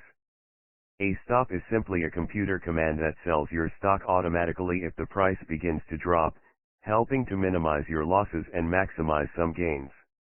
It's a great tool for those who are terrified of losing. So whenever I hear people focusing on their I don't wants, rather than what they do want, I know the noise in their head must be loud. Chicken Little has taken over their brain and is yelling, the sky is 138 rich dad poor dad falling, and toilets are breaking. So they avoid their don't wants, but they pay a huge price. They may never get what they want in life. Instead of analyzing, their inner Chicken Little closes their mind. Rich Dad gave me a way of looking at Chicken Little. Just do what Colonel Sanders did. At the age of 66, he lost his business and began to live on his Social Security check. It wasn't enough. He went around the country selling his recipe for fried chicken. He was turned down 1,009 times before someone said yes. And he went on to become a multimillionaire at an age when most people are quitting. He was a brave and tenacious man, Rich Dad said of Harlan Sanders. So when you're in doubt and feeling a little afraid, just do what Colonel Sanders did to his little chicken. He fried it. Overcoming laziness. Busy people are often the most lazy. We have all heard stories of a businessman who works hard to earn money. He works hard to be a good provider for his wife and children. He spends long hours at the office and brings work home on weekends. One day he comes home to an empty house. His wife has left with the kids. He knew he and his wife had problems, but rather than work to make the relationship strong, he stayed busy at work. Dismayed, his performance at work slips and he loses his job. Today, I often meet people who are too busy to take care of their wealth. And there are people too busy to take care of their health. The cause is the same. They're busy, and they stay busy as a way of avoiding something they do not want to face. Nobody has to tell them. Deep down they know. In fact, if you remind them, they often respond with anger or irritation. If they aren't busy at work or with the kids, they're often busy watching TV, fishing, playing golf, or shopping. Yet deep down they know they are avoiding something important. That's the most common form of laziness by staying busy. So what is the cure for laziness? The answer is a little greed. For many of us, we were raised thinking of greed or desire as bad. Greedy people are bad people, my mom used to say. Yet we all have inside of us this yearning to have nice, new, or exciting things. 139 Chapter 7, Overcoming Obstacles. So to keep that emotion of desire under control, often parents find ways of suppressing that desire with guilt. You only think about yourself. Don't you know you have brothers and sisters, was one of my mom's favorites. You want me to buy you what, was a favorite of my dad. Do you think we're made of money? Do you think money grows on trees? We're not rich people, you know. It wasn't so much the words, but the angry guilt trip that went with the words that got to me. Or the reverse guilt trip was that I'm sacrificing my life to buy this for you. I'm buying this for you because I never had this advantage when I was a kid. I have a neighbor who is stone broke but can't park his car in his garage. The garage is filled with toys for his kids. Those spoiled brats get everything they ask for. Rich Dad believed that the words "I can't afford it" shut down your brain. I don't want them to know the feeling of want are his everyday words. He has nothing set aside for their college or his retirement, but his kids have every toy ever made. How can I afford it? Opens up possibilities, excitement, and dreams. He recently got a new credit card in the mail and took his kids to visit Las Vegas. I'm doing it for the kids, he said with great sacrifice. Rich Dad forbade the words, "I can't afford it." In my real home, that's all I heard. Instead, Rich Dad required his children to say, "How can I afford it?" He believed that the words "I can't afford it" shut down your brain. It didn't have to think anymore. "How can I afford it?" opened up the brain and forced it to think and search for answers. But most importantly, he felt the words, "I can't afford it," were a lie. And the human spirit knows it. The human spirit is very, very powerful, he would say. It knows it can do anything. By having a lazy mind that says, "I can't afford it," a war breaks out inside you. Your spirit is angry, and your lazy mind must defend its lie. The spirit is screaming, "Come on. Let's go to the gym and work out." And the lazy mind says, "But I'm tired. I worked really hard today." Or the human 140 Rich Dad Poor Dad spirit says, "I'm sick and tired of being poor. Let's get out there and get rich." To which the lazy mind says, "Rich people are greedy. Besides, it's too much bother. It's not safe. I might lose money. I'm working hard enough as it is. I've got too much to do at work anyway. Look at what I have to do tonight. My boss wants it finished by morning. I can't afford it" also causes sadness, a helplessness that leads to despondency and often depression. "How can I afford it?" opens up possibilities, excitement, and dreams. So Rich Dad was not so concerned about what we wanted to buy as long as we understood that "how can I afford it" creates a stronger mind and a dynamic spirit. Thus he rarely gave Mike or me anything. He would instead ask, "How can you afford it?" and that included college, which we paid for ourselves. It was not the goal, but the process of attaining the goal that he wanted us to learn. The problem I see today is that there are millions of people who feel guilty about their desire or their greed. It's old conditioning from their childhood. While they desire to have the finer things that life offers, most have been conditioned subconsciously to say, I can't have that, or I'll never be able to afford that. When I decided to exit the rat race, it was simply a question of how can I afford to never work again. And my mind began to kick out answers and solutions. The hardest part was fighting my real parents' dogma, we can't afford that. Stop thinking only about yourself. Why don't you think about others, and other similar sentiments designed to instill guilt to suppress my greed? So how do you beat laziness? Once again, the answer is a little greed. It's that radio station WIIFM, which stands for What's in it for me. A person needs to sit down and ask, what would my life be like if I never had to work again? What would I do if I had all the money I needed? Without that little greed, the desire to have something better, progress is not made. Our world progresses because we all desire a better life. New inventions are made because we desire something better. We go to school and study hard because we want something better. So whenever you find yourself avoiding something 141 Chapter 7, overcoming obstacles you know you should be doing, then the only thing to ask yourself is, what's in it for me? Be a little greedy. It's the best cure for laziness. Too much greed, however, as anything in excess can be, is not good. But just remember what Michael Douglas said in the movie Wall Street, greed is good. Rich Dad said it differently, guilt is worse than greed, for guilt robs the body of its soul. I think Eleanor Roosevelt said it best, do what you feel in your heart to be right, for you'll be criticized anyway. You'll be damned if you do, and damned if you don't. Overcoming bad habits. Our lives are a reflection of our habits more than our education. After seeing the movie Conan the Barbarian, starring Arnold Schwarzenegger, a friend said, I'd love to have a body like Schwarzenegger. Most of the guys nodded in agreement. I even heard he was really puny and skinny at one time, another friend added. Yeah, I heard that too, another one said. I heard he has a habit of working out almost every day in the gym. Yeah, I'll bet he has too. Nah, said the group cynic. I'll bet he was born that way. Besides, let's stop talking about Arnold and get some beers. This is an example of habits controlling behavior. I remember asking my rich dad about the habits of the rich.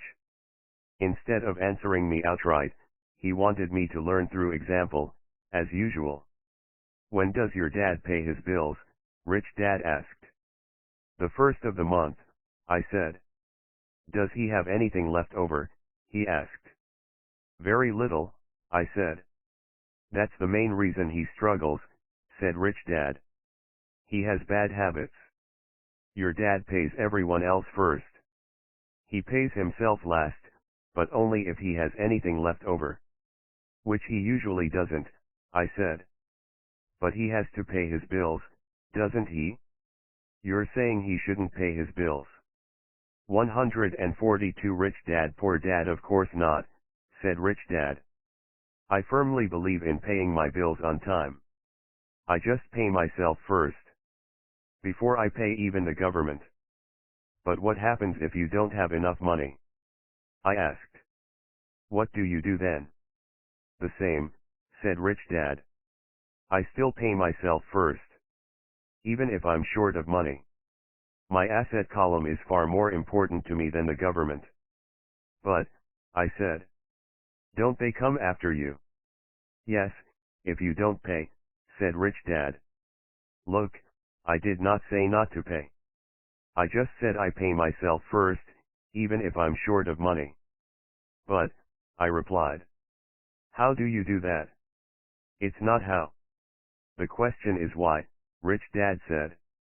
Okay, why? Motivation, said Rich Dad.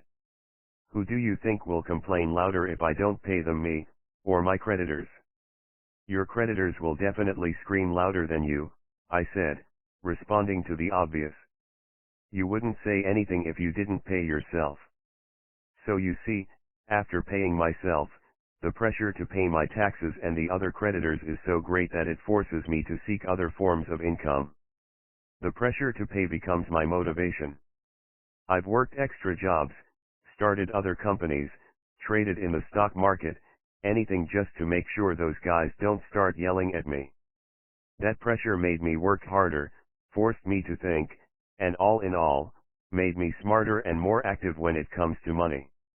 If I had paid myself last, I would have felt no pressure, but I'd be broke. So it is the fear of the government or other people you owe money to that motivates you. That's right, said Rich Dad. You see, government bill collectors are big bullies. So are bill collectors in general. Most people give in to these bullies. They pay them and never pay themselves. You know the story of the 98-pound weakling who gets sand kicked in his face. I nodded. I see that ad for weightlifting and bodybuilding lessons in the comic books all the time. 143 Chapter 7, Overcoming Obstacles. If I pay myself first, I get financially stronger, mentally and fiscally. Well, most people let the bullies kick sand in their faces. I decided to use the fear of the bully to make me stronger. Others get weaker. Forcing myself to think about how to make extra money is like going to the gym and working out with weights. The more I work my mental money muscles out, the stronger I get. Now I'm not afraid of those bullies. I liked what Rich Dad was saying. So if I pay myself first, I get financially stronger, mentally and fiscally. Rich Dad nodded. And if I pay myself last, or not at all, I get weaker. So people like bosses, managers, tax collectors, bill collectors, and landlords push me around all my life just because I don't have good money habits. Rich Dad nodded. Just like the 98-pound weakling. Overcoming arrogance. What I know makes me money. What I don't know loses me money. Every time I have been arrogant, I have lost money. Because when I'm arrogant, I truly believe that what I don't know is not important, Rich Dad would often tell me. I have found that many people use arrogance to try to hide their own ignorance. It often happens when I am discussing financial statements with accountants or even other investors. They try to bluster their way through the discussion. It is clear to me that they don't know what they're talking about. They're not lying, but they are not telling the truth.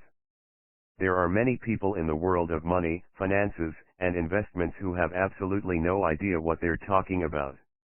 Most people in the money industry are just spouting off sales pitches like used car salesmen. When you know you are ignorant in a subject, start educating yourself by finding an expert in the field or a book on the subject. 144 Chapter 8 Getting Started. There is gold everywhere. Most people are not trained to see it. I wish I could say acquiring wealth was easy for me, but it wasn't. So in response to the question, how do I start? I offer the thought process I go through on a day-to-day basis. It really is easy to find great deals. I promise you that. It's just like riding a bike. After a little wobbling, it's a piece of cake. But when it comes to money, it takes determination to get through the wobbling. That's a personal thing. To find million-dollar deals of a lifetime requires us to call on our financial genius. I believe that each of us has a financial genius within us. The problem is that our financial genius lies asleep, waiting to be called upon. It lies asleep because our culture has educated us into believing that the love of money is the root of all evil. It has encouraged us to learn a profession so we can work for money, but failed to teach us how to have money work for us. It taught us not to worry about our financial future because our company or the government would take care of us when our working days are over. However, it is our children, educated in the same school system, who will end up paying for this absence of financial education. The message is still to work hard, earn money, and spend it, and when we run short, we can always borrow more. Unfortunately, 90% of the Western world subscribes to the above dogma, simply because it's easier to find a job and work for money. If you are not one of the masses, I offer you the following 10 steps to awaken your financial genius. I simply offer you the steps 145 Chapter 8, Getting Started I have personally followed. If you want to follow some of them, great. If you don't, make up your own. Your financial genius is smart enough to develop its own list. While in Peru, I asked a gold miner of 45 years how he was so confident about finding a gold mine. He replied, "There is gold everywhere. Most people are not trained to see it." And I would say that is true. In real estate, I can go out and in a day come up with 4 or 5 great potential deals, while the average person will go out and find nothing, even looking in the same neighborhood. The reason is that they have not taken the time to develop their financial genius. I offer you the following 10 steps as a process to develop your God-given powers over which only you have control. 1. Find a reason greater than reality, the power of spirit. If you ask most people if they would like to be rich or financially free, they would say yes. But then reality sets in. The road seems too long with too many hills to climb. It's easier to just work for money and hand the excess over to your broker. I once met a young woman who had dreams of swimming for the U.S. Olympic team. The reality was that she had to get up every morning at 4 o'clock to swim for 3 hours before going to school. She did not party with her friends on Saturday night. She had to study and keep her grades up, just like everyone else. When I asked her what fueled her superhuman ambition and sacrifice, she simply said, "I do it for myself and the people I love. It's love that gets me over the hurdles and sacrifices." A reason or a purpose is a combination of wants and don't wants. When people ask me what my reason for wanting to be rich is, I tell them that it is a combination of deep emotional wants and don't wants. I will list a few. First, the don't wants, for they create the wants. I don't want to work all my life. I don't want what my parents aspired for, which was job security and a house in the suburbs. I don't like being an employee. I hated that my dad always missed my football games because 146 Rich Dad Poor Dad, he was so busy working on his career. I hated it when my dad worked hard all his life and the government took most of what he worked for at his death. He could not even pass on what he worked so hard for when he died. The rich don't do that. They work hard and pass it on to their children. Now the wants. I want to be free to travel the world and live in the lifestyle I love. I want to be young when I do this. I want to simply be free. I want control over my time and my life. I want money to work for me. Those are my deep-seated emotional reasons. What are yours? If they are not strong enough, then the reality of the road ahead may be greater than your reasons. I have lost money and been set back many times, but it was the deep emotional reasons that kept me standing up and going forward. I wanted to be free by age 40, but it took me until I was 47, with many learning experiences along the way. As I said, I wish I could say it was easy. It wasn't. But it wasn't that hard either. I've learned that, without a strong reason or purpose, anything in life is hard. If you do not have a strong reason, there is no sense reading further. It will sound like too much work. To make daily choices, the power of choice. Choice is the main reason people want to live in a free country. We want the power to choose. Financially, with every dollar we get in our hands, we hold the power to choose our future, to be rich, poor, or middle class. Our spending habits reflect who we are. Poor people simply have poor spending habits. The benefit I had as a boy was that I loved playing Monopoly constantly. Nobody told me Monopoly was only for kids, so I just kept playing the game as an adult. I also had a rich dad who pointed out to me the difference between an asset and a liability. So a long time ago, as a little boy, I chose to be rich, and I knew that all I had to do was learn to acquire assets, real assets. My best friend, Mike, had an asset column handed to him, but he still had to choose 147 Chapter 8, Getting Started to learn to keep it. Many rich families lose their assets in the next generation simply because there was no one trained to be a good steward over their assets. Most people choose not to be rich. For 90% of the population, being rich is too much of a hassle. So they invent sayings that go, "I'm not interested in money. I'll never be rich. I don't have to worry. I'm still young. When I make some money, then I'll think about my future. My husband/wife handles the finances." The problem with those statements is that they rob the person who chooses to think such thoughts of two things. One is time, which is your most precious asset. The second is learning. Having no money should not be an excuse to not learn. But that is a choice we all make daily, the choice of what we do with our time, our money, and what we put in our heads. That is the power of choice. All of us have choice. I just choose to be rich, and I make that choice every day. Invest first in education. In reality, the only real asset you have is your mind, the most powerful tool we have dominion over. Each of us has the choice of what we put in our brain once we're old enough. You can watch TV, read golf magazines, or go to ceramics class or a class on financial planning. You choose. Most people simply buy investments rather than first investing in learning about investing. A friend of mine recently had her apartment burglarized. The thieves took her electronics and left all the books. And we all have that same choice. 90% of the population buys TV sets, and only about 10% buy business books. So what do? I go to seminars. I like it when they are at least 2 days long because I like to immerse myself in a subject. In 1973, I was watching this guy on TV who was advertising a 3-day seminar on how to buy real estate for nothing down. I spent $385 and that course has made me at least $2 million, if not more. But more importantly, it bought me life. I don't have to work for the rest of my life because of that one course.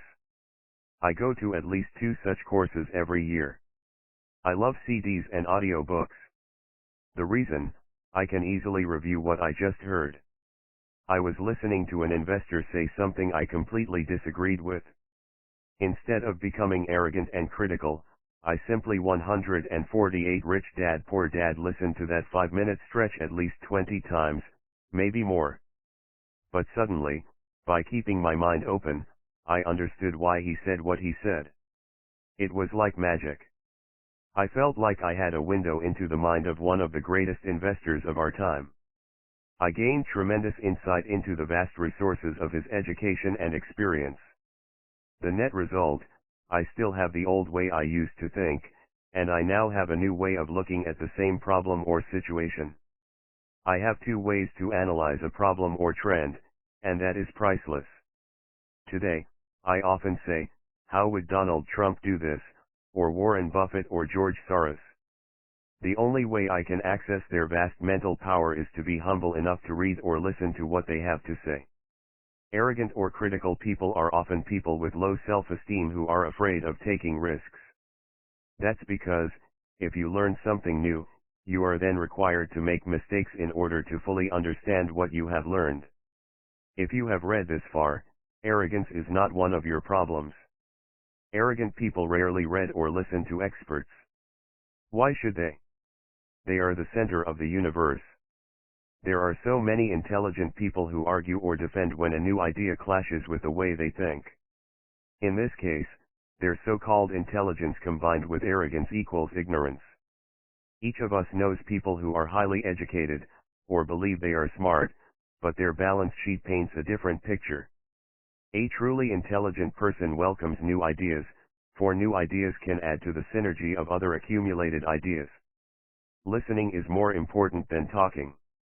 If that were not true, God would not have given us 2 ears and only 1 mouth. Too many people think with their mouth instead of listening in order to absorb new ideas and possibilities. They argue instead of asking questions. I take a long view on my wealth. I do not subscribe to the get-rich-quick mentality most lottery players or casino gamblers have. I may go in and out of stocks, but I am long on education. If you want to fly an airplane, I advise taking lessons first. I am always shocked at people who buy stocks or real estate, but never invest in their greatest asset, their mind. Just because you bought a house or two does not make you an expert at real estate. 149 Chapter 8, Getting Started 3. Choose friends carefully, the power of association. First of all, I do not choose my friends by their financial statements. I have friends who have actually taken a vow of poverty as well as friends who earn millions every year. The point is that I learn from all of them. Now, I will admit that there are people I have actually sought out because they had money. But I was not after their money, I was seeking their knowledge. In some cases, these people who had money have become dear friends. I've noticed that my friends with money talk about money. They don't do it to brag. They're interested in the subject. So I learn from them, and they learn from me. My friends who are in dire financial straits do not like talking about money, business, or investing. They often think it rude or unintellectual. So I also learn from my friends who struggle financially. I find out what not to do. I have several friends who have generated over $1 billion in their short lifetimes. The three of them report the same phenomenon. Their friends who have no money have never come to them to ask them how they did it. But they do come asking for one of two things, or both, a loan, or a job. Warning, don't listen to poor or frightened people. I have such friends, and while I love them dearly, they are the Chicken Littles of life. To them, when it comes to money, especially investments, it's always, the sky is falling. The sky is falling. They can always tell you why something won't work. The problem is that people listen to them. But people who blindly accept doom and gloom information are also chicken littles. As that old saying goes, birds of a feather flock together. If you watch business channels on TV, they often have a panel of so-called experts. One expert will say the market is going to crash, and the other will say it's going to boom. If you're smart, you listen to both. Keep your mind open, because both have valid points. Unfortunately, most poor people listen to Chicken Little. I have had many close friends try to talk me out of a deal or an investment. Not long ago, a friend told me he was excited because he found a 6% certificate of deposit. I told him I earn 16%. 150 Rich Dad Poor Dad from the state government. The next day he sent me an article about why my investment was dangerous. I have received 16% for years now, and he still receives 6%. I would say that one of the hardest things about wealth building is to be true to yourself and to be willing to not go along with the crowd. This is because, in the market, it is usually the crowd that shows up late that is slaughtered. If a great deal is on the front page, it's too late in most instances. Look for a new deal. As we used to say as surfers, there is always another wave. People who hurry and catch a wave late usually are the ones who wipe out. Smart investors don't time the markets. If they miss a wave, they search for the next one and get themselves in position. This is hard for most investors because buying what is not popular is frightening. Timid investors are like sheep going along with the crowd. Or their greed gets them in when wise investors have already taken their profits and moved on. Wise investors buy an investment when it's not popular. They know their profits are made when they buy, not when they sell. They wait patiently. As I said, they do not time the market. Just like a surfer, they get in position for the next big swell. It's all insider trading. There are forms of insider trading that are illegal, and there are forms of insider trading that are legal. But either way, it's insider trading. The only distinction is, how far away from the inside are you? The reason you want to have rich friends is because that is where the money is made. It's made on information. You want to hear about the next boom, get in, and get out before the next bust. I'm not saying do it illegally, but the sooner you know, the better your chances are for profits with minimal risk. That is what friends are for. And that is financial intelligence. Master a formula and then learn a new one, The power of learning quickly in order to make bread. Every baker follows a recipe, even if it's only held in their head. The same is true for making money. Most of us have heard the saying, "You are what you eat." I have a different slant. I say, you become what you study. In other words, 151 Chapter 8, Getting Started. Be careful what you learn, because your mind is so powerful that you become what you put in your head. For example, if you study cooking, you then tend to cook. If you don't want to be a cook anymore, then you need to study something else. When it comes to money, the masses generally have one basic formula they learned in school, and it's this: work for money. The predominant formula I see in the world is that every day millions of people get up, go to work, earn money, pay bills, balance checkbooks, buy some mutual funds, and go back to work. That is the basic formula, or recipe.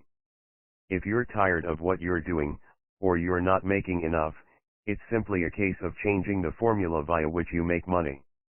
Years ago, when I was 26, I took a weekend class called How to Buy Real Estate Foreclosures. I learned a formula. The next trick was to have the discipline to actually put into action what I had learned. That is where most people stop. For 3 years, while working for Xerox, I spent my spare time learning to master the art of buying foreclosures. I've made several $1 million using that formula. So after I mastered that formula, I went in search of other formulas. For many of the classes, I did not directly use the information I learned, but I always learned something new.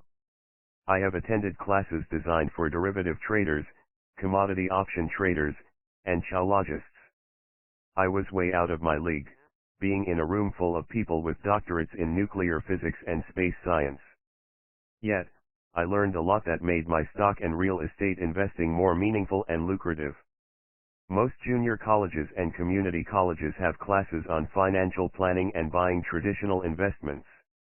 They are good places to start, but I always search for a faster formula. That is why, on a fairly regular basis, I make more in a day than many people will make in their lifetime. Another side note, in today's fast-changing world, it's not so much what you know anymore that counts, because often what you know is old. It is how fast you learn. That skill is priceless. It's priceless in finding faster formulas, recipes, if you will, for making dough. Working hard for money is an old formula born in the day of cavemen. 152 Rich Dad Poor Dad 5. Pay yourself first. The power of self-discipline. If you cannot get control of yourself, do not try to get rich. It makes no sense to invest, make money, and blow it. It is the lack of self-discipline that causes most lottery winners to go broke soon after winning millions. It is the lack of self-discipline that causes people who get a raise to immediately go out and buy a new car or take a cruise. It is difficult to say which of the 10 steps is the most important. But of all the steps, this step is probably the most difficult to master if it is not already a part of your makeup. I would venture to say that personal self-discipline is the #1 delineating factor between the rich, the poor, and the middle class. Simply put, people who have low self-esteem and low tolerance for financial pressure can never be rich. As I have said, a lesson learned from my rich dad was that the world will push you around. The world pushes people around, not because other people are bullies, but because the individual lacks internal control and discipline.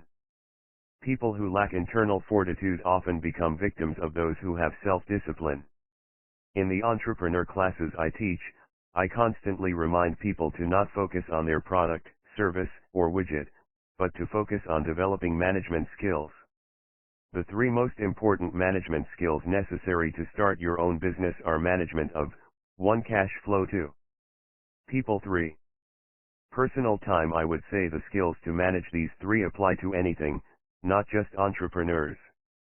The 3 matter in the way you live your life as an individual, or as part of a family, a business, a charitable organization, a city, or a nation. Each of these skills is enhanced by the mastery of self-discipline. I do not take the saying, "pay yourself first," lightly. The statement, "Pay yourself first," comes from George Clason's book, The Richest Man in Babylon. Millions of copies have been sold. But while millions of people freely repeat that powerful statement, 153 Chapter 8, Getting Started, few follow the advice. As I said, financial literacy allows one to read numbers, and numbers tell the story. By looking at a person's income statement and balance sheet, I can readily see if people who spout the words, "Pay yourself first," actually practice what they preach. A picture is worth 1,000 words.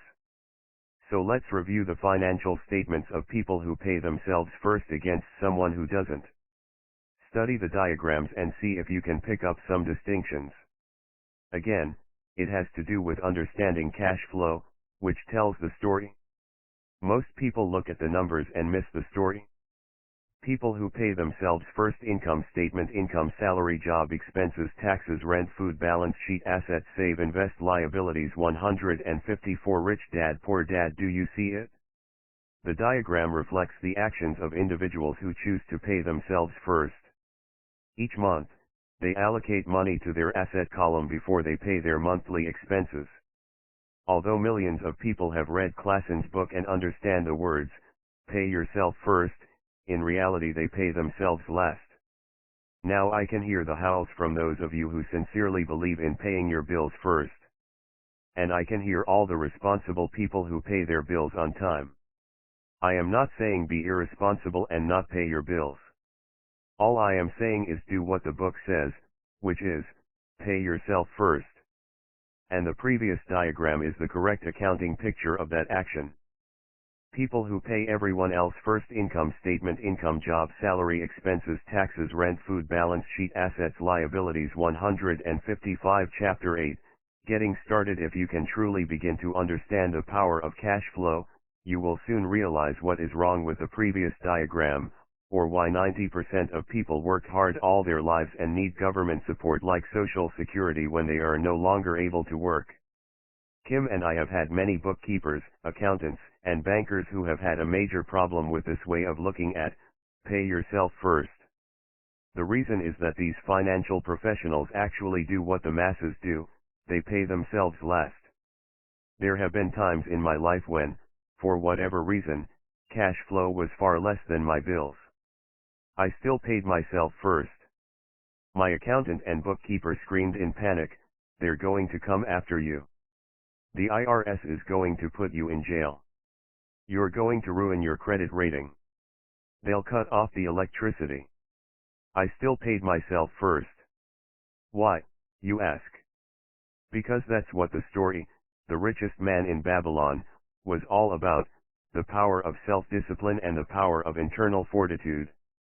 As my rich dad taught me the first month I worked for him, most people allow the world to push them around. A bill collector calls and you pay or else.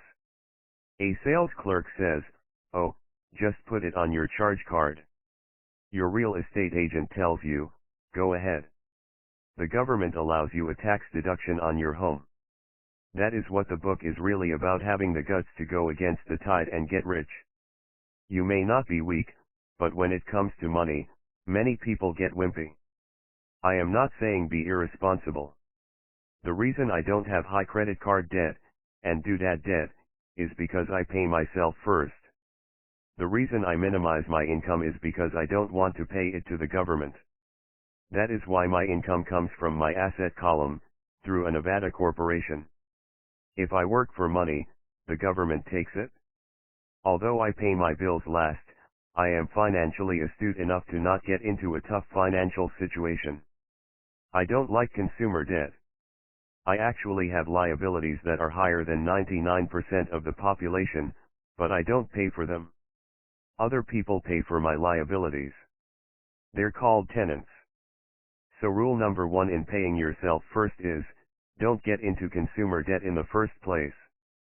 Although I pay my bills last, I set it up to have only small unimportant bills that are due. 156 Rich Dad, Poor Dad. When I occasionally come up short, I still pay myself first. I let the creditors and even the government scream. I like it when they get tough. Why? Because those guys do me a favor. They inspire me to go out and create more money. So I pay myself first, invest the money, and let the creditors yell. I generally pay them right away anyway. Kim and I have excellent credit. We just don't cave into pressure and spend our savings or liquidate stocks to pay for consumer debt. That is not too financially intelligent. To successfully pay yourself first, keep the following in mind. 1. Don't get into large debt positions that you have to pay for. Keep your expenses low. Build up assets first. Then buy the big house or nice car. Being stuck in the rat race is not intelligent. 2. When you come up short, let the pressure build and don't dip into your savings or investments. Use the pressure to inspire your financial genius to come up with new ways of making more money, and then pay your bills. You will have increased your ability to make more money as well as your financial intelligence. So many times I have gotten into financial hot water and used my brain to create more income while staunchly defending the assets in my asset column. My bookkeeper has screamed and dived for cover, but I was like a good soldier defending the fort assets. Poor people have poor habits. A common bad habit is innocently called dipping into savings. The rich know that savings are only used to create more money, not to pay bills. I know that sounds tough, but as I said, if you're not tough inside, the world will always push you around anyway. If you do not like financial pressure, then find a formula that works for you. A good one is to cut expenses, put your money in the bank, pay more than your fair share of income tax, buy safe mutual funds, and take the vow of the average. But this violates the pay yourself first rule. 157 Chapter 8, Getting Started. This rule does not encourage self-sacrifice or financial abstinence. It doesn't mean pay yourself first and starve. Life was meant to be enjoyed. If you call on your financial genius, you can have all the goodies of life, get rich, and pay bills. And that is financial intelligence. 6. Pay your brokers well. The power of good advice. Sometimes I see people posting a sign in front of their house that says, "For sale by owner." Or I see people on TV claiming to be discount brokers. My rich dad taught me to take the opposite approach. He believed in paying professionals well, and I have adopted that policy also. Today, I have expensive attorneys, accountants, real estate brokers, and stock brokers. Why? Because if, and I do mean if, the people are professionals, their services should make you money. And the more money they make, the more money I make. We live in the information age. Information is priceless. A good broker should provide you with information, as well as take the time to educate you. I have several brokers who do that for me. Some taught me when I had little or no money, and I am still with them today. What I pay a broker is tiny in comparison with what kind of money I can make because of the information they provide. I love it when my real estate broker or stockbroker makes a lot of money because that usually means I made a lot of money. A good broker saves me time, in addition to making me money, like when I bought the vacant land for $9,000 and sold it immediately for over $25,000 so I could buy my Porsche quicker. A broker is my eyes and ears in the market. They're there every day so I do not have to be. I'd rather play golf. People who sell their house on their own must not value their time much. Why would I want to save a few bucks when I could use that time to make more money or spend it with those I love? What I find funny is that so many poor and middle-class people insist on tipping restaurant help 15 to 20%, even for bad service, but complain about paying a broker 3 to 7%. They enjoy tipping people in the expense column and stiffing people in the asset column. That is not financially intelligent. 158 Rich Dad Poor Dad. Keep in mind that not all brokers are created equal. Unfortunately, most brokers are only salespeople. They sell, but they themselves own little or no real estate. There is a tremendous difference between a broker who sells houses and a broker who sells investments. The same is true for stock, bond, mutual fund, and insurance, brokers who call themselves financial planners. When I interview any paid professional, I first find out how much property or stocks they personally own and what percentage they pay in taxes. And that applies to my tax attorney as well as my accountant. I have an accountant who minds his own business. His profession is accounting, but his business is real estate. I used to have an accountant who was a small business accountant, but he had no real estate. I switched because we did not love the same business. Find a broker who has your best interests at heart. Many brokers will spend the time educating you, and they could be the best asset you find. Just be fair, and most of them will be fair to you. If all you can think about is cutting their commissions, then why should they want to help you? It's just simple logic. As I said earlier, one of the management skills is the management of people. Many people only manage people they feel smarter than and they have power over. Many middle managers remain middle managers, failing to get promoted, because they know how to work with people below them, but not with people above them. The real skill is to manage and reward the people who are smarter than you in some technical area. That is why companies have a board of directors. You should have one too. That is financial intelligence. 7. Be an Indian giver. The power of getting something for nothing. When the first European settlers came to America, they were taken aback by a cultural practice some American Indians had.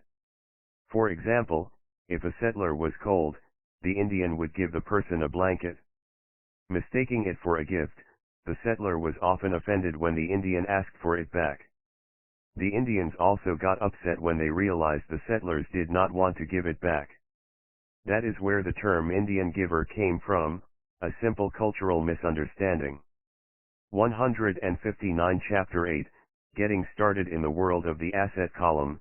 Being an Indian giver is vital to wealth. The sophisticated investor's first question is, how fast do I get my money back? They also want to know what they get for free, also called a piece of the action. That is why the ROI, or return on investment, is so important. For example, I found a small condominium that was in foreclosure a few blocks from where I lived. The bank wanted $60,000, and the sophisticated investor's first question is, how fast do I get my money back? Submitted a bid for $50,000, which they took, simply because, along with my bid, was a cashier's check for $50,000. They realized I was serious. Most investors would say, aren't you tying up a lot of cash? Would it not be better to get a loan on it? The answer is, not in this case. My investment company uses this condominium as a vacation rental in the winter months when the snowbirds come to Arizona. It rents for $2,500 a month for 4 months out of the year. For rental during the off-season, it rents for only $1,000 a month. I had my money back in about 3 years. Now I own this asset, which pumps money out for me, month in and month out. The same is done with stocks. Frequently, my broker calls and recommends I move a sizable amount of money into the stock of a company that he feels is just about to make a move that will add value to the stock, like announcing a new product. I will move my money in for a week to a month while the stock moves up. Then I pull my initial dollar amount out, and stop worrying about the fluctuations of the market, because my initial money is back and ready to work on another asset. So my money goes in, and then it comes out, and I own an asset that was technically free. True, I have lost money on many occasions, but I only play with money I can afford to lose. I would say, on an average 10 investments, I hit home runs on 2 or 3, while 5 or 6 do nothing, and I lose on 2 or 3. But I limit my losses to only the money I have in at that time. 160 Rich Dad Poor Dad. People who hate risk put their money in the bank. In the long run, safe savings are better than no savings. But it takes a long time to get your money back and, in most instances, you don't get anything for free with it. On every one of my investments, there must be an upside, something for free like a condominium, a mini storage, a piece of free land, a house, stock shares, or an office building. and there must be limited risk, or a low-risk idea. There are books devoted entirely to this subject, so I will not talk about it here. Ray Kroc, of McDonald's fame, sold hamburger franchises, not because he loved hamburgers, but because he wanted the real estate under the franchise for free. So wise investors must look at more than ROI. They look at the assets they get for free once they get their money back. That is financial intelligence. 8. Use assets to buy luxuries. The power of focus. A friend's child has been developing a nasty habit of burning a hole in his pocket. Just 16, he wanted his own car. The excuse: all his friends' parents gave their kids cars. The child wanted to go into his savings and use it for a down payment. That was when his father called me and then came to see me. Do you think I should let him do it, or should I just buy him a car? I answered, it might relieve the pressure in the short term, but what have you taught him in the long term? Can you use this desire to own a car and inspire your son to learn something? Suddenly the lights went on, and he hurried home. 2 months later I ran into my friend again. Does your son have his new car? I asked. No, he doesn't. But I gave him $3,000 for the car. I told him to use my money instead of his college money. Well, that's generous of you, I said. Not really. The money came with a hitch. 161 Chapter 8, Getting Started. So what was the hitch? I asked. Well, first we played your cash flow game. We then had a long discussion about the wise use of money. After that, I gave him a subscription to the Wall Street Journal and a few books on the stock market. Then what? I asked. What was the catch? I told him the $3,000 was his, but he could not directly buy a car with it. He could use it to find a stockbroker and buy and sell stocks. Once he had made $6,000 with the $3,000, the money would be his for the car, and the $3,000 would go into his college fund. And what are the results? I asked. Well, he got lucky early in his trading, but lost everything a few days later. Then he really got interested. Today, I would say he is down $2,000, but his interest is up. He has read all the books I bought him, and he's gone to the library to get more. He reads the Wall Street Journal voraciously, watching for indicators. He's got only $1,000 left, but his interest and learning are sky high. He knows that if he loses that money, he walks for 2 more years. But he does not seem to care. He even seems uninterested in getting a car, because he's found a game that is more fun.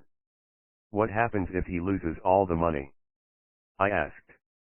We'll cross that bridge when we get to it. I'd rather have him lose everything now than wait till he's our age to risk losing everything. And besides, that is the best $3,000 I've ever spent on his education. What he is learning will serve him for life, and he seems to have gained a new respect for the power of money. As I said earlier, if a person cannot master the power of self-discipline, it is best not to try to get rich. I say this because, although the process of developing cash flow from an asset column is easy in theory, what's hard is the mental fortitude to direct money to the correct use. Due to external temptations, it is much easier in today's consumer world to simply blow money out the expense column. With weak mental fortitude, that money flows into the paths of least resistance. That is the cause of poverty and financial struggle. The following example illustrates the financial intelligence needed to direct money to make more money. 162 Rich Dad Poor Dad. If we give 100 people $10,000 at the start of the year, I believe that at the end of the year, 80 would have nothing left. In fact, many would have created greater debt by making a down payment on a new car, refrigerator, electronics, or a holiday. 16 would have increased that $10,000 by 5 to 10%. 4 would have increased it to $20,000 or into the millions. We go to school to learn a profession so we can work for money. It is my opinion that it's just as important to learn how to have money work for you. I love my luxuries as much as anyone else. The difference is I don't buy them on credit. It's the keep up with the Joneses trap. When I wanted to buy a Porsche, the easy road would have been to call my banker and get a loan. Instead of choosing to focus in the liability column, I chose to focus in the asset column. As a habit, I use my desire to consume to inspire and motivate my financial genius to invest. Too often today, we focus on borrowing money to get the things we want instead of focusing on creating money. One is easier in the short term, but harder in the long term. It's a bad habit that we as individuals, and as a nation, have gotten into. Remember, the easy road often becomes hard, and the hard road often becomes easy. The earlier you can train yourself and those you love to be masters of money, the better. Money is a powerful force. Unfortunately, people use the power of money against themselves. If your financial intelligence is low, money will run all over you. It will be smarter than you. If money is smarter than you will work for it all your life. To be the master of money, you need to be smarter than it. Then money will do as it is told. It will obey you. Instead of being a slave to it, you will be the master of it. That is financial intelligence. 163 Chapter 8, Getting Started 9. Choose heroes, the power of myth. When I was a kid, I greatly admired Willie Mays, Hank Aaron, and Yogi Berra. They were my heroes, and I wanted to be just like them. I treasured their baseball cards, I knew their stats, the RBIs, the eras, their batting averages, how much they got paid, and how they came up from the minor leagues. As a 9-year-old kid, when I stepped up to bat or played first base or catcher, I wasn't me. I pretended I was a famous baseball player. It's one of the most powerful ways we learn, and we often lose that as adults. We lose our heroes. Today, I watch young kids playing basketball near my home. On the court they're not little Johnny. They're pretending to be their favorite basketball hero. Copying or emulating heroes is true power learning. I have new heroes as I grow older. I have golf heroes and I copy their swings and do my best to read everything I can about them. I also have heroes such as Donald Trump, Warren Buffett, Peter Lynch, George Soros, and Jim Rogers. I know their stats just like I knew the eras and RBIs of my childhood baseball heroes. I follow what Warren Buffett invests in, and I read anything I can about his point of view on the market and how he chooses stocks. And I read about Donald Trump, trying to find out how he negotiates and puts deals together. Just as I was not me when I was up to bat, when I'm in the market or I'm negotiating a deal, I am subconsciously acting with the bravado of Trump. Or when analyzing a trend, I look at it as though Warren Buffett were doing it. By having heroes, we tap into a tremendous source of raw genius. But heroes do more than simply inspire us. Heroes make things look easy. Making it look easy convinces us to want to be just like them. If they can do it, so can I. When it comes to investing, too many people make it sound hard.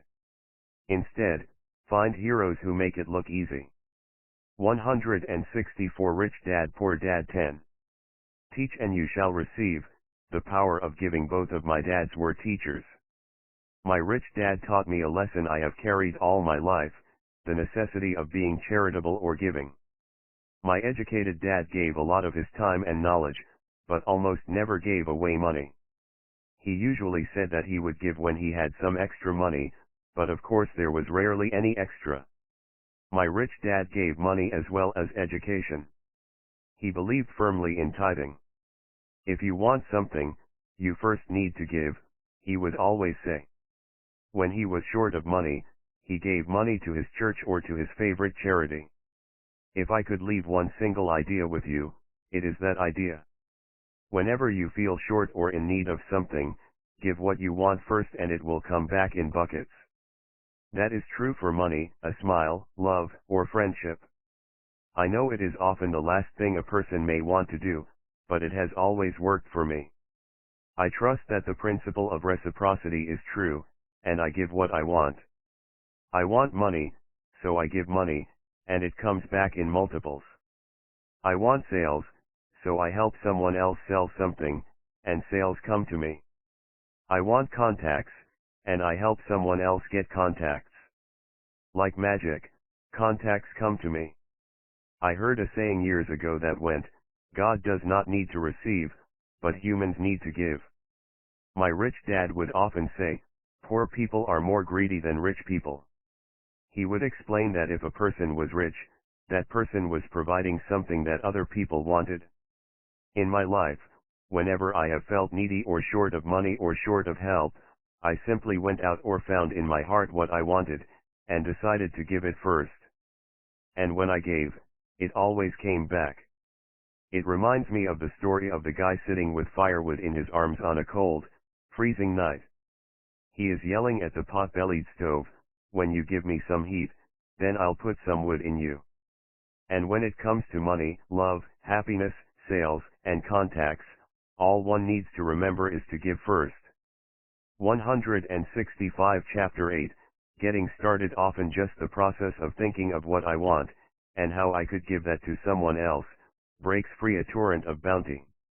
Whenever I feel that people aren't smiling at me, I simply begin smiling and saying hello. Like magic, the next thing I know I'm surrounded by smiling people. It is true that your world is only a mirror of you. So that's why I say, teach, and you shall receive. I have found that the more I teach those who want to learn, the more I learn. If you want to learn about money, teach it to someone else. A torrent of new ideas and finer distinctions will come in. There are times when I have given and nothing has come back, or what I have received is not what I wanted. But upon closer inspection and soul searching, I was often giving to receive in those instances, instead of giving for the joy that giving itself brings. My dad taught teachers, and he became a master teacher. My rich dad always taught young people his way of doing business. In retrospect, it was their generosity with what they knew that made them smarter. There are powers in this world that are much smarter than we are. You can get there on your own, but it's easier with the help of the powers that be. You only need to be generous with what you have. 166 Chapter 9 Still want more? Here are some to-dos. Many people may not be satisfied with my 10 steps. They see them more as philosophies than actions. I think understanding the philosophy is just as important as the action. There are many people who want to do instead of think, and then there are people who think but do not do. I would say that I am both. I love new ideas, and I love action.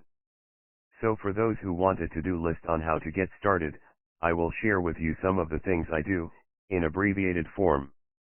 Stop doing what you're doing. In other words, take a break and assess what is working and what is not working. The definition of insanity is doing the same thing over and over and expecting a different result. Stop doing what is not working, and look for something new. Look for new ideas. For new investing ideas, I go to bookstores and search for books on different and unique subjects. I call them formulas. I buy how-to books on formulas I know nothing about. For example, in the bookstore I found the book The 16% Solution by Joel Moskowitz. I bought the book and read it, and the next Thursday, I did exactly as the book said. Most people do not take action, or they let someone talk them out of whatever new formula they are studying. My neighbor told me why 16% would not work. I did not listen to him because he's never done it. 167 Chapter 9, Here are some to-dos. Find someone who has done what you want to do. Take them to lunch and ask them for tips and tricks of the trade. As for 16% tax lien certificates, I went to the county tax office and found a government employee who worked in that office. I found out that she, too, invested in the tax liens. Immediately, I invited her to lunch. She was thrilled to tell me everything she knew and how to do it. After lunch, she spent all afternoon showing me everything.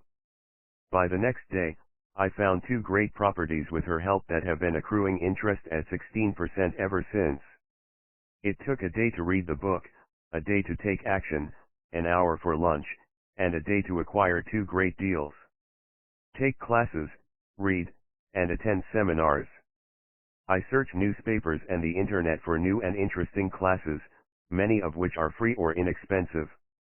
I also attend and pay for expensive seminars on what I want to learn. I am wealthy and free from needing a job simply because of the courses I took. I have friends who did not take those classes who told me I was wasting my money, and yet they're still at the same job. Make lots of offers. When I want a piece of real estate, I look at many properties and generally write an offer. If you don't know what the right offer is, neither do I. That is the job of the real estate agent. They make the offers. I do as little work as possible. A friend wanted me to show her how to buy apartment houses. So one Saturday she, her agent, and I went and looked at 6 apartment houses. 4 were dogs, but 2 were good. I said to write offers on all 6, offering half of what the owners asked for. She and the agent nearly had heart attacks. They thought it was rude, and would offend the sellers, but I really don't think the agent wanted to work that hard. So they did nothing and went on looking for a better deal. No offers were ever made, and that person is still looking for the right deal at the right price. Well, you don't know what the right price is until 168 Rich Dad Poor Dad. You have a second party who wants to deal. Most sellers ask too much. It is rare that a seller asks a price that is less than something is worth. Moral of the story: make offers. People who are not investors have no idea what it feels like to try to sell something. I have had a piece of real estate that I wanted to sell for months. I would have welcomed any offer. They could have offered me 10 pigs, and I would have been happy not at the offer, but just because someone was interested. I would have countered, maybe for a pig farm in exchange. But that's how the game works. The game of buying and selling is fun. Keep that in mind. It's fun and only a game. Make offers. Someone might say yes. I always make offers with escape clauses. In real estate, I make an offer with language that details subject to contingencies, such as the approval of a business partner. Never specify who the business partner is. Most people don't know that my partner is my cat. If they accept the offer, and I don't want the deal, I call home and speak to my cat. I make this ridiculous statement to illustrate how absurdly easy and simple the game is. So many people make things too difficult and take it too seriously. Finding a good deal, the right business, the right people, the right investors, or whatever is just like dating. You must go to the market and talk to a lot of people, make a lot of offers, counteroffers, negotiate, reject, and accept. I know single people who sit at home and wait for the phone to ring, but it's better to go to the market, even if it's only the supermarket. Search, offer, reject, negotiate, and accept are all parts of the process of almost everything in life. Jog, walk, or drive a certain area once a month for 10 minutes. I have found some of my best real estate investments doing this. I will jog a certain neighborhood for a year and look for change. For there to be profit in a deal, there must be 2 elements, a bargain and change. There are lots of bargains, but it's change that turns a bargain into a profitable opportunity. So when I jog a neighborhood I might like to invest in. It is the repetition that causes me to notice slight differences. 169 Chapter 9, Here are some to-dos. I notice real estate signs that are up for a long time. That means the seller might be more agreeable to deal. I watch for moving trucks going in or out. I stop and talk to the drivers. I talk to the postal carriers. It's amazing how much information they acquire about an area. I find a bad area, especially an area that the news has scared everyone away from. I drive it for sometimes a year waiting for signs of something changing for the better. I talk to retailers, especially new ones, and find out why they're moving in. It takes only a few minutes a month, and I do it while doing something else, like exercising, or going to and from the store. Shop for bargains in all markets. Consumers will always be poor. When the supermarket has a sale, say on toilet paper, the consumer runs in and stocks up. But when the housing or stock market has a sale, most often called a crash or correction, the same consumer often runs away from it. When the supermarket raises its prices, the consumer shops somewhere else. But when housing or the stock market raise their prices, the same consumer often rushes in and starts buying. Always remember, profits are made in the buying, not in the selling. Look in the right places. A neighbor bought a condominium for $100,000. I bought the identical condo next door for $50,000. He told me he's waiting for the price to go up. I told him that profit is made when you buy, not when you sell. He shopped with a real estate broker who owns no property of her own. I shopped at the foreclosure auction. I paid $500 for a class on how to do this. My neighbor thought that the $500 for a real estate investment class was too expensive. He said he could not afford the money, or the time. So he waits for the price to go up. 170 Rich Dad Poor Dad. Look for people who want to buy first. Then look for someone who wants to sell. A friend was looking for a certain piece of land. He had the money but did not have the time. I found a large piece of land, larger than what my friend wanted to buy, tied it up with an option, called my friend, and he said he wanted a piece of it. So I sold the piece to him and then bought the land. I kept the remaining land as mine for free. Moral of the story: buy the pie, and cut it in pieces. Most people look for what they can afford, so they look too small. They buy only a piece of the pie, so they end up paying more for less. Small thinkers don't get the big breaks. If you want to get richer, think big. Think big. Retailers love giving volume discounts, simply because most business people love big spenders. So even if you're small, you can always think big. When my company was in the market for computers, I called several friends and asked them if they were ready to buy also. We then went to different dealers and negotiated a great deal because we wanted to buy so many. I have done the same with stocks. Small people remain small because they think small, act alone, or don't act all. Learn from history. All the big companies on the stock exchange started out as small companies. Colonel Sanders did not get rich until after he lost everything in his 60s. Bill Gates was one of the richest men in the world before he was 30. Action always beats inaction.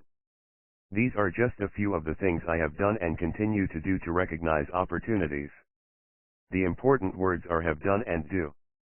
As repeated many times throughout the book, you must take action before you can receive the financial rewards. Act now. 171 Final thoughts. I would like to share some final thoughts with you. The main reason I wrote this book, and the reason it has remained a bestseller since 2000, was to share insights into how increased financial intelligence can be used to solve many of life's common problems.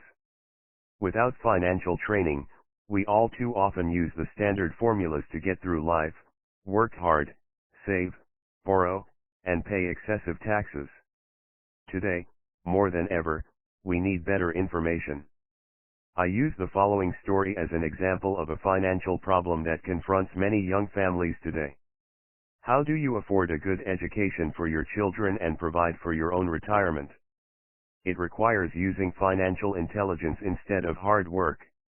A friend of mine was griping one day about how hard it was to save money for his 4 children's college educations. He was putting $300 away in a college fund each month and had so far accumulated only about $12,000. He had about 12 more years to save for college since his oldest child was then 6 years old. At the time, the real estate market in Phoenix was terrible. People were giving houses away. I suggested to my friend that he buy a house with some of the money in his college fund. The idea intrigued him, and we began to discuss the possibility. His primary concern was that he did not have credit with the bank to buy another house since he was so overextended. I assured him that there were other ways to finance a property rather than through the bank. We looked for a house for 2 weeks, a house that would fit all our criteria. There were plenty to choose from, so shopping was fun. Finally, we found a 3-bedroom, 2-bath home in a prime neighborhood. The owner had been downsized and needed to sell that day because he 173 final thoughts, using financial intelligence, and his family were moving to California where another job waited. The owner wanted $102,000, but we offered only $79,000. He took it immediately and agreed to carry back the loan with a 10% down payment. All my friend had to come up with was $7,900. As soon as the owner moved, my friend put the house up for rent. After all expenses were paid, including the mortgage, he put about $125 in his pocket each month. His plan was to keep the house for 12 years and let the mortgage get paid down faster by applying the extra $125 to the principal each month. We figured that in 12 years, a large portion of the mortgage would be paid off and he could possibly be clearing $800 a month by the time his first child went to college. He could also sell the house if it had appreciated in value. 3 years later, the real estate market greatly improved in Phoenix and he was offered $156,000 for the same house by the tenant who lived in it. Again, he asked me what I thought. I advised that he sell it, using a 1031 tax-deferred exchange. Suddenly, he had nearly $80,000 to operate with. I called another friend in Austin, Texas, who then moved this tax-deferred capital gain into a mini storage facility. Within 3 months, he began receiving checks for a little less than $1,000 a month, which he then poured back into the college fund. A couple of years later, the mini warehouse sold, and he received a check for nearly $330,000 as proceeds from the sale. He rolled those funds into a new project that would now generate over $3,000 a month in income, again, going into the college fund. He is now very confident that his goal will be met easily. It only took $7,900 to start and a little financial intelligence. His children will be able to afford the education they want, and he will then use the underlying asset, wrapped in his legal entity, to pay for his retirement. As a result of this successful investment strategy, he will be able to retire early. Thank you for reading this book. I hope it has provided some insights into utilizing the power of money to work for you. Today, we 174 Rich Dad Poor Dad need greater financial intelligence to simply survive. The idea that it takes money to make money is the thinking of financially unsophisticated people. It does not mean that they're not intelligent. They have simply not learned the science of making money. Money is only an idea. If you want more money, simply change your thinking. Every self-made person started small with an idea, and then turned it into something big. The same applies to investing. It takes only a few dollars to start and grow it into something big. I meet so many people who spend their lives chasing the big deal, or trying to amass a lot of money to get into a big deal, but to me that is foolish. Too often I have seen unsophisticated investors put their large nest egg into one deal and lose most of it rapidly. They may have been good workers, but they were not good investors. Education and wisdom about money are important. Start early. Buy a book. Go to a seminar. Practice. Start small. I turned $5,000 cash into a $1 million asset, producing $5,000 a month cash flow in less than 6 years. But I started learning as a kid. I encourage you to learn, because it's not that hard. In fact, it's pretty easy once you get the hang of it. I think I have made my message clear. It's what is in your head that determines what is in your hands. Money is only an idea. There is a great book called Think and Grow Rich. The title is not Work Hard and Grow Rich. Learn to have money work hard for you, and your life will be easier and happier. Today, don't play it safe. Play it smart. The 3 incomes in the world of accounting. There are 3 different types of income, 1 ordinary, earned 2 Portfolio 3. Passive 175 Final thoughts. Using financial intelligence. When my poor dad said to me, "Go to school, get good grades, and find a safe secure job," he was recommending I work for earned income. When my rich dad said, "The rich don't work for money. They have their money work for them," he was talking about passive income and portfolio income. Passive income, in most cases, is income derived from real estate investments. Portfolio income is income derived from paper assets such as stocks and bonds. Portfolio income is the income that makes Bill Gates the richest man in the world, not earned income. Rich Dad used to say, the key to becoming wealthy is the ability to convert earned income into passive income or portfolio income as quickly as possible. He would say, taxes are highest on earned income. The least taxed income is passive income. That is another reason why you want your money working hard for you. The government taxes the income you worked hard for more than the income your money works hard for. In my second book, Rich Dad's Cash Flow Quadrant, I explain the 4 different types of people who make up the world of business. They are E, employee, S, self-employed, B, business owner, and I, investor. Most people go to school to learn to be an E or an S. The cash flow quadrant is written about the core differences of these 4 types and how people can change their quadrant. In fact, most of our products are created for people in the B and I quadrants. In Rich Dad's Guide to Investing, book number 3 in the Rich Dad series, I go into more detail on the importance of converting earned income into passive and portfolio income. Rich Dad used to say, all a real investor does is convert earned income into passive and portfolio income. If you know what you're doing, investing is not risky. It's just common sense. The key to financial freedom. The key to financial freedom and great wealth is a person's ability to convert earned income into passive and/or portfolio income. My rich dad spent a lot of time teaching Mike and me this skill. Having this ability is 176. Rich Dad Poor Dad. The reason my wife Kim and I are financially free, never needing to work again. We continue to work because we choose to. Today we own a real estate investment company for passive income and participate in private placements and initial public offerings of stock for portfolio income.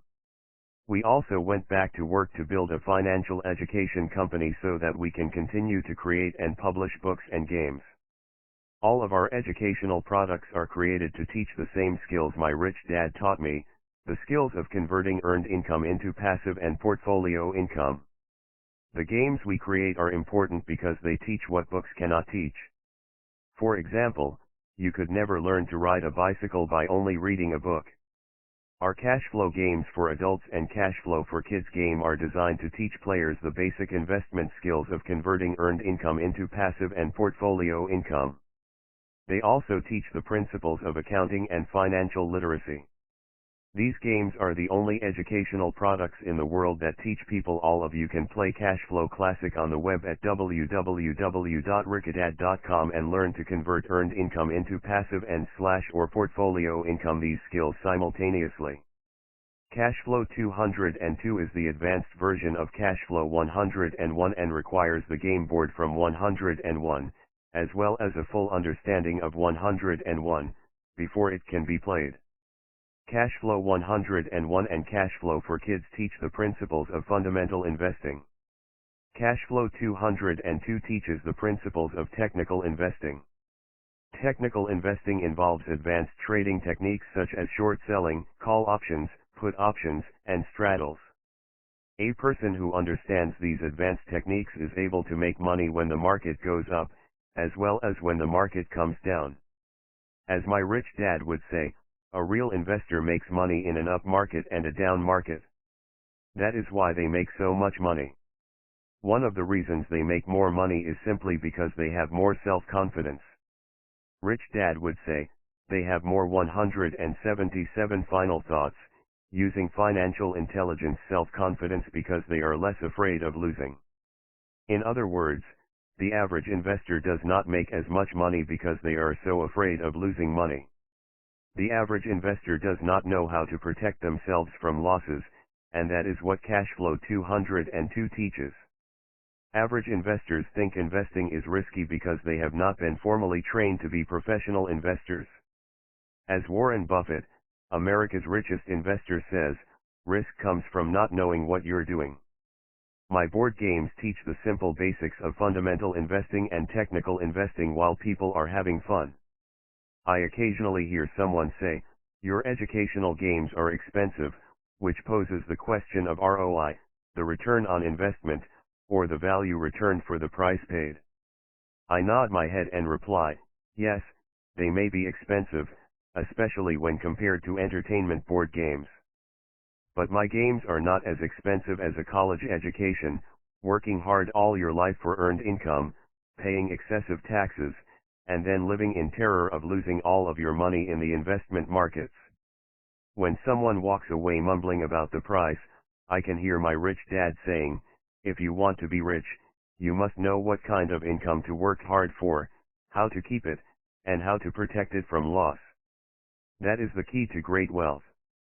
Rich Dad would also say, if you do not understand the differences in those three incomes and do not learn the skills on how to acquire and protect those incomes, you will probably spend your life earning less than you could and working harder than you should. My poor dad thought a good education, a good job, and years of hard work were all you needed to be successful. My rich dad also thought a good education was important.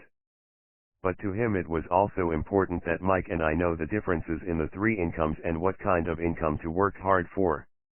To him, that was basic financial education. Knowing the differences in the three incomes and learning the investment skills of how to acquire the different incomes is basic education for anyone who strives to acquire great wealth and achieve financial freedom, a special kind of freedom that only a few will ever know. As Rich Dad states in lesson number 1, the rich do not work for money. They know how to have money work hard for them. 178 Rich Dad Poor Dad. Rich Dad said, ordinary earned income is money you work for, and passive and portfolio income is money working for you. Knowing that little difference has been significant in my life. Or, as Robert Frost ends his poem, and that has made all the difference. Take action. All of you were given two great gifts, your mind and your time. It is up to you to do what you please with both. With each dollar bill that enters your hand, you, and only you, have the power to determine your destiny.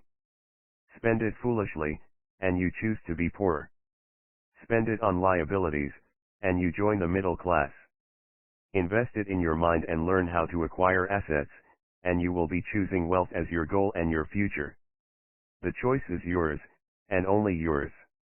Every day with every dollar, you decide to be rich, poor, or middle class. Choose to share this knowledge with your children, and you choose to prepare them for the world that awaits. No one else will.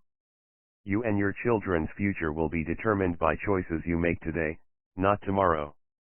I wish you great wealth and much happiness with this fabulous gift called life. Robert Kiyosaki 179